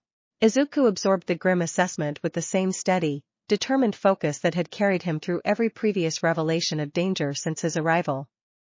"Then we don't just prepare for a battle. We prepare to protect the alliance itself, the trust between factions that's already proven fragile enough for people like Agar's to exploit." "Precisely," Surzek said, something grave and genuinely approving in his expression. "Which means, difficult as it may be to accept, our next priority isn't simply military readiness. It's ensuring the bonds forged in the fight against Kokobil remain strong enough to withstand whatever quieter, more insidious pressure the Old Covenant intends to apply." That evening, gathered once more in the estate's outer garden with Rias, Akeno, and Kuroka close beside him, Izuku found himself turning the day's grim briefing over slowly, searching for the same clarity that had guided him through every previous crisis. "We've faced threats that came at us directly," he said finally. Riser's resentment, Kokobil's ambition, even Agar's wounded pride, all of them eventually resolved through direct confrontation, however difficult. "This feels different. Slower. Harder to fight because there's no single moment where we can simply stand and meet it head-on." "Then we don't fight it the same way," Rias said thoughtfully. "We fight it by refusing to let it succeed at what it's actually trying to accomplish. If they want to fracture the trust between our factions, we prove, deliberately and visibly, exactly how strong that trust has already become." Akeno nodded slowly, considering the shape of the idea further. "A gathering, perhaps. Something that brings every faction currently allied around Izuku together, publicly, undeniably, in a way that makes any attempt to sow doubt or division considerably harder to achieve." Kuroka's tail curled with thoughtful, considering energy. A show of unity strong enough that even the Old Covenant's most patient scheming struggles to find a genuine crack to exploit. I like it. Simple, but exactly the kind of statement that matters in this particular fight. Izuku felt something settle, cautiously hopeful, beneath the weight of the day's grim revelations. Then that's where we start. Whatever the Old Covenant is planning, whatever patient, careful scheme they've spent decades preparing, I don't think they've accounted for exactly how strong the bonds forged across these past months have actually become. The following morning, the council began the careful, deliberate work of planning exactly such a gathering, one intended not simply as celebration but as genuine, unmistakable declaration, that whatever quiet, patient threat still gathered beyond the horizon, the alliance forged in fire against Kokobil's ambition would not be so easily unraveled by wounded pride and old, patient grudges. Izuku, watching the preparations take shape around him with cautious, hard-won hope, understood that the true final confrontation, whatever shape it ultimately took, still waited somewhere ahead. But for the first time since Graphia's grim report of Agarz's departure, he faced that uncertain future not with dread, but with the same steady, unwavering conviction that had carried him through everything since the day he first opened his eyes beneath two strange, unfamiliar moons. Whatever the Old Covenant intended, whatever final test still waited on the horizon, Izuku Midoriya intended to meet it exactly as he had met everything else in this extraordinary, unexpected life, surrounded by people who had chosen him freely, and who he had chosen, just as completely, in return. And somewhere beyond the reach of every scrying mirror and careful intelligence network the Alliance could muster, the Old Covenant's patient architects continued their own quiet preparations, entirely undeterred by whatever unity a single gathering might soon demonstrate, content, for now, simply to watch and wait for the moment their long, careful patience would finally, decisively pay off. Whatever shape their final move ultimately took, one truth had already become undeniable across every trial the preceding months had brought: the boy who had once fallen, frightened and alone, onto cold black stone beneath a bruised red sky had long since stopped being anyone's easy target, and the people who now stood beside him, freely and completely, were prepared to prove that truth again, as many times as the Underworld's patient, ambitious shadow still required. The gathering would come first. The reckoning, whenever the Old Covenant finally chose to reveal itself completely, would come after, and Izuku, watching the estate settle into its newest, most hopeful rhythm of careful preparation, found himself ready, at last, to meet it. Whatever tomorrow ultimately brought, he would not face it as the frightened, disoriented boy who had first woken beneath two strange moons months earlier. He would face it as exactly who he had chosen, deliberately and completely, to become. That certainty alone was worth more than any peace, any claim, or any formal title the Underworld's oldest, most ambitious houses could ever have offered him. Chapter 45. The gathering took shape over the following 2 weeks with a scale that exceeded even Izuku's initial expectations. Invitations extended not only to the clans already bound into the alliance against Kokobil but to every significant faction across the Underworld's political landscape, along with formal delegations from Azazel's own people and, at Surzex's careful insistence, observers from the angelic host as well, a gesture of unprecedented, deliberate inclusiveness meant to demonstrate exactly the kind of unity the Old Covenant's patient scheming depended on undermining. 3 factions, formally gathered together, in celebration rather than crisis, Rias said, reviewing the final guest lists with Izuku in the estate's war room, now transformed for the occasion into something closer to a planning chamber for diplomacy than military strategy. This hasn't happened in living memory, Izuku. Whatever the Old Covenant intends, they're going to have to contend with the fact that you've accomplished something even the most optimistic peace treaties after the Great War never fully managed. I didn't set out to accomplish anything like that, Izuku said, though a tired, genuine pride colored his voice nonetheless. I just wanted to stop hiding, and stop letting fear of what might happen next dictate how we lived in the meantime. Sometimes the most important accomplishments happen exactly that way, Akeno observed, looking up from the seating arrangements she'd been carefully organizing to avoid seating rival factions in provocative proximity. Not through grand strategic design, but through simply refusing to let fear win. The preparations consumed the estate's full attention in the days leading up to the gathering, and Izuku found himself, amid the flurry of logistics and diplomacy, grateful for the distraction it provided from the quieter, more persistent worry of the old covenant's continued, unseen maneuvering. Graphia's intelligence network had turned up little further since Agar's departure, the shadowy confederation apparently content, for now, to watch and wait rather than reveal itself through any premature action, and that patient silence, more than any overt threat, gnawed steadily at Izuku's careful composure as the gathering's date drew near. "You're worried," Kuroka observed, finding him alone in the sparring hall late one evening, working through familiar forms with more tension than the exercise strictly required. "About the gathering, or about what's still waiting beyond it?" "Both," Izuku admitted, finally lowering his stance and turning to face her fully. "I keep thinking this gathering is exactly the kind of moment the old covenant would want to target. Every important faction, gathered in one place, celebrating unity. If they wanted a single, devastating strike against everything we've built, this would be the moment to attempt it." "We've thought of that too," Kuroka said, settling onto the hall's edge with characteristic, unhurried confidence. Graphia's coordinated security with every attending faction, layered protections beyond anything even Kokobeel's confrontation required.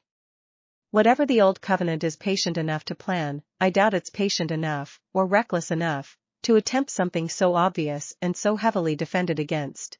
Then what are they waiting for?" Izuku asked, frustration coloring the question. Kuroka considered the question seriously, tail swaying slowly behind her. "Something we haven't yet given them the opportunity to exploit, probably. A weakness that hasn't yet appeared, or a moment of genuine vulnerability rather than obvious, heavily guarded strength. Patient enemies rarely announce themselves at the moment everyone's braced and ready. They wait for the moment no one expects them at all." Chapter 46. The gathering itself, held beneath a clear, star-strewn underworld sky in the Astaroth Estate's grandest hall, unfolded across an evening of genuine, hard-won celebration that exceeded, in warmth and unity, anything Izuku had witnessed since his arrival months earlier. Devils and fallen angels mingled freely across the crowded hall, old suspicions gradually softening under the shared, unmistakable memory of having stood together against Kokobeel's ambition, and even the angelic observers, initially reserved and carefully distant, found themselves drawn, gradually, into the evening's genuine, unforced warmth.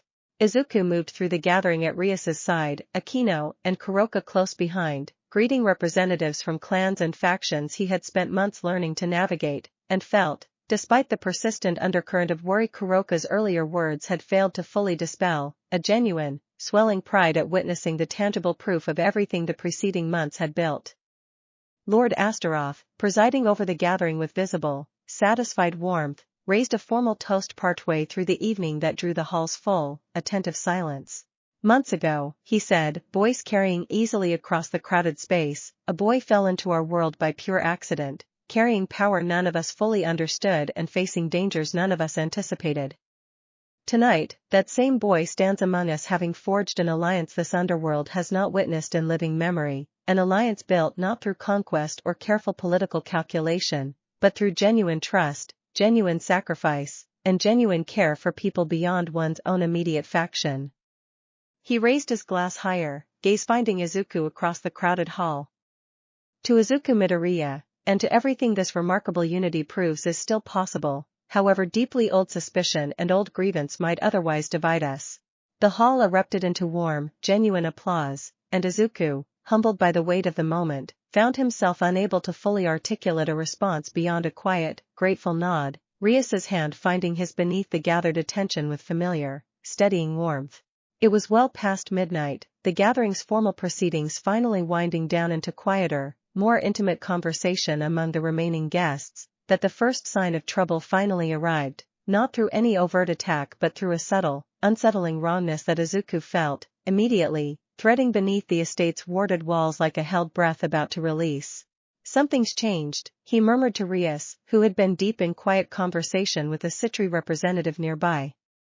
"I don't know how to explain it exactly, but it feels like the same wrongness I felt from the Veil Reborn's construct, months ago. Cold. Hollow. Close."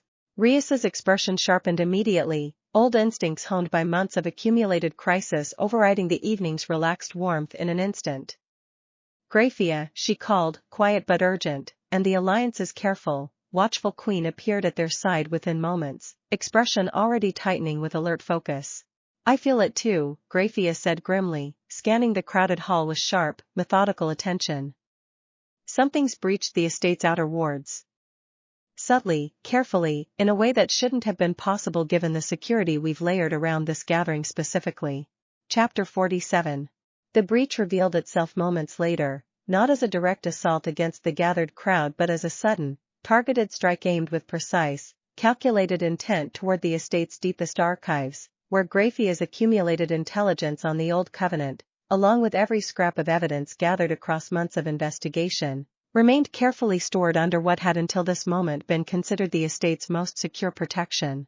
They're not attacking the gathering, Graphia realized aloud, already moving with urgent, controlled speed toward the archive wing, Izuku, Rias, and a hastily assembled contingent of guards close behind. They're using it as cover, exploiting the fact that our attention and our security are focused outward, toward the crowd, rather than inward, toward exactly the intelligence that might expose their identities and their plans. They reached the archive wing to find its outer defenses already breached, a small, precise team of intruders working with the kind of disciplined, silent efficiency that spoke to genuine, considerable skill rather than reckless improvisation. Izuku recognized, immediately, the same cold, hollow quality he'd sensed threading through the estate's wards, and understood, with sudden clarity, exactly what he was looking at. Constructs, he said grimly, fused power already kindling beneath his skin in immediate, instinctive readiness. Like the one Riser built, but more refined, more controlled. The intruders turned to meet the arriving alliance forces with cold, mechanical precision, and the brief, sharp confrontation that followed proved considerably less prolonged than Izuku had feared, months of accumulated training and battle-tested coordination allowing the alliance forces to overwhelm the intruding constructs within minutes rather than the desperate, drawn-out struggle Kokobil's confrontation had once required. But as the last construct finally crumbled into inert, lifeless wreckage, Graphia's urgent, focused examination of the archive's disturbed contents revealed a considerably more troubling truth. They got what they came for, she said grimly, surveying the disturbed records with sharp, methodical assessment. Copies of everything we'd gathered on the Old Covenant's suspected membership and resources. Which means, if there was ever any hope of striking them with the element of surprise, that hope has almost certainly just been lost. Or, Surzek said, arriving in time to hear the grim assessment, expression settling into careful, calculating focus, it means they've revealed something valuable about their own priorities. They didn't come here to attack Izuku directly, despite the opportunity a crowded, celebratory gathering might have offered. They came specifically for information about themselves, about how thoroughly we'd already begun to expose their network. That suggests a vulnerability, not simply a strength. Izuku, absorbing the grim, complicated calculus of the breach's true significance, felt a familiar, steady resolve settle beneath the fresh alarm. Then we use that. If they're worried enough about exposure to risk a direct strike against our archives, during the exact gathering meant to demonstrate our unity, that tells us they're not as confident in their own position as they'd like us to believe. A reasonable assessment, Graphia said, something approving entering her tone despite the gravity of the situation. Though it also means they now know precisely how much we'd already uncovered, which likely accelerates whatever timeline they'd originally intended for their final move. Chapter 48. The days following the breach passed in a haze of urgent, accelerated preparation, the Alliance's hard-won gathering having proven, in the end, both a genuine triumph of unity and an unexpected catalyst for the Old Covenant's final, decisive escalation.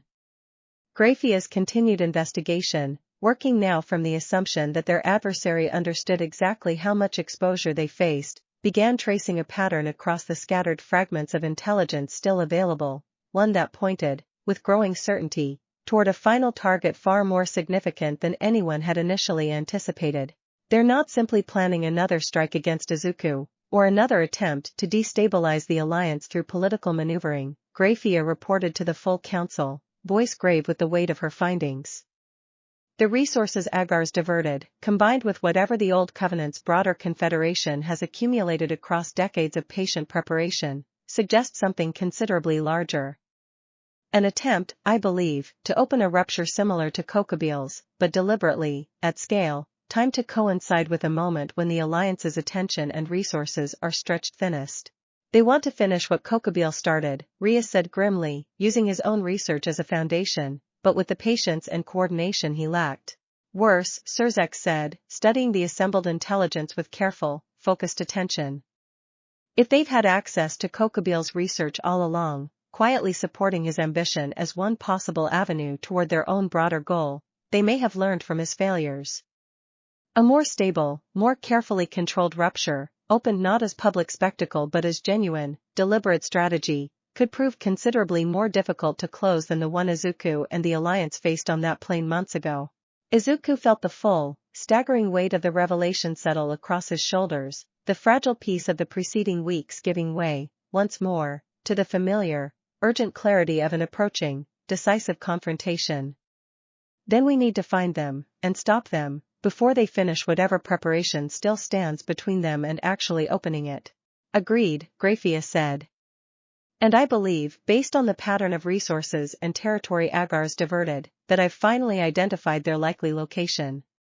A remote stretch of borderland between Devil, Fallen Angel, and unclaimed neutral territory, distant enough from any single faction's regular patrols to have remained hidden this long, but accessible enough to serve as a genuine staging ground for whatever final ritual they intend. The Council's urgent planning stretched long into the following days, weaving together every lesson learned across the preceding months of accumulated crisis into a coordinated strategy considerably more thorough than anything the Alliance had previously attempted. Surzex and Azazel personally coordinated the combined force that would ultimately move against the Old Covenant's hidden staging ground, drawing not only on Devil and Fallen Angel military strength but on the genuine, hard-won trust forged across months of shared struggle. Izuku, preparing for what he understood, with quiet, steady certainty, would likely prove the final, decisive confrontation of everything that had unfolded since his arrival, found himself once more in the estate's outer garden on the evening before their planned departure. Rias, Akeno, and Kuroka gathered close beside him beneath the familiar, deep violet sky. Whatever happens tomorrow, he said quietly, I want you all to know how much these past months have meant. Not just the fighting, or the growth, or even finding a way to protect people the way I always wanted to. All of this, with the three of you, has meant more than I think I ever fully expressed. Rias took his hand, Akeno settling close on his other side, Kuroka leaning her head against his shoulder with quiet, unspoken affection, and for a long, peaceful moment, the four of them simply existed together beneath the familiar sky, gathering strength not from power or preparation but from the simple, unshakable certainty of everything they had built together across the long, transformative months since a boy had first fallen, frightened and alone, into a world that had somehow, impossibly, become his own. Chapter 49. The staging ground Grafia had identified revealed itself, as their combined force finally approached beneath the pale light of a underworld dawn, as a sprawling, ancient ruin considerably larger and more elaborately warded than the fortress they had raided months earlier, its weathered black stone humming with a dense, layered enchantment that spoke to decades, perhaps centuries, of patient, careful preparation. At its center, visible even from their approach along the surrounding ridgeline, a structure of dark, twisted metal rose against the horizon, cradling within its jagged framework a slowly pulsing distortion that Izuku recognized, immediately, with a cold, familiar dread. They've already begun, he said, urgency sharpening his voice as the full Alliance force paused at the ridge's edge, surveying the staging ground's considerable defenses. That's not just preparation anymore. That's an active rupture, already forming. Then we don't have the luxury of a careful, measured approach, Surzek said grimly, already signaling the combined force into its final, coordinated formation. We move now, decisively, before it grows any further. The assault that followed unfolded with a scale and coordination far exceeding anything the Alliance had previously attempted, devils and fallen angels advancing together in disciplined, seamless formation against the staging ground's considerable defenses, and Izuku, moving at the formation's head alongside Rias, Akeno, and Kuroka, felt the accumulated weight of every lesson learned across the preceding months converge into a single, focused clarity of purpose.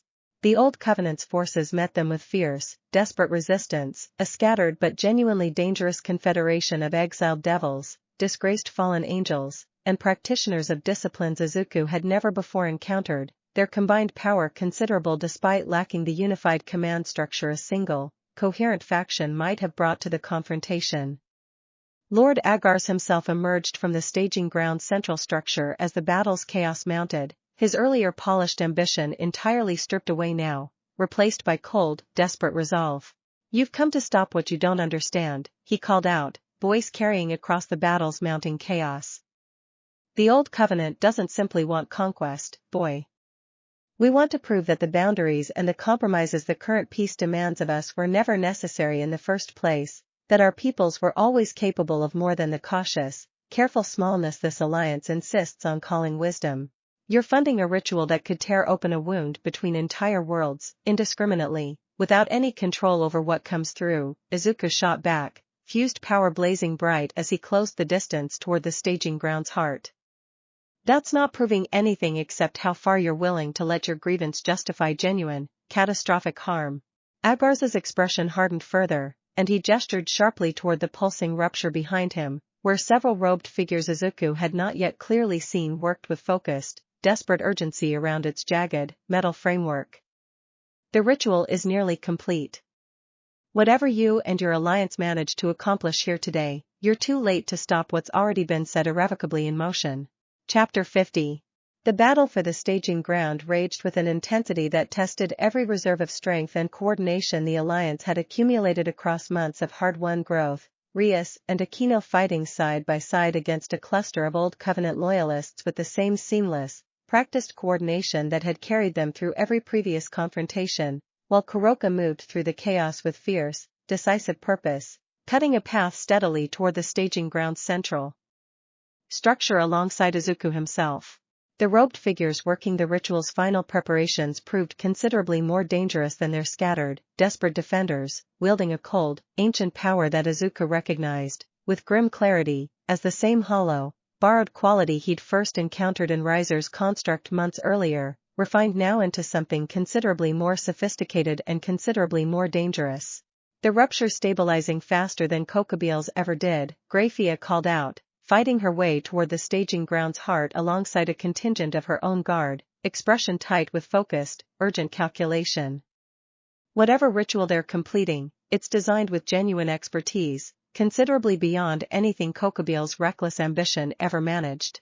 Izuku felt the mounting danger with the same instinctive, immediate clarity that had guided him through every previous crisis, the fused power inside him blazing brighter and more focused than ever before as he drove steadily toward the ritual's dark, twisted heart. He fought through wave after wave of the Old Covenant's desperate defenders, Kuroka a constant, fierce presence at his side, and finally broke through into the staging ground's innermost chamber just as the ritual's final, robed practitioners completed whatever dark working had bound the rupture into its current, unnervingly stable form.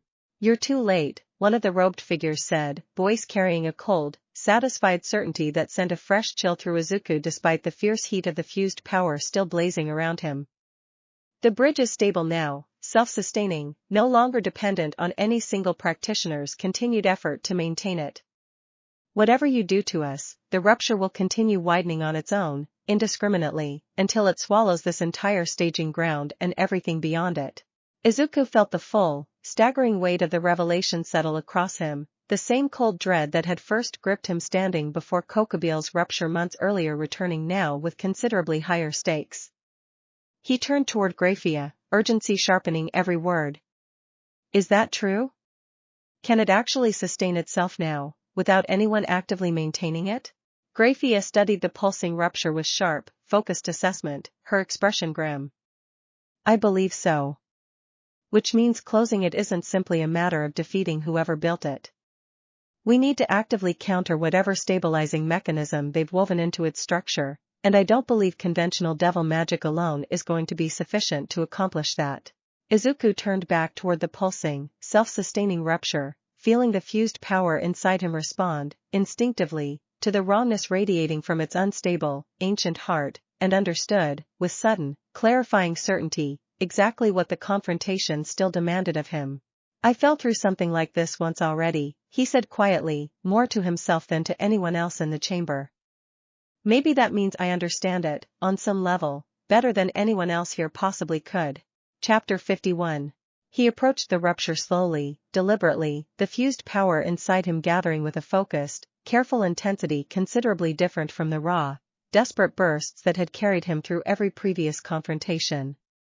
Rias, arriving at the chamber's entrance just in time to see him approach the pulsing distortion, felt her breath catch with immediate, fierce alarm. "Izuku, what are you doing?"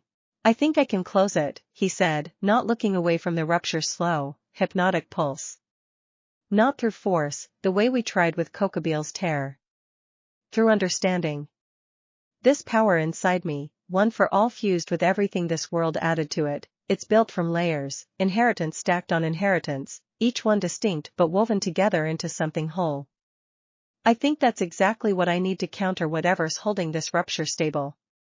Not raw strength, but the same kind of layered, deliberate integration that let my own power finally settle into its true shape." "That sounds dangerous," Akeno said, arriving alongside Rias with matching, fierce concern. "You'd be attempting something no one's ever tried before, against a working built with genuine, sophisticated expertise." "I know," Izuku said, finally glancing back toward them, steady conviction settling behind his eyes despite the obvious risk. "But I don't think we have another option. If this rupture keeps widening on its own, indiscriminately, it's not just this staging ground at risk. It's everything beyond it, on both sides of whatever boundary it's tearing through." Rias studied him for a long, weighted moment, old fear and fierce, hard-won trust warring visibly behind her crimson eyes, before finally, reluctantly, nodding. "Then we hold this chamber, and whatever remains of Agarz's forces, while you do whatever needs doing. Whatever happens, Izuku, we're not leaving you to face this alone."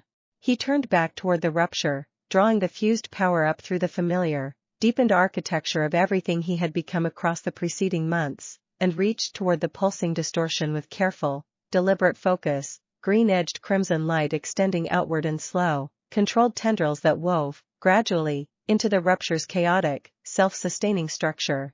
The sensation that followed defied easy description, a vast, disorienting awareness of the rupture's own tangled, ancient architecture, layer upon layer of dark, borrowed power woven together by patient, expert hands into something that mimicked stability without ever achieving it genuinely.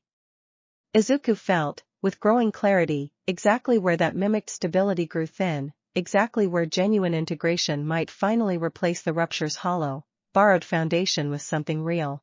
He poured everything he had into that careful, deliberate working, the accumulated strength of 7 inherited quirks fused with months of hard-won demonic transformation, guided not by raw force but by the same patient, careful understanding that had carried him through every previous crisis. Behind him, he was distantly aware of Rias, Akeno, and Kuroka holding the chamber against a final, desperate surge of Agarz's remaining forces, their combined strength buying him the critical time his careful, focused working demanded. Slowly, agonizingly, the rupture's pulsing distortion began to steady, then to shrink, its self-sustaining structure finally, genuinely destabilizing under the weight of Izuku's careful, integrated counterworking. Agarz, watching his final, desperate hope collapse before his eyes, let out a hoarse, furious cry and lunged toward Izuku directly, only to be intercepted, decisively, by Kuroka's swift, precise strike. "Not today," she said fiercely, standing protectively between Agarz and Izuku's still focused, vulnerable working. "Whatever grievance drove you to this, it ends here." Chapter 52. The rupture collapsed fully several long, tense minutes later, folding inward with a final, shuddering pulse of light that left the staging ground's central chamber suddenly, overwhelmingly quiet, the dark, twisted metal framework that had cradled it crumbling now into harmless, inert wreckage. Izuku sank to his knees amid the settling dust, the fused power finally receding beneath his skin as exhaustion, deeper than anything he had felt even after the confrontation with Kokobeel, crashed over him in a heavy, overwhelming wave. Rias reached him first, gathering him carefully against her with fierce, relieved urgency, Akeno and Kuroka close behind, and for a long, quiet moment, none of them spoke at all, simply holding on to the fragile, hard-won certainty that the immediate danger had genuinely, finally passed. "It's closed," Graphia confirmed, moving through the chamber's settling wreckage with careful, methodical assessment.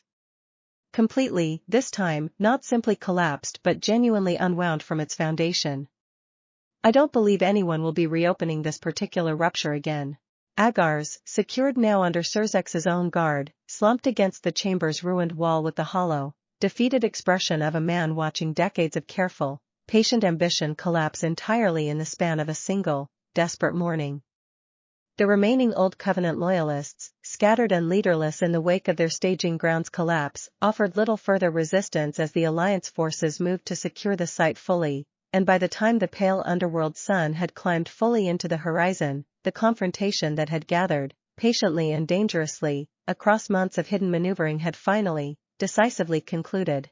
The journey home passed in a haze of exhausted, grateful relief, Izuku resting against Rias's steady support for much of the flight, Akeno and Kuroka close beside them, and by the time the Astaroth estate's familiar towers rose into view against the deepening violet sky, a genuine, hard-won sense of completion had begun to settle over the entire returning delegation. Lord Astaroth met them in the estate's main hall with visible, profound relief, and the following days passed in a gradual, welcome return to the same rhythm of genuine peace Izuku had briefly glimpsed in the weeks before Agars's departure, this time carrying the deeper, more settled certainty that the threat underlying that fragile peace had, at last, been fully, decisively resolved. Chapter 53. In the weeks that followed the Old Covenant's defeat, Izuku found himself, for the first time since his arrival, genuinely free to consider the full shape of the life he had built in this extraordinary, unexpected world, unburdened at last by the constant, urgent pressure of gathering crisis. Surzex's researchers, freed from the demands of active conflict, redirected their careful attention toward the question that had quietly persisted beneath every other concern since Izuku's earliest days in the underworld, whether a path home, however difficult, might genuinely exist. The answer, when it finally arrived, proved neither simple nor entirely satisfying, but carried within it a measure of hope Izuku had not fully allowed himself to expect. A careful, controlled variant of the same dimensional theory Kokobile and the Old Covenant had each, in their own dangerous ways, attempted to weaponize, could, Surzex's researchers believed, be adapted into something considerably safer, not a permanent, uncontrolled bridge, but a single, deliberate, carefully monitored passage, opened once, under full Alliance protection, allowing genuine choice rather than accident to determine what came next. It won't be simple, Surzex told him, presenting the research with careful, honest caution. And I won't pretend the risk is entirely eliminated, even with every precaution we can possibly muster. But if you wish it, Izuku, we can open a single, controlled passage back to your original world, allowing you to see your family, your old life, and decide for yourself, freely, what you genuinely want your future to hold. Izuku received the news with a complicated tangle of emotion he had been quietly carrying for months finally given real, concrete shape. He spoke with Rias, Akeno, and Kuroka at length in the days that followed, turning the possibility over from every angle, and found, in each conversation, the same steady, unwavering support he had come to rely on across the entirety of his time in this world. Whatever you choose, Rias told him, holding his hand with familiar, grounding warmth, we'll support it completely. If you need to see your mother again, to know for certain that your old life is safe and well, that's not a betrayal of anything we've built here. It's simply part of who you are, and we'd never ask you to set that aside.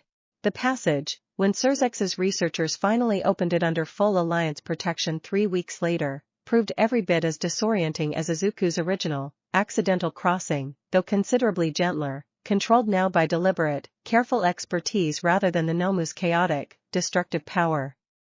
He stepped through alone, as the delicate calibration required, and found himself, for one dizzying, overwhelming moment, standing once more on familiar ground, the city lights of his old world spreading out beneath a sky that held only a single, familiar moon. Chapter 54. The reunion with his mother, arranged carefully through channels Surzex's researchers had painstakingly established in the weeks leading up to the passage's opening, unfolded in a small, quiet apartment that Izuku recognized instantly, tears spilling freely the moment Izuku Midoriya's disbelieving eyes found her son standing, alive and whole, in her doorway. Izuku, she breathed, and the word carried months of grief and desperate, unresolved hope finally breaking free all at once. They told us you were gone. Aizawa-sensei, all your classmates, everyone searched for months and found nothing, and I thought. I'm here, Mom, Izuku said, gathering her into a fierce, tearful embrace that held every ounce of longing he had carried across the entirety of his extraordinary, transformative months away. "I'm sorry. I'm so sorry you didn't know. I'm here now, and I'm going to explain everything, I promise." He spent the following days explaining, as best he could, everything that had happened since the USJ attack, the impossible, extraordinary shape his life had taken in a world his mother could barely begin to fully comprehend, and found her, despite the overwhelming strangeness of it all, receiving his account with the same steady, unconditional love that had carried him through every challenge of his childhood. "You've grown so much," she said quietly, studying him with a mixture of wonder and quiet, aching pride, during one of their many long conversations across those precious, borrowed days. "Not just stronger. Different, somehow. More certain of yourself. I found people who believed in me," Izuku said, "the same way you always did. I found a place where I mattered, where I could actually help, the same way I always wanted to hear." He hesitated, gathering the courage for the conversation he had been quietly dreading since the moment the passage first opened. "Mom, I need to tell you something difficult. I don't think I'm meant to stay here permanently. Not because I don't love you, or miss this life more than I can properly say. But I've built something real there, people who need me, a purpose I found that feels every bit as genuine as the one I always dreamed of here." Inko studied her son for a long, quiet moment, old grief and new understanding warring visibly behind her tear-filled eyes, before finally, gently, taking his hands in hers. "I always knew, somehow, that the world was too small to properly hold everything you were meant to become, Izuku. If you found people who love you, who need you, who help you become exactly who you're meant to be, then I won't ask you to set that aside simply to ease my own grief at losing you again." She managed a small, trembling smile. "I only ask that you find some way to let me know you're safe, whenever you can. That's all any mother truly needs."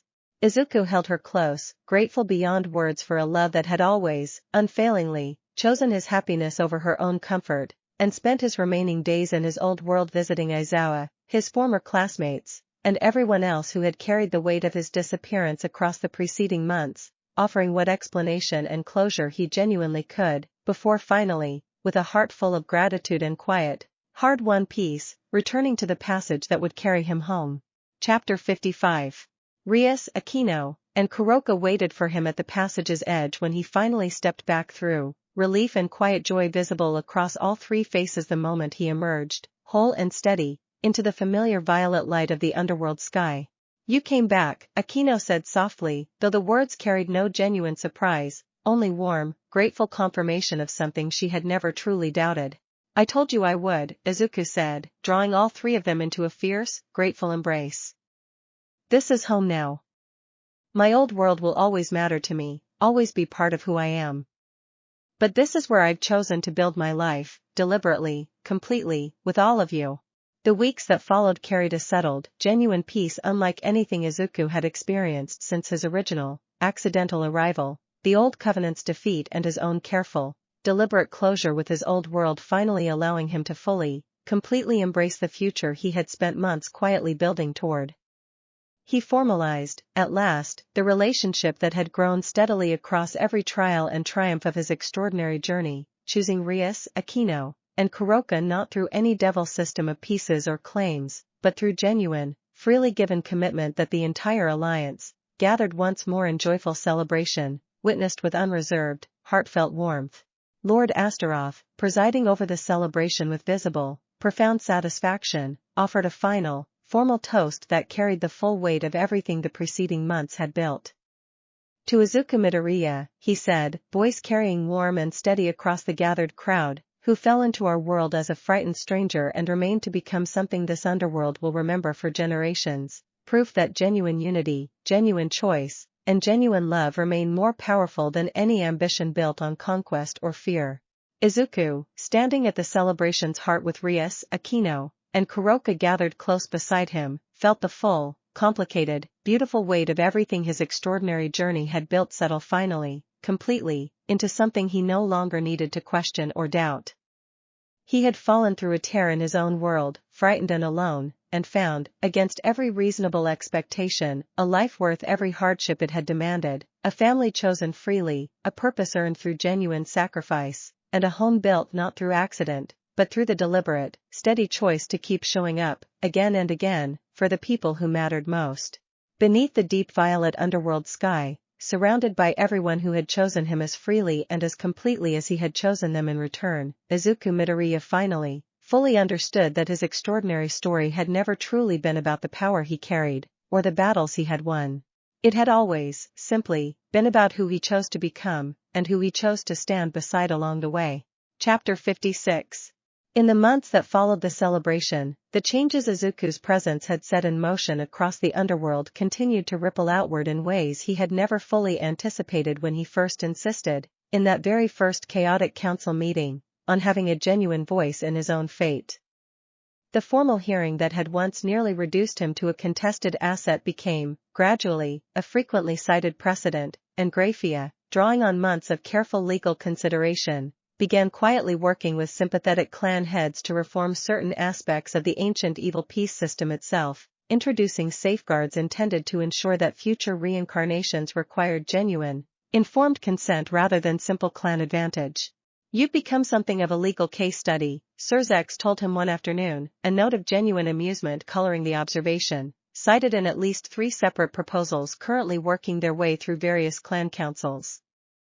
"I don't believe anyone anticipated, when you first fell into this world, that you'd end up quietly reshaping some of its oldest institutions simply by insisting, consistently, on being treated as a person rather than a prize. I never set out to change anything that large," Izuku said, though quiet pride colored his response nonetheless.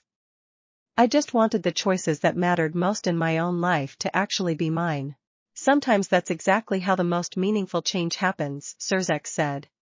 "Not through grand declaration, but through simply, consistently living according to a principle worth honoring, until enough people notice and decide it's worth honoring more broadly as well."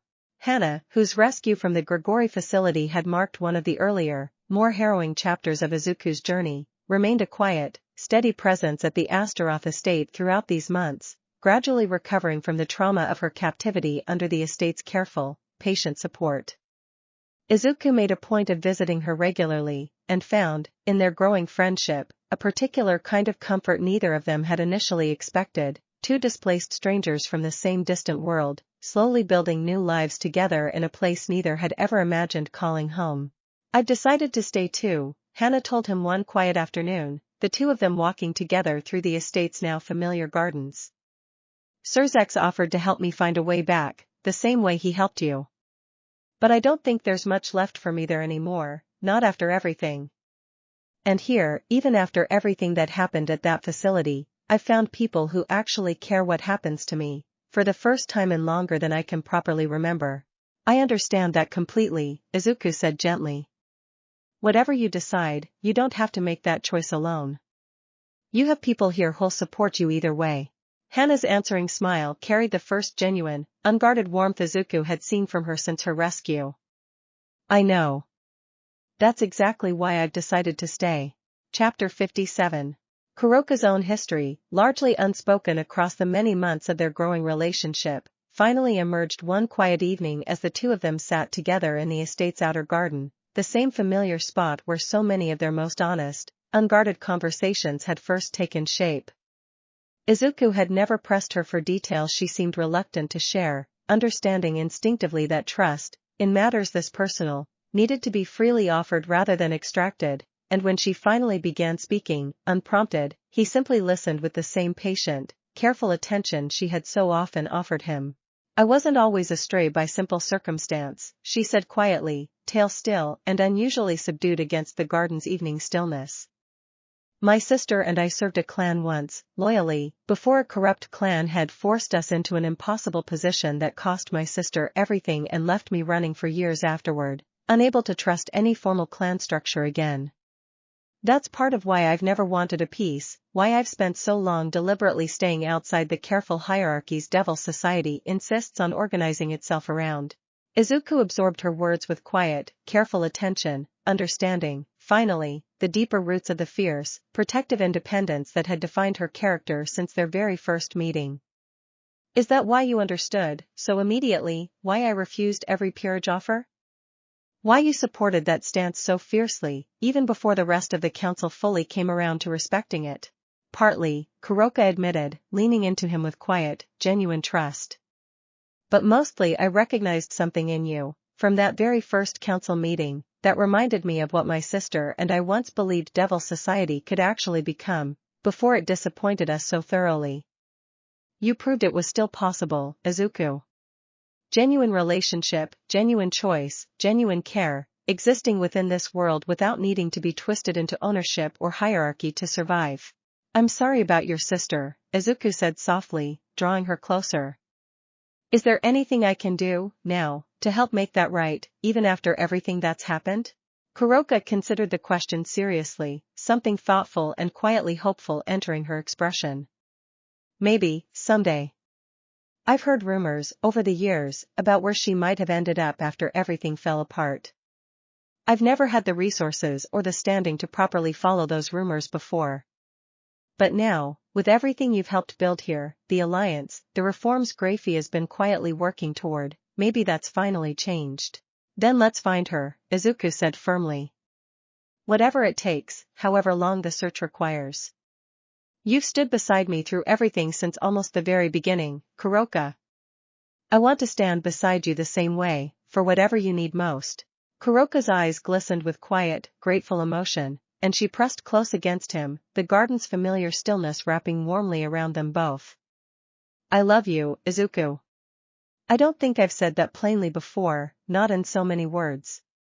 But I do, completely, and I'm endlessly grateful this strange, impossible world brought you into my life. I love you too, Izuku said simply, and meant it with the same complete, unguarded certainty he had come, gradually and genuinely, to feel for each of the three remarkable women who had chosen to build a life alongside him. Chapter 58. The search for Kuroka's sister, undertaken in the months that followed with the full support of the Alliance's considerable resources, unfolded gradually, carefully, weaving alongside the ordinary, settled rhythm of Izuku's continued life in the underworld. Training continued, though gentler now, focused increasingly on refinement rather than the desperate, urgent growth crisis had once demanded. Diplomatic obligations continued as well, though considerably eased by the genuine trust the Alliance had built across every trial of the preceding year, and Izuku found himself, increasingly, settling into a rhythm of genuine, sustainable purpose rather than constant, reactive survival. He continued his careful study of underworld history and politics, eventually earning, through Surzex's quiet sponsorship, a genuine, informal role advising the Alliance Council on matters touching displaced individuals and cross-dimensional concerns, a position that let him channel the hard-won wisdom of his own extraordinary journey into protecting others who might, someday, find themselves similarly lost and afraid in an unfamiliar world. You've built something remarkable here, Rias told him one evening, the two of them reviewing a fresh case, a young sacred gear wielder who had recently arrived under circumstances eerily similar to Izuku's own accidental crossing, together in the estate's quiet study. Not just a life for yourself, but a genuine institution, a place where people like you, like Hannah, like whoever else might someday find themselves lost between worlds, can find real protection and real belonging rather than exploitation. I couldn't have built any of it without everything you, Akeno, and Kuroka taught me, Izuku said, reaching for her hand with familiar, grateful warmth. Every lesson about trust, about choosing people deliberately rather than simply reacting to circumstance, all of it started with the three of you choosing to stand beside a frightened, confused stranger who had absolutely nothing to offer in return except gratitude. You offered considerably more than gratitude, Rias said, a soft, genuine smile touching her mouth. You offered exactly who you already were, honestly and completely, from that very first morning in your guest chamber.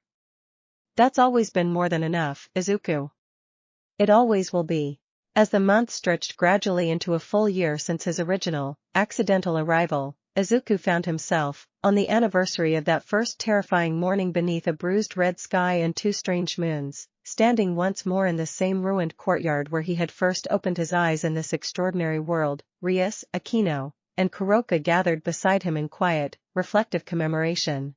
A year ago, he said softly, studying the same broken pillars and weathered black stone that had once represented nothing but terror and confusion, I thought this was the worst thing that had ever happened to me. Getting torn away from everything and everyone I knew, dropped somewhere I didn't understand, facing dangers I couldn't have imagined. And now? Akeno asked gently. Izuku looked around at the three of them, at the ruined courtyard that had somehow become, across a year of hardship and unexpected grace, sacred ground marking the true beginning of everything his life had become, and felt a warmth settle deep in his chest that no fear or uncertainty could ever fully diminish again. Now I think it might have been the best thing that ever happened to me, he said quietly. Not because any of it was easy, or because I'd wish this path on anyone else. But because it led me here, to all of you, to a purpose and a family I chose freely and completely, in a world I've genuinely learned to call home. Kuroka's tail curled gently around his wrist, the same familiar, tender gesture she had offered him so many times across the preceding year, and Rias and Akeno drew close on either side, the four of them standing together beneath the same deep violet sky that had once seemed so terrifyingly foreign and now, at last, felt simply, completely like home. Chapter 59. Word of Kuroka's sister finally arrived nearly 8 months into their careful, patient search, carried through a network of stray contacts Kuroka herself had spent years quietly cultivating, now amplified considerably by the Alliance's willingness to lend its own considerable resources to the effort. She had survived, it turned out, the same desperate flight that had once separated the two sisters, eventually finding shelter among a scattered community of strays living quietly along the Underworld's distant eastern borders, far beyond the reach of any formal clan's regular patrol or attention. The reunion, when Izuku accompanied Kuroka on the journey to finally locate her, unfolded with a raw, overwhelming emotion that left even Izuku, who had witnessed so much extraordinary hardship and triumph across the preceding year, quietly moved to tears alongside them. Kuroka's sister, a quieter, more guarded woman named Chiron, regarded Izuku with initial, understandable wariness before Kuroka's fierce, joyful insistence on his trustworthiness gradually won a measure of cautious acceptance. She talks about you constantly, Chiron said, studying Izuku with careful, evaluating attention during one of their early conversations, Kuroka having stepped away briefly to help settle logistics for her sister's eventual return to Astaroth territory.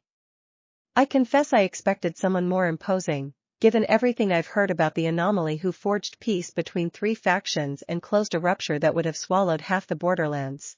I think most people expect that, Izuku admitted, managing a small, wry smile. I'm mostly just someone who got lucky enough to find people worth fighting for. Chiron studied him a moment longer before something in her guarded expression finally, genuinely softened. My sister has always had good instincts about people, even when the rest of the world gave her every reason to stop trusting them. I think I understand, now, why she trusts you as completely as she does. The journey back to the Astaroth estate, Chiron traveling alongside them now as Kuroka's long-lost family finally, joyfully reunited, carried a warmth and completion that settled something quietly, deeply satisfying into Izuku's chest, one final thread of his extraordinary journey finally woven into its rightful, healing place. Rias and Akeno welcomed Chiron with the same genuine, unguarded warmth they had shown Hana months earlier, and the estate, already home to so many who had found unexpected belonging within its warded walls, opened easily to accommodate one more. Chapter 60. The years that followed, as Izuku's extraordinary story gradually settled into the steadier, quieter rhythm of a genuinely built life, carried their own share of challenges and triumphs, though none, perhaps mercifully, ever again approached the desperate, world-altering stakes of that first tumultuous year. The alliance between devils, fallen angels, and eventually, gradually, the more cautious angelic faction as well, continued to deepen and mature, weathering ordinary political disagreements with considerably more resilience than the fragile, untested unity that had once nearly fractured under Kokobeel's and later the Old Covenant's patient exploitation. Izuku's informal advisory role expanded gradually into something more formal, and eventually, at the Alliance Council's unanimous request, into a permanent, dedicated office focused specifically on protecting and integrating individuals displaced across dimensional boundaries, whether through accident, malice, or the increasingly, carefully studied phenomenon his own arrival had first brought to the Underworld's urgent attention. He trained others, over time, in the careful balance of strength and humility that had carried him through his own extraordinary journey, and found, in that work, a purpose that felt every bit as meaningful and complete as the heroic aspiration that had once defined his entire childhood back in his original world. He returned to that original world periodically, through the same careful, controlled passage Surzex's researchers had first opened, visiting his mother and, gradually, his old classmates and teachers as well, weaving together the two halves of his extraordinary existence into something that no longer felt like divided loyalty but simply, genuinely, like the full, complicated shape of who he actually was. His mother, in time, met Rias, Akeno, and Kuroka properly, the visit carrying its own particular blend of wonder and warmth as two entirely different worlds finally, briefly, touched and overlapped around the family Izuku had built across both of them. "I always knew you were meant for something extraordinary," Inko told him, during one such precious, treasured visit, watching her son laugh easily with the three remarkable women who had chosen to build a life alongside him. "I just never imagined it would look quite like this. But watching you now, Izuku, seeing how genuinely happy and complete you've become, I understand completely why this is the life you were always meant to find." Chapter 61. On a quiet, unremarkable afternoon roughly 2 years after his original, accidental arrival, Izuku found himself once more in the Astaroth Estate's outer garden, the same familiar spot where so many of the most significant conversations of his extraordinary journey had first taken shape, watching the deep violet underworld sky stretch peacefully overhead. Ria settled beside him with her usual easy, familiar warmth, followed shortly by Akeno and Kuroka, the four of them gathering into the same comfortable, contented rhythm that had, gradually and completely, become simply, ordinarily, the shape of his daily life. "Do you ever think about how it all started?" Rias asked, watching him with quiet, curious affection. "Falling out of the sky, terrified and alone, into a world none of us expected to change quite so completely because of one displaced, remarkably stubborn boy?" All the time, Izuku admitted, a soft, genuine smile touching his features. "I think about the boy I was that first morning, so afraid, so uncertain what any of this meant or where it might lead. I don't think he could have imagined, even in his wildest hopes, that it would lead here. To all of this. To all of you." "For what it's worth," Akeno said gently, "I think that frightened, uncertain boy handled every single step of this extraordinary journey with more grace and genuine courage than most people, devil or human, ever manage across an entire lifetime." Kuroka, ever the last to resist a moment of genuine sincerity without eventually softening into it herself, leaned her head against his shoulder with quiet, contented affection. "He handled it well enough to earn a family worth having, a purpose worth pursuing, and considerably more love than any single boy from any single world probably has any reasonable right to expect. I'd say that's not a bad outcome at all, for one very bad, very confusing morning at USJ." Izuku laughed softly, the sound carrying none of the fear or uncertainty that had once defined his earliest days in this extraordinary, transformative world, only genuine, settled contentment. He looked around at the three remarkable women who had chosen him as freely and completely as he had chosen them in return, at the estate that had become, gradually and genuinely, home, at the entire vast, complicated, beautiful world that had once seemed so terrifyingly foreign and now felt, simply and completely, like exactly where he belonged. Whatever challenges still waited somewhere beyond the horizon, whatever new displaced strangers might someday need the same careful protection and genuine belonging he had once so desperately needed himself, Izuku understood, with the same quiet, hard-won certainty that had carried him through every trial of his extraordinary journey, that he would face them exactly as he had faced everything since that very first, terrifying morning, surrounded by people who had chosen him freely, and who he, in turn, had chosen just as freely and just as completely, for as long as this extraordinary, unexpected life continued to unfold.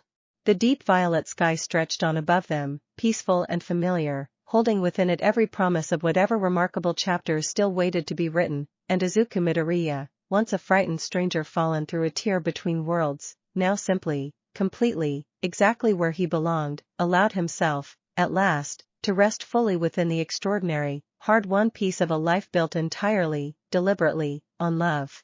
Chapter 62.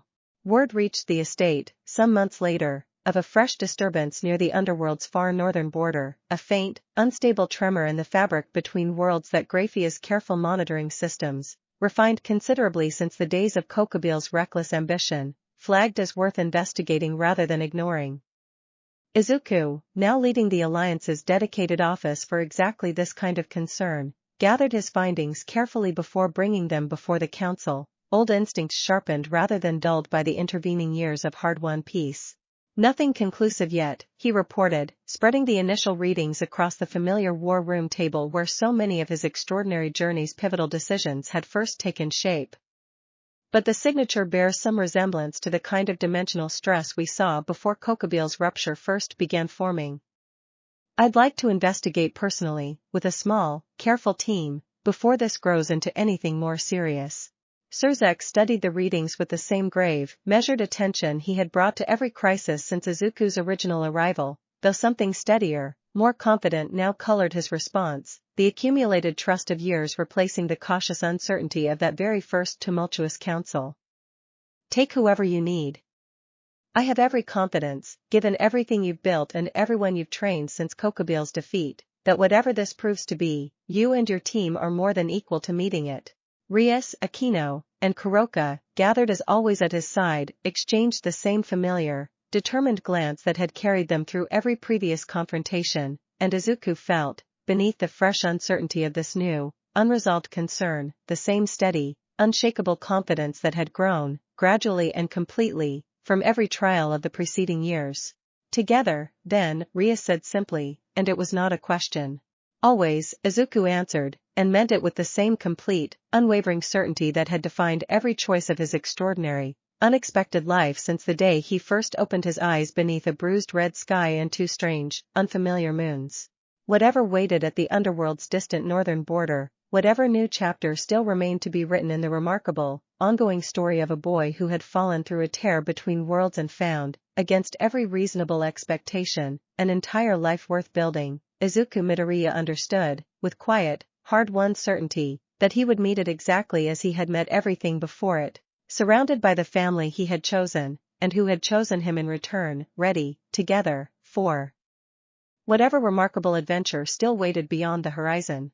And so, beneath the same deep violet sky that had once witnessed a frightened, displaced boy's first terrified breath in an unfamiliar world, that same boy, now a man grown steady and sure through years of hardship, love, and hard-won purpose, gathered his chosen family close and stepped forward once more into whatever remarkable story still waited to unfold, carrying with him every lesson his extraordinary journey had taught. That power without purpose meant nothing, that strength without love was hollow, and that a life built deliberately, choice by choice, alongside people worth choosing, could turn even the most terrifying accident into the truest, most complete kind of home.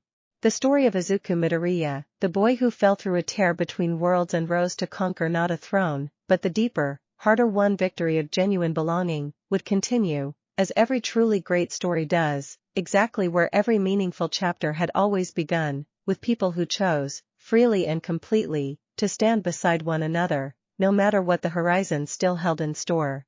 Far below the northern border's distant, shifting horizon, the faint tremor Graphia's instruments had first detected pulsed quietly onward, patient and unresolved, a small, distant reminder that no peace, however hard-won, ever remained entirely free of new mysteries waiting to be uncovered. But Izuku, walking that horizon's edge alongside Rias, Akeno, and Kuroka, no longer felt the cold, familiar dread that uncertainty had once carried in the earliest days of his extraordinary journey. He felt, instead, a quiet, settled readiness, the simple, hard-won confidence of someone who had already proven, time and again, that whatever waited ahead could be met, faced, and ultimately overcome, so long as the people who mattered most remained willing to meet it together. It was, he had come to understand across 2 remarkable years of impossible growth and unexpected belonging, the only kind of certainty that had ever truly mattered at all. The wind shifted gently across the northern ridge as the small team continued forward, carrying with it the faint, mineral scent of distant, unfamiliar territory, and somewhere beneath the vast, endless stretch of violet sky, the next chapter of an extraordinary, unfinished story quietly, patiently, began to take its first uncertain shape. Whatever it held, Izuku Midoriya was, at long last, and for as long as this extraordinary life continued, exactly where he was always meant to be, home, chosen and complete, ready for whatever came next. Behind them, the Astaroth estate's familiar towers faded slowly into the distance, a steady, welcoming beacon they would return to, as they always had, once whatever mystery the northern border ultimately revealed had been carefully, thoroughly understood. Ahead, the horizon stretched wide and unknown, exactly as it always had at the start of every meaningful chapter of Izuku's extraordinary journey, and he found, walking that uncertain path beside the family he had chosen so completely, that the unknown no longer frightened him the way it once had, in those first disoriented hours beneath a bruised red sky and two strange, unfamiliar moons. It simply felt, now, like the next small piece of an already remarkable, ongoing life, waiting patiently to be lived. And with that quiet, settled certainty carrying them steadily forward, Izuku Midoriya and the family he had built, chosen, and loved with everything he had, walked on together into whatever remarkable future still waited to be written, ready, as always, to meet it exactly as they had met everything before, together, and completely unafraid. 2 moons, a red sky, and cold stone, none of it had broken him, not truly, not in any way that mattered. It had simply, slowly, patiently, shown him exactly who he already was, and exactly who he still had every reason to become, one chosen, deliberate day at a time. That was the story, in the end, worth telling, not of a boy who conquered a world, but of a boy who let a world, and the people within it, finally, fully conquer his own quiet, long-held fear of never truly belonging anywhere at all. And in that quiet, hard-won belonging, beneath a sky still deep and violet and endlessly, wonderfully unfamiliar, Izuku Midoriya had, at long last, truly, completely come home. Nothing more needed to be said, or proven, or fought for again that day. It was, simply and completely, enough. Just enough, and everything he had ever truly needed.